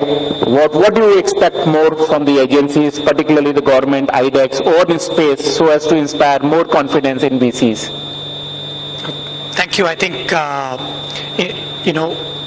as an early stage startup, there are 2 primary challenges that companies face outside of needing more capital from VCs. That's, number one is how long does it take, and how can they build the robust solution that Arun sir spoke about. Our ecosystem coming from a services and a software led startup ecosystem over the last 20 years is possibly relatively more tuned to build fast, fail fast, and break things sort of model, which is okay possibly in some software and commercial use cases, but is definitely not okay in this defense and space ecosystem.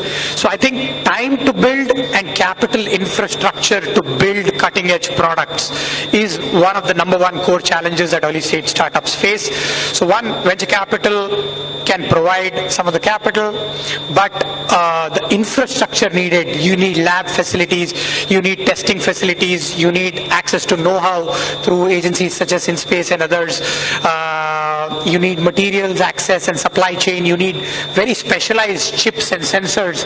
That again is an opportunity for our ecosystem to build out, because we may be reliant on some other countries that may be politically sensitive for us. So all of these factors go into building a very robust product that can be taken to the defense forces or the space ecosystem, right? So that is number 1. We need to provide this as an ecosystem in addition to capital. Number 2, of course, the IDEX grants, either at design stage or at production stage, linked benefits are being availed by multiple of our startups and the rest of the ecosystem, which is very, very promising. I think what we need to do is figure out the best way of leveraging every single rupee that comes in from private capital, and for every rupee that comes in, if government industry and academia particularly can come together and give another 3 or 4 rupees, right? So then instead of a startup having to raise $5 or $10 million, they can start with $2 million, right? And starting with $2 million and with that mindset, then you can go a long way. And with that, if you can crack the first orders with either defense forces through the IDEX challenges or the other challenges, right? And that leverage of capital is immensely important. We're seeing this happening a lot. A lot of our portfolio companies are benefiting and non-portfolio companies as well. But we're at a critical place where the type of ideas are also emerging and changing. I think war is changing in a very unique way, right? So there is the old and then there's the new. We need drones, we need AI systems, we need data, we need newer kinds of sensors. I think the opportunities ahead are phenomenal. So 2 parts: how to build robust systems by working with the ecosystem, and number 2, how to leverage every single dollar that is available, because we're not necessarily a dollar rich. Wonderful advice by my co-panelists. I'm thankful to all of them, and I think this will go a long way in creating a sustained, value system for the successful transfer of our startups to a global level, to a global scale. I think the technology is changing very, very rapidly, and with this rapidly changing technology, our startups, the young startups, the bright boys from IITs, and other good colleges like NITs are best placed to see how these new technologies are adopted in our systems. So thank you very much once again for the participation, and thank you, gentlemen, for being part of this discussion. Thank you.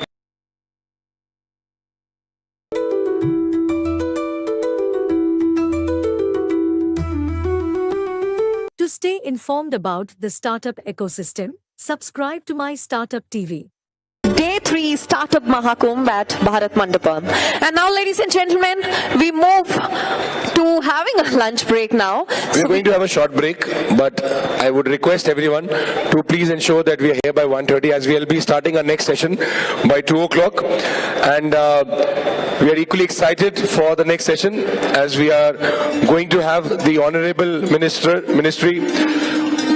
of State, Independent Charge, Ministry of Skill Development and Entrepreneurship, Shri Jayan Chaudhary ji with us, along with very famous Bollywood actress Sonam Kapoor, Ahuja. Thank you. All right, ladies and gentlemen, so see you back sharp at 1:30 p.m. We are going to resume with our next session. So have your lunch, and we'll look forward to have you back in the ballroom. Thank you. सभी लोग अपने लिए जोरदार तालियां दीजिए, please. Everyone, can you please give a big round of applause for yourself? Thank you so much for being here with us. Mehak, how have you been? Very well, and I'm actually having a great time at day 3. मैंने सुना है कि आप भी अपना startup अभी आपने 6 महीने पहले शुरू किया है. कैसा लगता है स्टार्टअप के बाद? बहुत अच्छा लगता है, चैलेंजेस आते हैं और उसको बहुत सीखने को मिलता है. Because you have been hosting events for the longest time, अब आपने अपना स्टार्टअप भी शुरू किया है. Yes, तो absolutely. आसान होता है फाउंडर बनना? नहीं, आसान नहीं है. चैलेंजेस एज आई सेड कि बहुत सारे आते हैं, but definitely it takes time to pace it up. बिल्कुल. तो आज बहुत ही कमाल की जनता हमारे साथ बैठी है. We have a fantastic audience here with us, and we are all set to take this day forward. Yes. And have you heard of this term, futurepreneur? Absolutely. जो कि निकला future entrepreneur से ही. Have you heard of this term? Absolutely, I've heard, and in fact, I would like to tell about futurepreneurs. Well, ladies and gentlemen, they are the young generation and aspiring entrepreneurs focused on starting innovative business that will thrive in the future.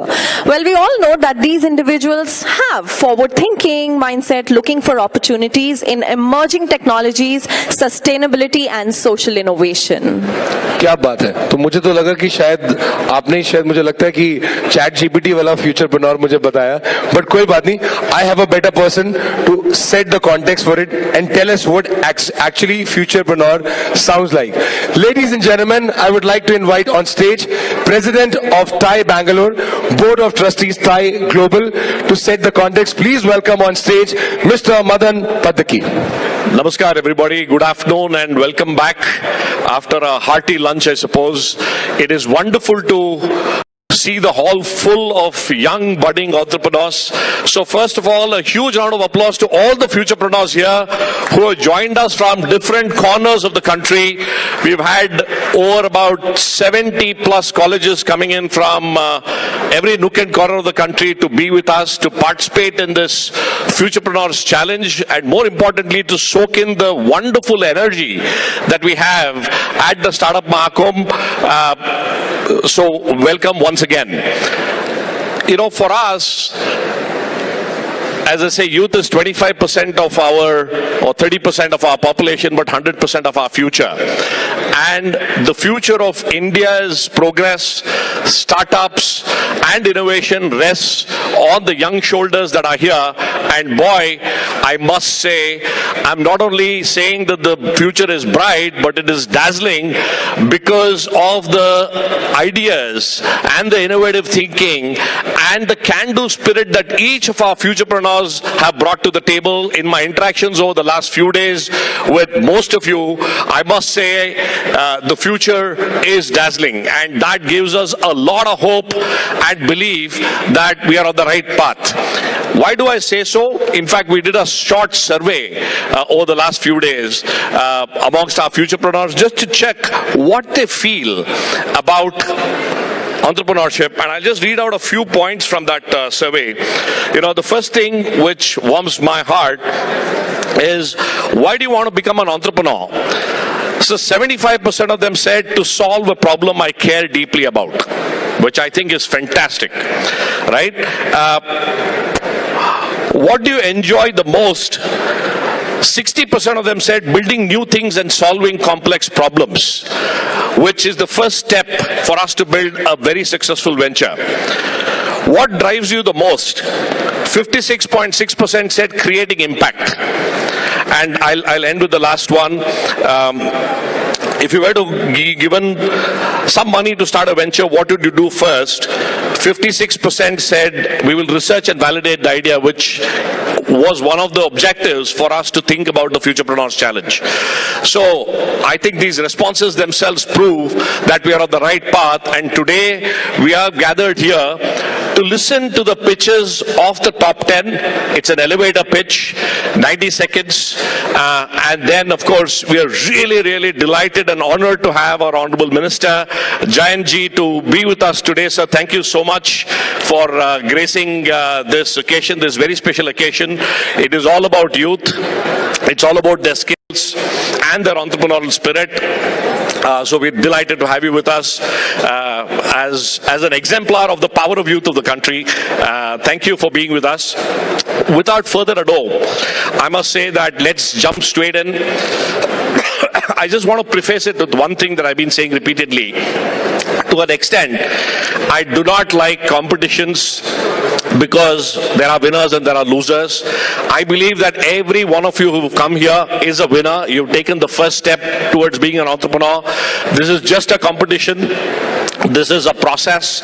There will be decisions that we will take just so that we can have a finite number. Otherwise, I would have loved to put all the teams on the stage. So I would want all of us to take that in that spirit and let's go build real ventures. This is just one of the steps in the process. With that, I would hand it back and let's jump straight in. I'm eagerly waiting to listen to all the pitches. Once again, let's give all of our future entrepreneurs and all of us a huge round of applause as we begin this journey. Thank you. Thank you so much, Mr. Madan, for setting the context. And ladies and gentlemen, let's give it up for Mr. Madan once again. Ladies and gentlemen, let's put our hands together and have on stage Harneet Kaur for her address. Very warm welcome to you, Harneet. Over to you. Hi everyone. Thank you for that incredibly warm welcome. Like they said, my name is Harneet Kaur. I head the WTF Fund. We are India's first non-dilutive grant for founders 25 and under. What does that mean? We give you free money to make sure that you build cool stuff. That's essentially it. So delighted to be here at the Futurepreneurs event. Looking at this room full of young dreamers and doers, I feel like honestly an older sister who's incredibly proud of what everyone here is doing. And we're a family here, a family full of nutcases, because a lot of us are nuts to be building. Entrepreneurship is putting aside all your self-defense mechanisms and saying, I want to follow a dream. But we are a family. I remember when I was in college, scribbling ideas in my notebook, unsure if anyone would take me seriously because of my age. If I could go back and talk to younger Harnit, I would say your ideas matter. You may be young, but you can absolutely solve big problems. Today, I want to say that to each of you. You can solve big problems, and many of you already are.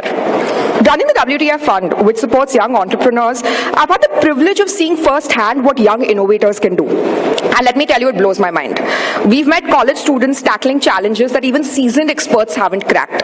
The most incredible thing about young entrepreneurs is that they see a challenge and they see people behind them who haven't been able to solve it, and they say, "Kar lenge yaar, kuch to kar lenge." And that is incredible because young talent is not cynical, they are not scared, they are not afraid of failure. What is incredible to me is that 30% of WTF Fund's portfolio is deep tech, meaning not just apps or websites, but cutting-edge science and technology ventures. Nearly a third of young founders we back are diving into things like biotechnology, robotics, AI, and space tech.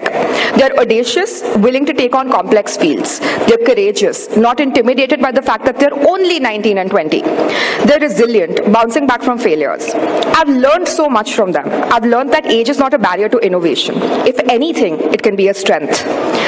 You all bring fresh perspectives and a fearless attitude. As an example, one of our entrepreneurs created a plant-based, non-steroidal pain relief solution that earned an FDA approval. She achieved this in her early 20s by refusing to be daunted by how impossible it sounded. Young people are solving problems in health, energy, agriculture, space, you name it. No problem is too big when you have the boldness of youth and the right support. And these young change makers are everywhere. We've received applications from 50 different cities in our latest cohort, from major metros to small towns and remote districts. That means that innovation is not confined to Silicon Valley or Bangalore. It's in Lucknow, Imphal, Coimbatore, and probably your hometown. Talent and great ideas know no zip code. Every time I travel and meet student entrepreneurs, I'm amazed because talent is truly indefatigable in the face of geographical constraints. If there's one thing I've learned from working with these young founders, it's that mindset matters as much as skill set. The best young entrepreneurs display 3 traits over and over again: audacity, courage, and resilience. Audacity is the willingness to dream big and challenge the status quo. It's the spark that makes you say, why can't we fix this? Why can't I fix this?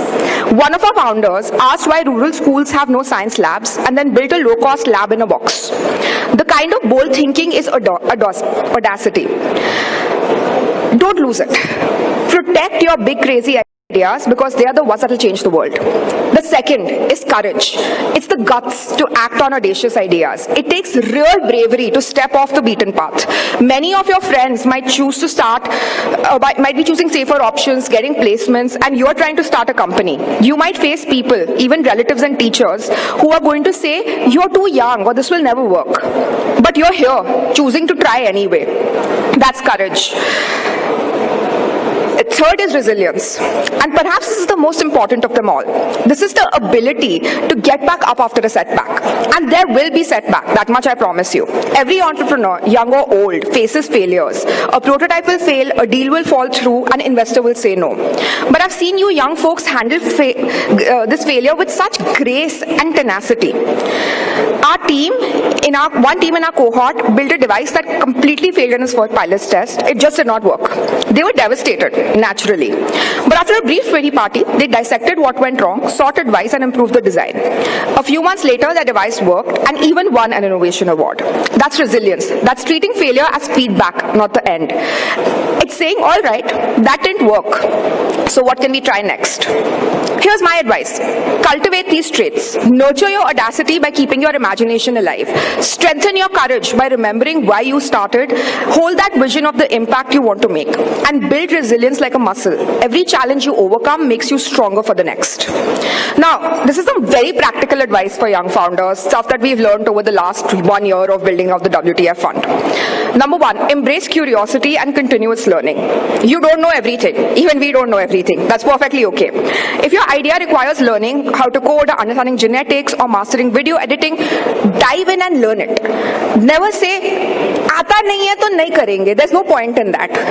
किसी को सब कुछ नहीं आता, कहीं तो शुरू करना होता है आपको. Second, don't fear failure. Prototype and iterate. The earlier you start doing, the quicker you fail, the faster you'll learn. Test your ideas in the real world. If it fails, congratulations, because you just learned something valuable. Treat each version as an experiment. Third, build a tribe and seek mentors. Entrepreneurship can be a very lonely road. I'm sure a lot of you who are building here feel that every single day. The good news is it doesn't have to be. Find co-founders. You can share your passion or your friends who believe in you. Seek out mentors and don't be shy to reach out. And finally, take care of yourself. This one is so important. In the race to build the next big thing, don't run yourself into the ground. Burnout is real and you won't help anyone if you're exhausted or depressed. So please, eat well, sleep enough, take breaks, enjoy time with friends and family. Your startup needs a healthy you.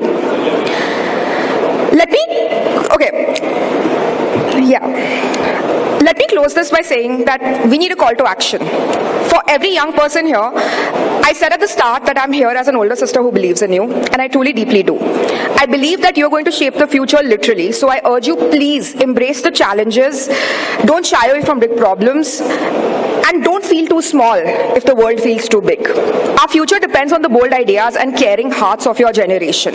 Whether it's climate change, inequality, education, or something your local community needs fixing, we need you to step in and tackle it. Be the ones who will say, yes, I will solve it. The world needs your optimism and your fresh perspective. It needs the solution that only you, with your unique experiences, youth, and creativity, can invent. In the spirit of the Startup Mahakumbh, let's make a collective pledge today. Young innovators, I hope you can promise that you will keep pushing boundaries and chasing those big dreams. Supporters of the young innovators, the ecosystem, your parents, your teachers, your family, promise that you will lift up these young innovators now and then with every chance you get. If we do that, I have no doubt that the future of India and indeed the world is incredibly bright. Thank you so much for listening. Now go out there and build the future. It is yours to build and we can't wait to see what you do. Thank you. Thank you, Annie. Thank you so much for your valuable insights and motivating all the futurepreneurs in the house.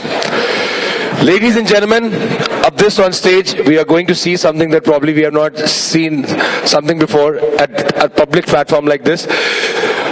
We all welcome you here at Startup Mahakumbh 2025, and today what we are going is, of course, is a lot of hard work that has gone through by TiE Bangalore, going through almost 100 colleges. Almost 50 colleges are almost here at this Startup Mahakumbh 2025, and out of which 10 are shortlisted for the 90-second elevated pitch, what they are going to deliver on this very stage. Can you please give a big hand for this one, everyone, for TiE Bangalore? I think fantastic job done by TiE Bangalore. And I would like to call all the colleges. Students, are we ready? Perfect. So I'm going to call you in the alphabetical order.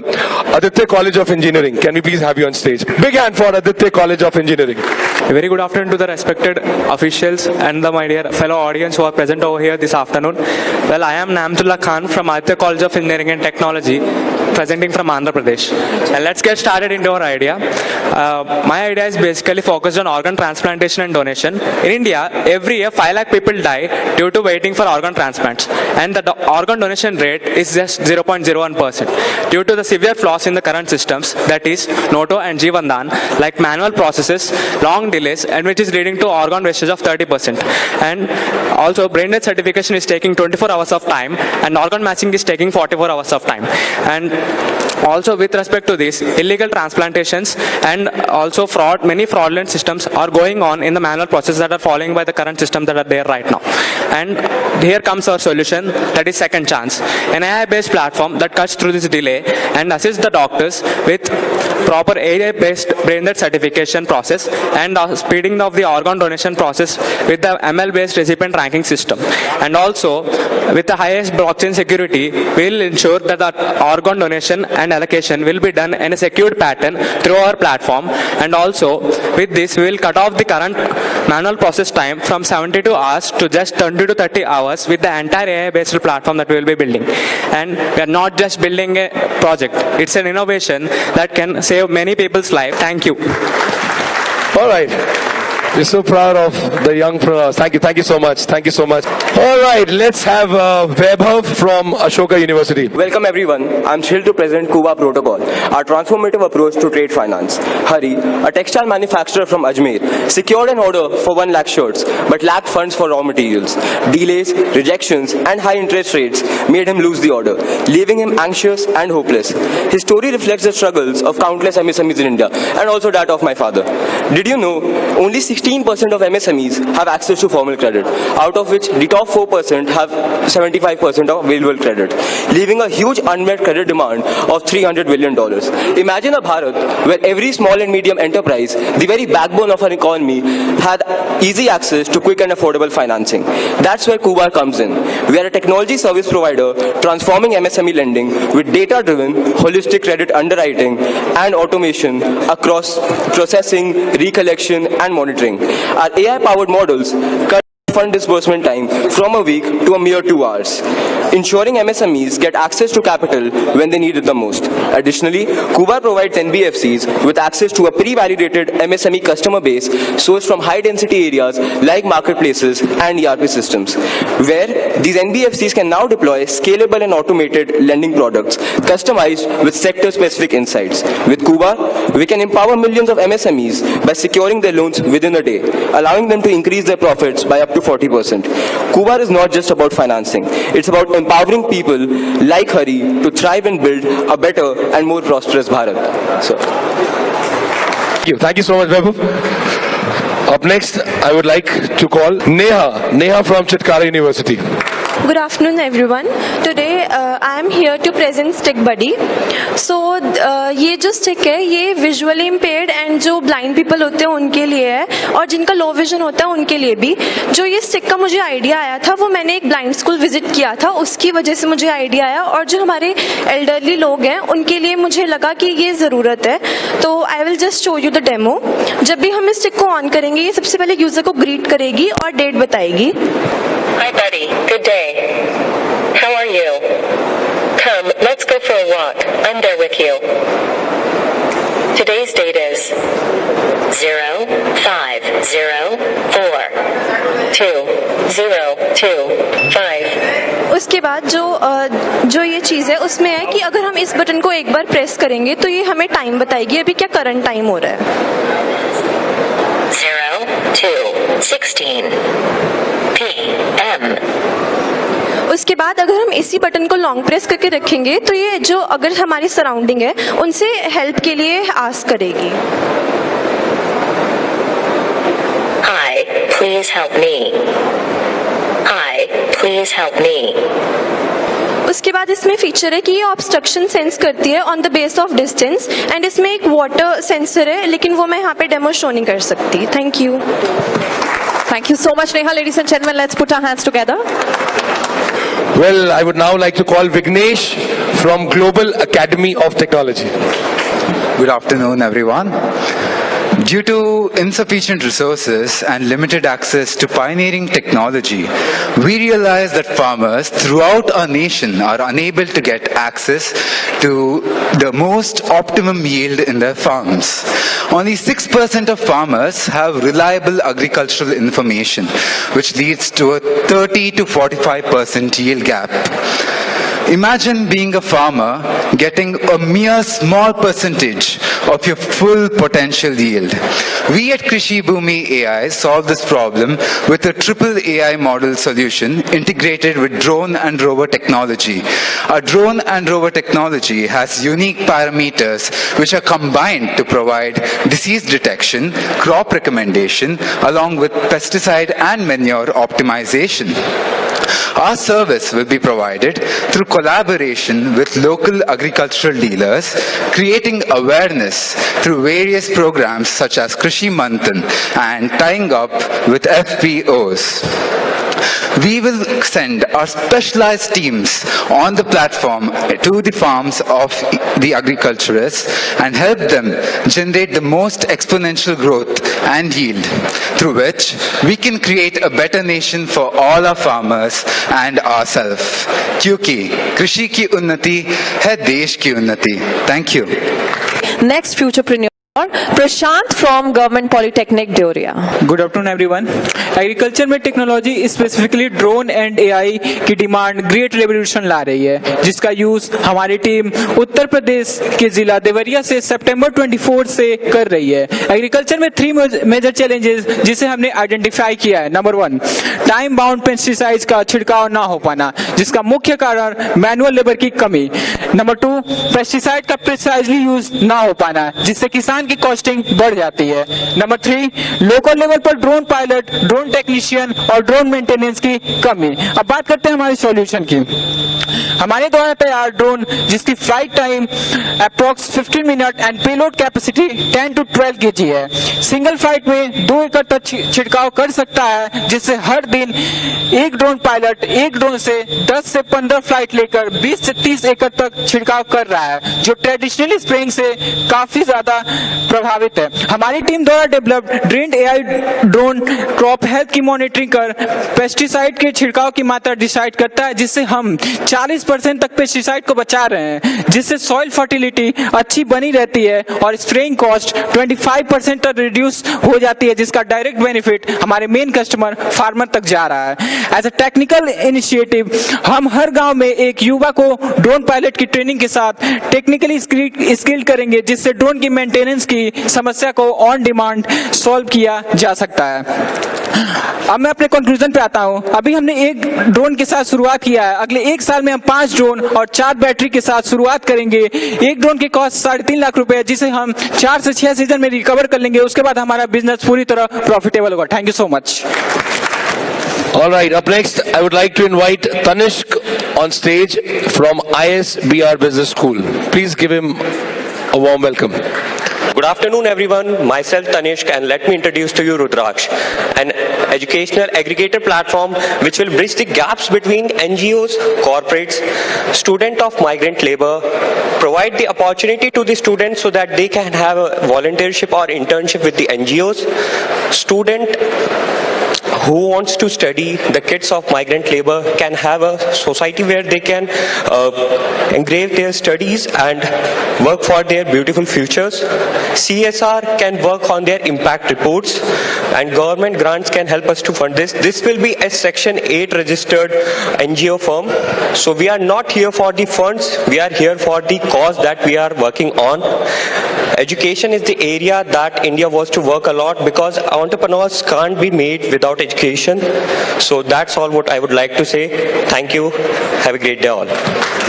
Thank you so much, Tanishq, for making the best use of the 90 seconds. And now let's call our next student, and he is Madhavan from Raja Lakshmi Engineering College.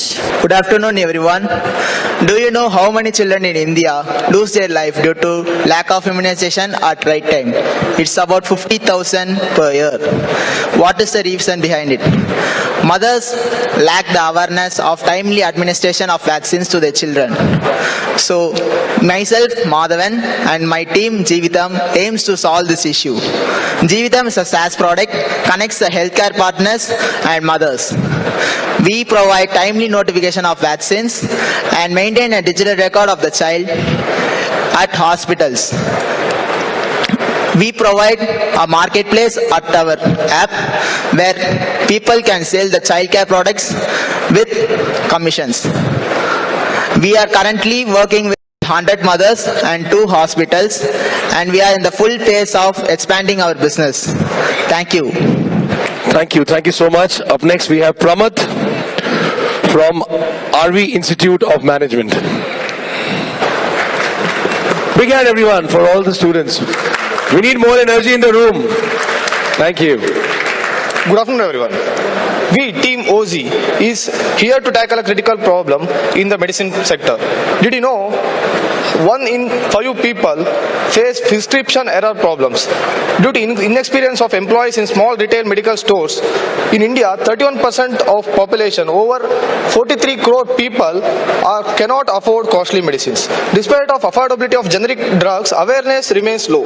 Only 33% of people know about generic medicine. In that also, only 13% people trust and use generics. The problem doesn't stop here.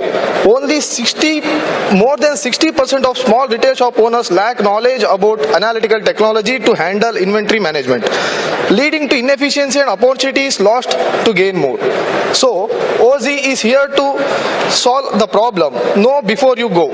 Users can search medicines via voice, AI-powered prescription scans, reduce errors and supporting regional languages. The app instantly shows nearest Janaushadhi Kendra with availability, price and distance, along with the nearby pharmacies for easy comparison. Our alternative tab uses AI to suggest equivalent brands with the same composition for better choice. Once the store is selected, the guide medicine description for the proper usage medicine complete with 360 view for the medicine. Our go-to-market strategy begins with a pilot launch in urban rural areas where affordability and access matters the most. By partnering with local pharmacies, we will boost adoption through doctor referrals, regional languages and promotions. Our revenue model projects break even by the end of 2 years, and we are seeking an investment of 6 crores to build and scale our platform. Thank you.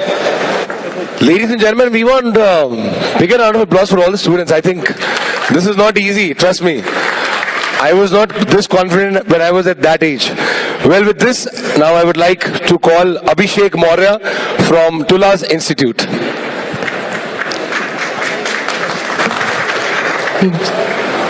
Good evening. What if I told you that your body is talking but no one is listening? We wait for symptoms, book an appointment, stand in long queues, but then it's too late.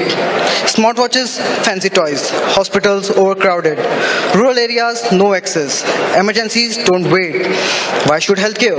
Meet Pragati, the AI nerds that turns a handshake into health check. One grip and Pragati scans your vitals, BP, ECG, SpO2, stress, temperature and mental health in seconds. No wires, no hassle. Just instant AI-powered health insights. Feeling unwell? Pragati connects you to doctor instantly. Critical vitals, emergency alerts go out automatically. No delays, no deaths, just real-time healthcare. This isn't just a theory. Pragati has already saved a life. At Delhi Public School Haridwar, a 7th grade student casually gripped Pragati after games period. In seconds, the system flagged him in red zone. His BPM showed an anomaly. An emergency alert and auto-generated report reached to the doctor instantly. The result, doctor discovered a small hole in his heart. Early detection saved his life. He is now treated. That's one life saved, millions more to go. We have tested Pragati with top hospitals, Civil Hospital Roorkee, Max Hospital Dehradun, and has been validated by Uttarakhand Medical Council. With 50 lakhs funding, we are ready to take Pragati nationwide, from cities to the most remote villages. This is not a dream, it's the future of healthcare, and the future is now. Your body is sending signals, Pragati listens, the question is, will you? Thank you. Thank you so much, ladies and gentlemen. Let's give it up for him. And now it's time to call the last student on stage. So let's call Samira from Vignan Pharmacy College. Let's have her on stage with a huge round of applause. Very good afternoon to everyone, dignitaries and futurepreneurs present here. We the team of Vignan Pharmacy College, Guntur from the state of Andhra Pradesh. So we came up with the two core problems of our nation. One is the menstrual cramps and another is the rural women and student girls are suffering with many health related issues due to the delayed diagnosis and also limited health access for some areas. So for this we came up with a great solution, that is Magna Care Smart Menstrual Care with mineral evolution for pain-free menstruation and also integrated health diagnosis. So it contains two stages. One is developed process. We have already developed, that is nothing but Magna pads which are used for pain-free menstruation.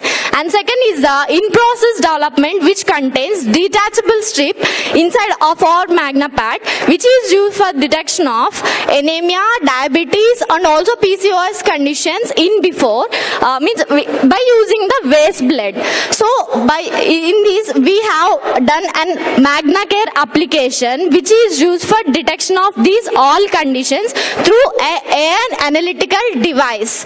So we can see all the women through their waste blood we can get the diagnosis and also pain-free menstruation in single product.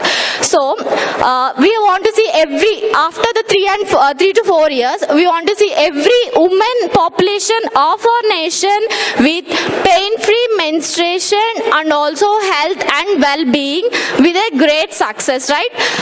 And next, coming to that, we have got a prototype. To cut you for the 90 seconds. Prototype for our first product, and Think Pharmacy, Think Health. Thank you from Team Vignan.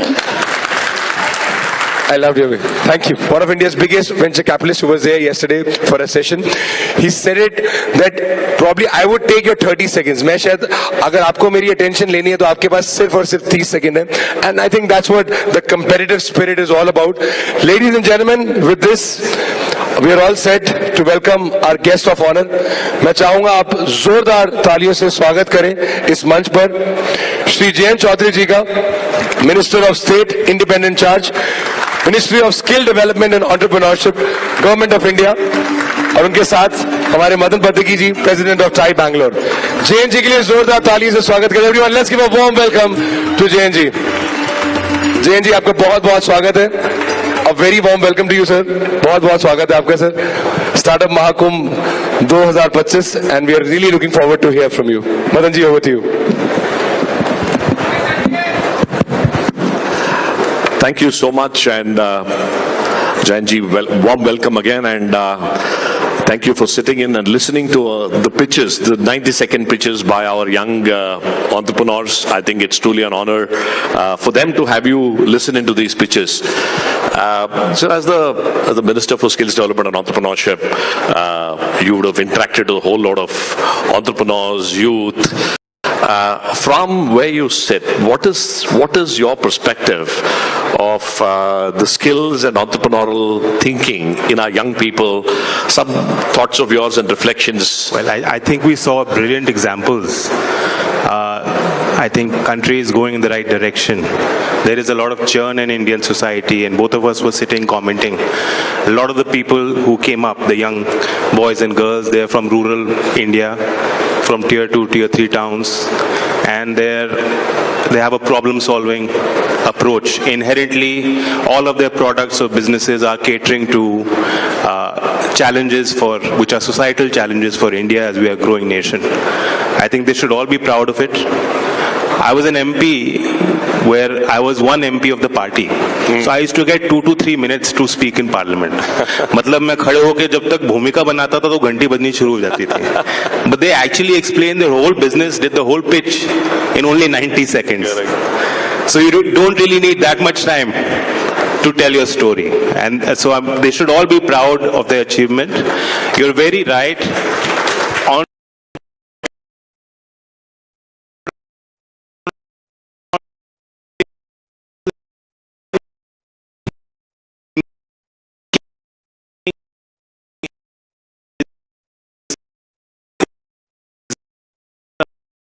Mindset as well. It is also a skill, and how you approach it comes down to what you think. Are leaders born or are they made? I was born in a political family, it's no secret. But I do believe that leaders are forged through fire, perseverance. They have to be adaptable, resilient. They have to learn how to lose. Your first idea is not going to, make you Bill Gates. So you have to be really a risk taker. If you are risk averse, go get a job. If you really want to take risks, you need your own venture. Absolutely. And provide jobs. Absolutely. So it's a mindset. It has to be seeded young. I think now we're moving towards that with NEP, which is National Education Policy 2020. It gives us the mandate कि वो घोड़े के वो लगा के नहीं आपको चलना है, rigidity नहीं build करना है. Your academia should not be divorced from industry, from research. So NEP actually gives us that space, whether it's in our universities or even our school curriculum. Now our books are being revised. So it's a multidisciplinary approach. Entrepreneurial thinking पे अलग chapter लिखने का फायदा नहीं है, वो हर चीज में आपको बिल्ड करना है. तो we're building the curriculum to address that issue. In the skills domain as well, something called employability. What is a measure of employability? We have big corporates who keep commenting that even the top products coming out of the best educational institutions, we have to hire them and train them. Their technical proficiency might be right. They're good with their technique, with the application of what they've learned, their degree. But how do you work in an organization? The key skills, your life skills, how you behave, how you do team working, how you delegate, how you take on responsibility, the morality of working with others. All of those things can be called being employable. So what is that measure of employability? Whether it's in schools, whether it's in a polytechnic, whether it's in an ITI, whether it's a beneficiary of PMKVY scheme, Pradhan Mantri Kaushal Vikas Yojana, we have to now start measuring that. Exactly. So we are building our systems to target that. And now, employability, 30 hour, 60 hour, 90 hour, 120 hour. 4 national occupational standards have been built by the regulator, which is the National Council for Vocational Education and Training. And every beneficiary of our skilling program, whether it's short term, whether it's a 1-year or 2-year diploma program through ITIs or polytechnics, it is mandatory that employability curriculum will be taught to each and every one of them. Absolutely. So, but there's only so much that government policy can address. Through the chaotic growth patterns of India, a new India is emerging. Fantastic. Thank you, Zah. I think you made some very critical points. In fact, I was just reminded as you were speaking when our Honorable Prime Minister inaugurated the Stand-Up India, Startup India, almost 10 years ago. His vision was we need a nation of job creators and not just job seekers. And we can see that in abundant evidence over the last 10 years where the mindset is changing, fueled by the growth itself that we've seen in the startup world here. The other point that you made, Janji, is about educational systems now being flexible to incorporate entrepreneurial skills, right? So just to dig a little deeper, what's your views on how should, we have a lot of educationists here from across the country as well. Your thoughts on how should we really start embedding entrepreneurial thinking, not just at the college level, but at the school level as well? Because that is a critical 21st century skill. Learning by doing, experiential kind of learning methods, the pedagogy has to address this gap. There is a gap. Textbook, rote learning, while it has a role, our traditional education system has built a certain value and an ethic which is recognized and respected globally, which is why Indians, whether they're in Norway or US or Germany or Denmark or Australia or Japan, wherever they are working as professionals or as entrepreneurs, they've elevated the game, right? But at the same time, NEP does recognize that we have to make a shift, right? So therefore, we need to create leaders for tomorrow. So I think the key of the game is experiential learning. In our schools, we've given guidelines for bagless days. We've allowed people from outside the school system to come and engage with students, become mentors. And here I would invite, the 10 entrepreneurs we heard, and there's so many others. This location here today is teeming with masses and masses of creative and innovative people. I'd invite all of you to engage with your alma maters, your alumni of a certain institution, go back to that institution, give back in your own way, engage with the students in 8th class, 9th class, 10th class. Children that young today are so capable. Exactly. And on the technology and future skills aspect, what we're trying to do, because a lot of these products and services that we heard people pitch about today were basically technology solutions. And what technology today enables a country like India to do is to leapfrog. Where we have old legacy systems and we don't have the capital or the appetite to rebuild or build anew, immediately using technology we can provide public services at the doorsteps of the beneficiaries. So it's accountable, it's trackable, it's deliverable. So for technology, I think the key thing is in education, we need to really integrate the teaching methods. We need to have people who are aware. Our students should be very comfortable using technology. And here again, we're building out a new program which will be tremendous impact at scale when we are able to implement it. And we are calling it SOAR, which is skilling for AI readiness. Oh, wow. Okay. So AI has become the buzzword, I think, a lot of the students here were talking about AI. Yeah. What we want to tell the world is, even our students in 6th class, in 8th class, in 10th class, they understand the concept of AI, they understand what AI ethics means, and they understand how to apply it, and tomorrow they can build on it. So we want to tell the world that our 25 crore students in our schools are AI ready. Wonderful. We want to be the first country to make that claim. Wonderful. So we're going to start that in small batches in a pilot through some of our schools and some chosen institutions. We're going to create the course curriculum and the content. It'll be purely online, and we'll encourage students to go through that process, go through the threshold, and tell the world that they're ready. Fantastic. No, I think that's absolutely I was just reading that about 200 to 300 years ago, mathematics was considered as an esoteric art, right? Until it got democratized. Similarly, I think the AI democratization that you're talking about as an essential building block skill is so critical for the future of our nation. Completely with you on that, sir. In fact, you also alluded to employability skills. In fact, I break down the entrepreneurial thinking into 5 C's, right? One is confidence. You saw the confidence with which each of our young persons came and pitched. Communication. And they were asking for 6 crores and 40 lakhs without blinking an eyelid. Exactly. And as you were saying, I can't imagine myself being at that age and coming and standing in front of this. जब I was their age, तो बॉलीवुड की film में भी फिरौती मांगी जाती थी 5 लाख रुपए. हाँ, किडनैपिंग हो गई है, 5 लाख रुपए दोगे वरना. Now we've added a couple more zeros to that. Right? So you saw the communication with the skills, and there was also, of course, critical thinking.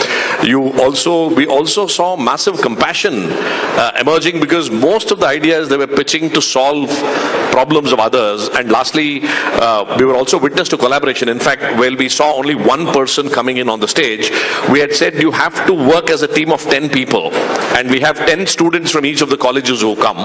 So to your point, Janji, what do you think, your perspective on what are the most critical skills that our young persons must acquire to be employable, to be entrepreneurs, or whatever? I think that's a great question.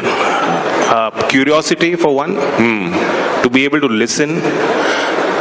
And you look at the people, the leaders, and the people you admire in your own families. If you look at them growing up, and this is a very young audience, the people you really love in your own families, could be an uncle, could be your mother, could be an aunt, could be a grandmother. Typically, they're the ones who sit down with you and listen to you. So that is the most key management tool. And I've seen leaders who are at the very top. They're very good at listening and imbibing, because essentially when you're listening to someone, you're giving them respect. If you don't give them that basic courtesy and respect, you'll start building angst. You'll start building tension in that relationship. So that's the number one skill. And curiosity. It has to be built through curiosity. And what curiosity means is that you're going to continuously learn and keep evolving as a human being. And you be adaptive. Beautiful. Whatever threats come in, and today, the world is changing at unforeseen rapid pace. Pehle we were a planned economy, 5-year plans. Now you can't estimate what the requirement will be in 5 years. Exactly. Especially with AI. And this is anyone who's a technology person, expert, I speak to them and I ask them, तुम बताओ, engineers की जरूरत है, coders की जरूरत है, या philosophy students की जरूरत पड़ेगी? Do you need someone who understands the market and can just think and create a product without the technical core skills, or do you need more engineers and more coders? Tell us so we can design our education systems accordingly. And to that person, when I'm asked them that question, every one of them is flustered and floundered because no one has an answer. Correct. So what direction will society take? We don't know. So there's so many new things that are going to come in your lives. So curiosity, ability to listen, and be adaptive. Wonderful. That learning to learn, especially in the age of AI. it's scary at the times that you can see in the morning what you thought was the holy truth is not the truth anymore by the end of the day. Let me shift gears to the startup world a bit, Janji, and I will put you in a spot to say that if you were to be, you're of course, it's only appropriate that we have a young minister in charge of skills development and entrepreneurship of the country. I think that's very hard. Relatively young. Relatively younger. So if you were to roll the clock back a couple of decades, and let's say you were to do a startup today, what would you do and why? What would your idea be? Or what sector? Ice cream delivery? No. No, I won't venture into more controversy. Well, it's a very good question you've asked me. I'll have to think about it.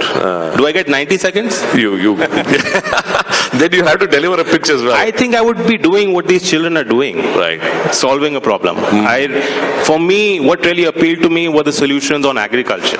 Right. And I see that when you were discussing that your one mobile, your one device will become. It could be in your hand.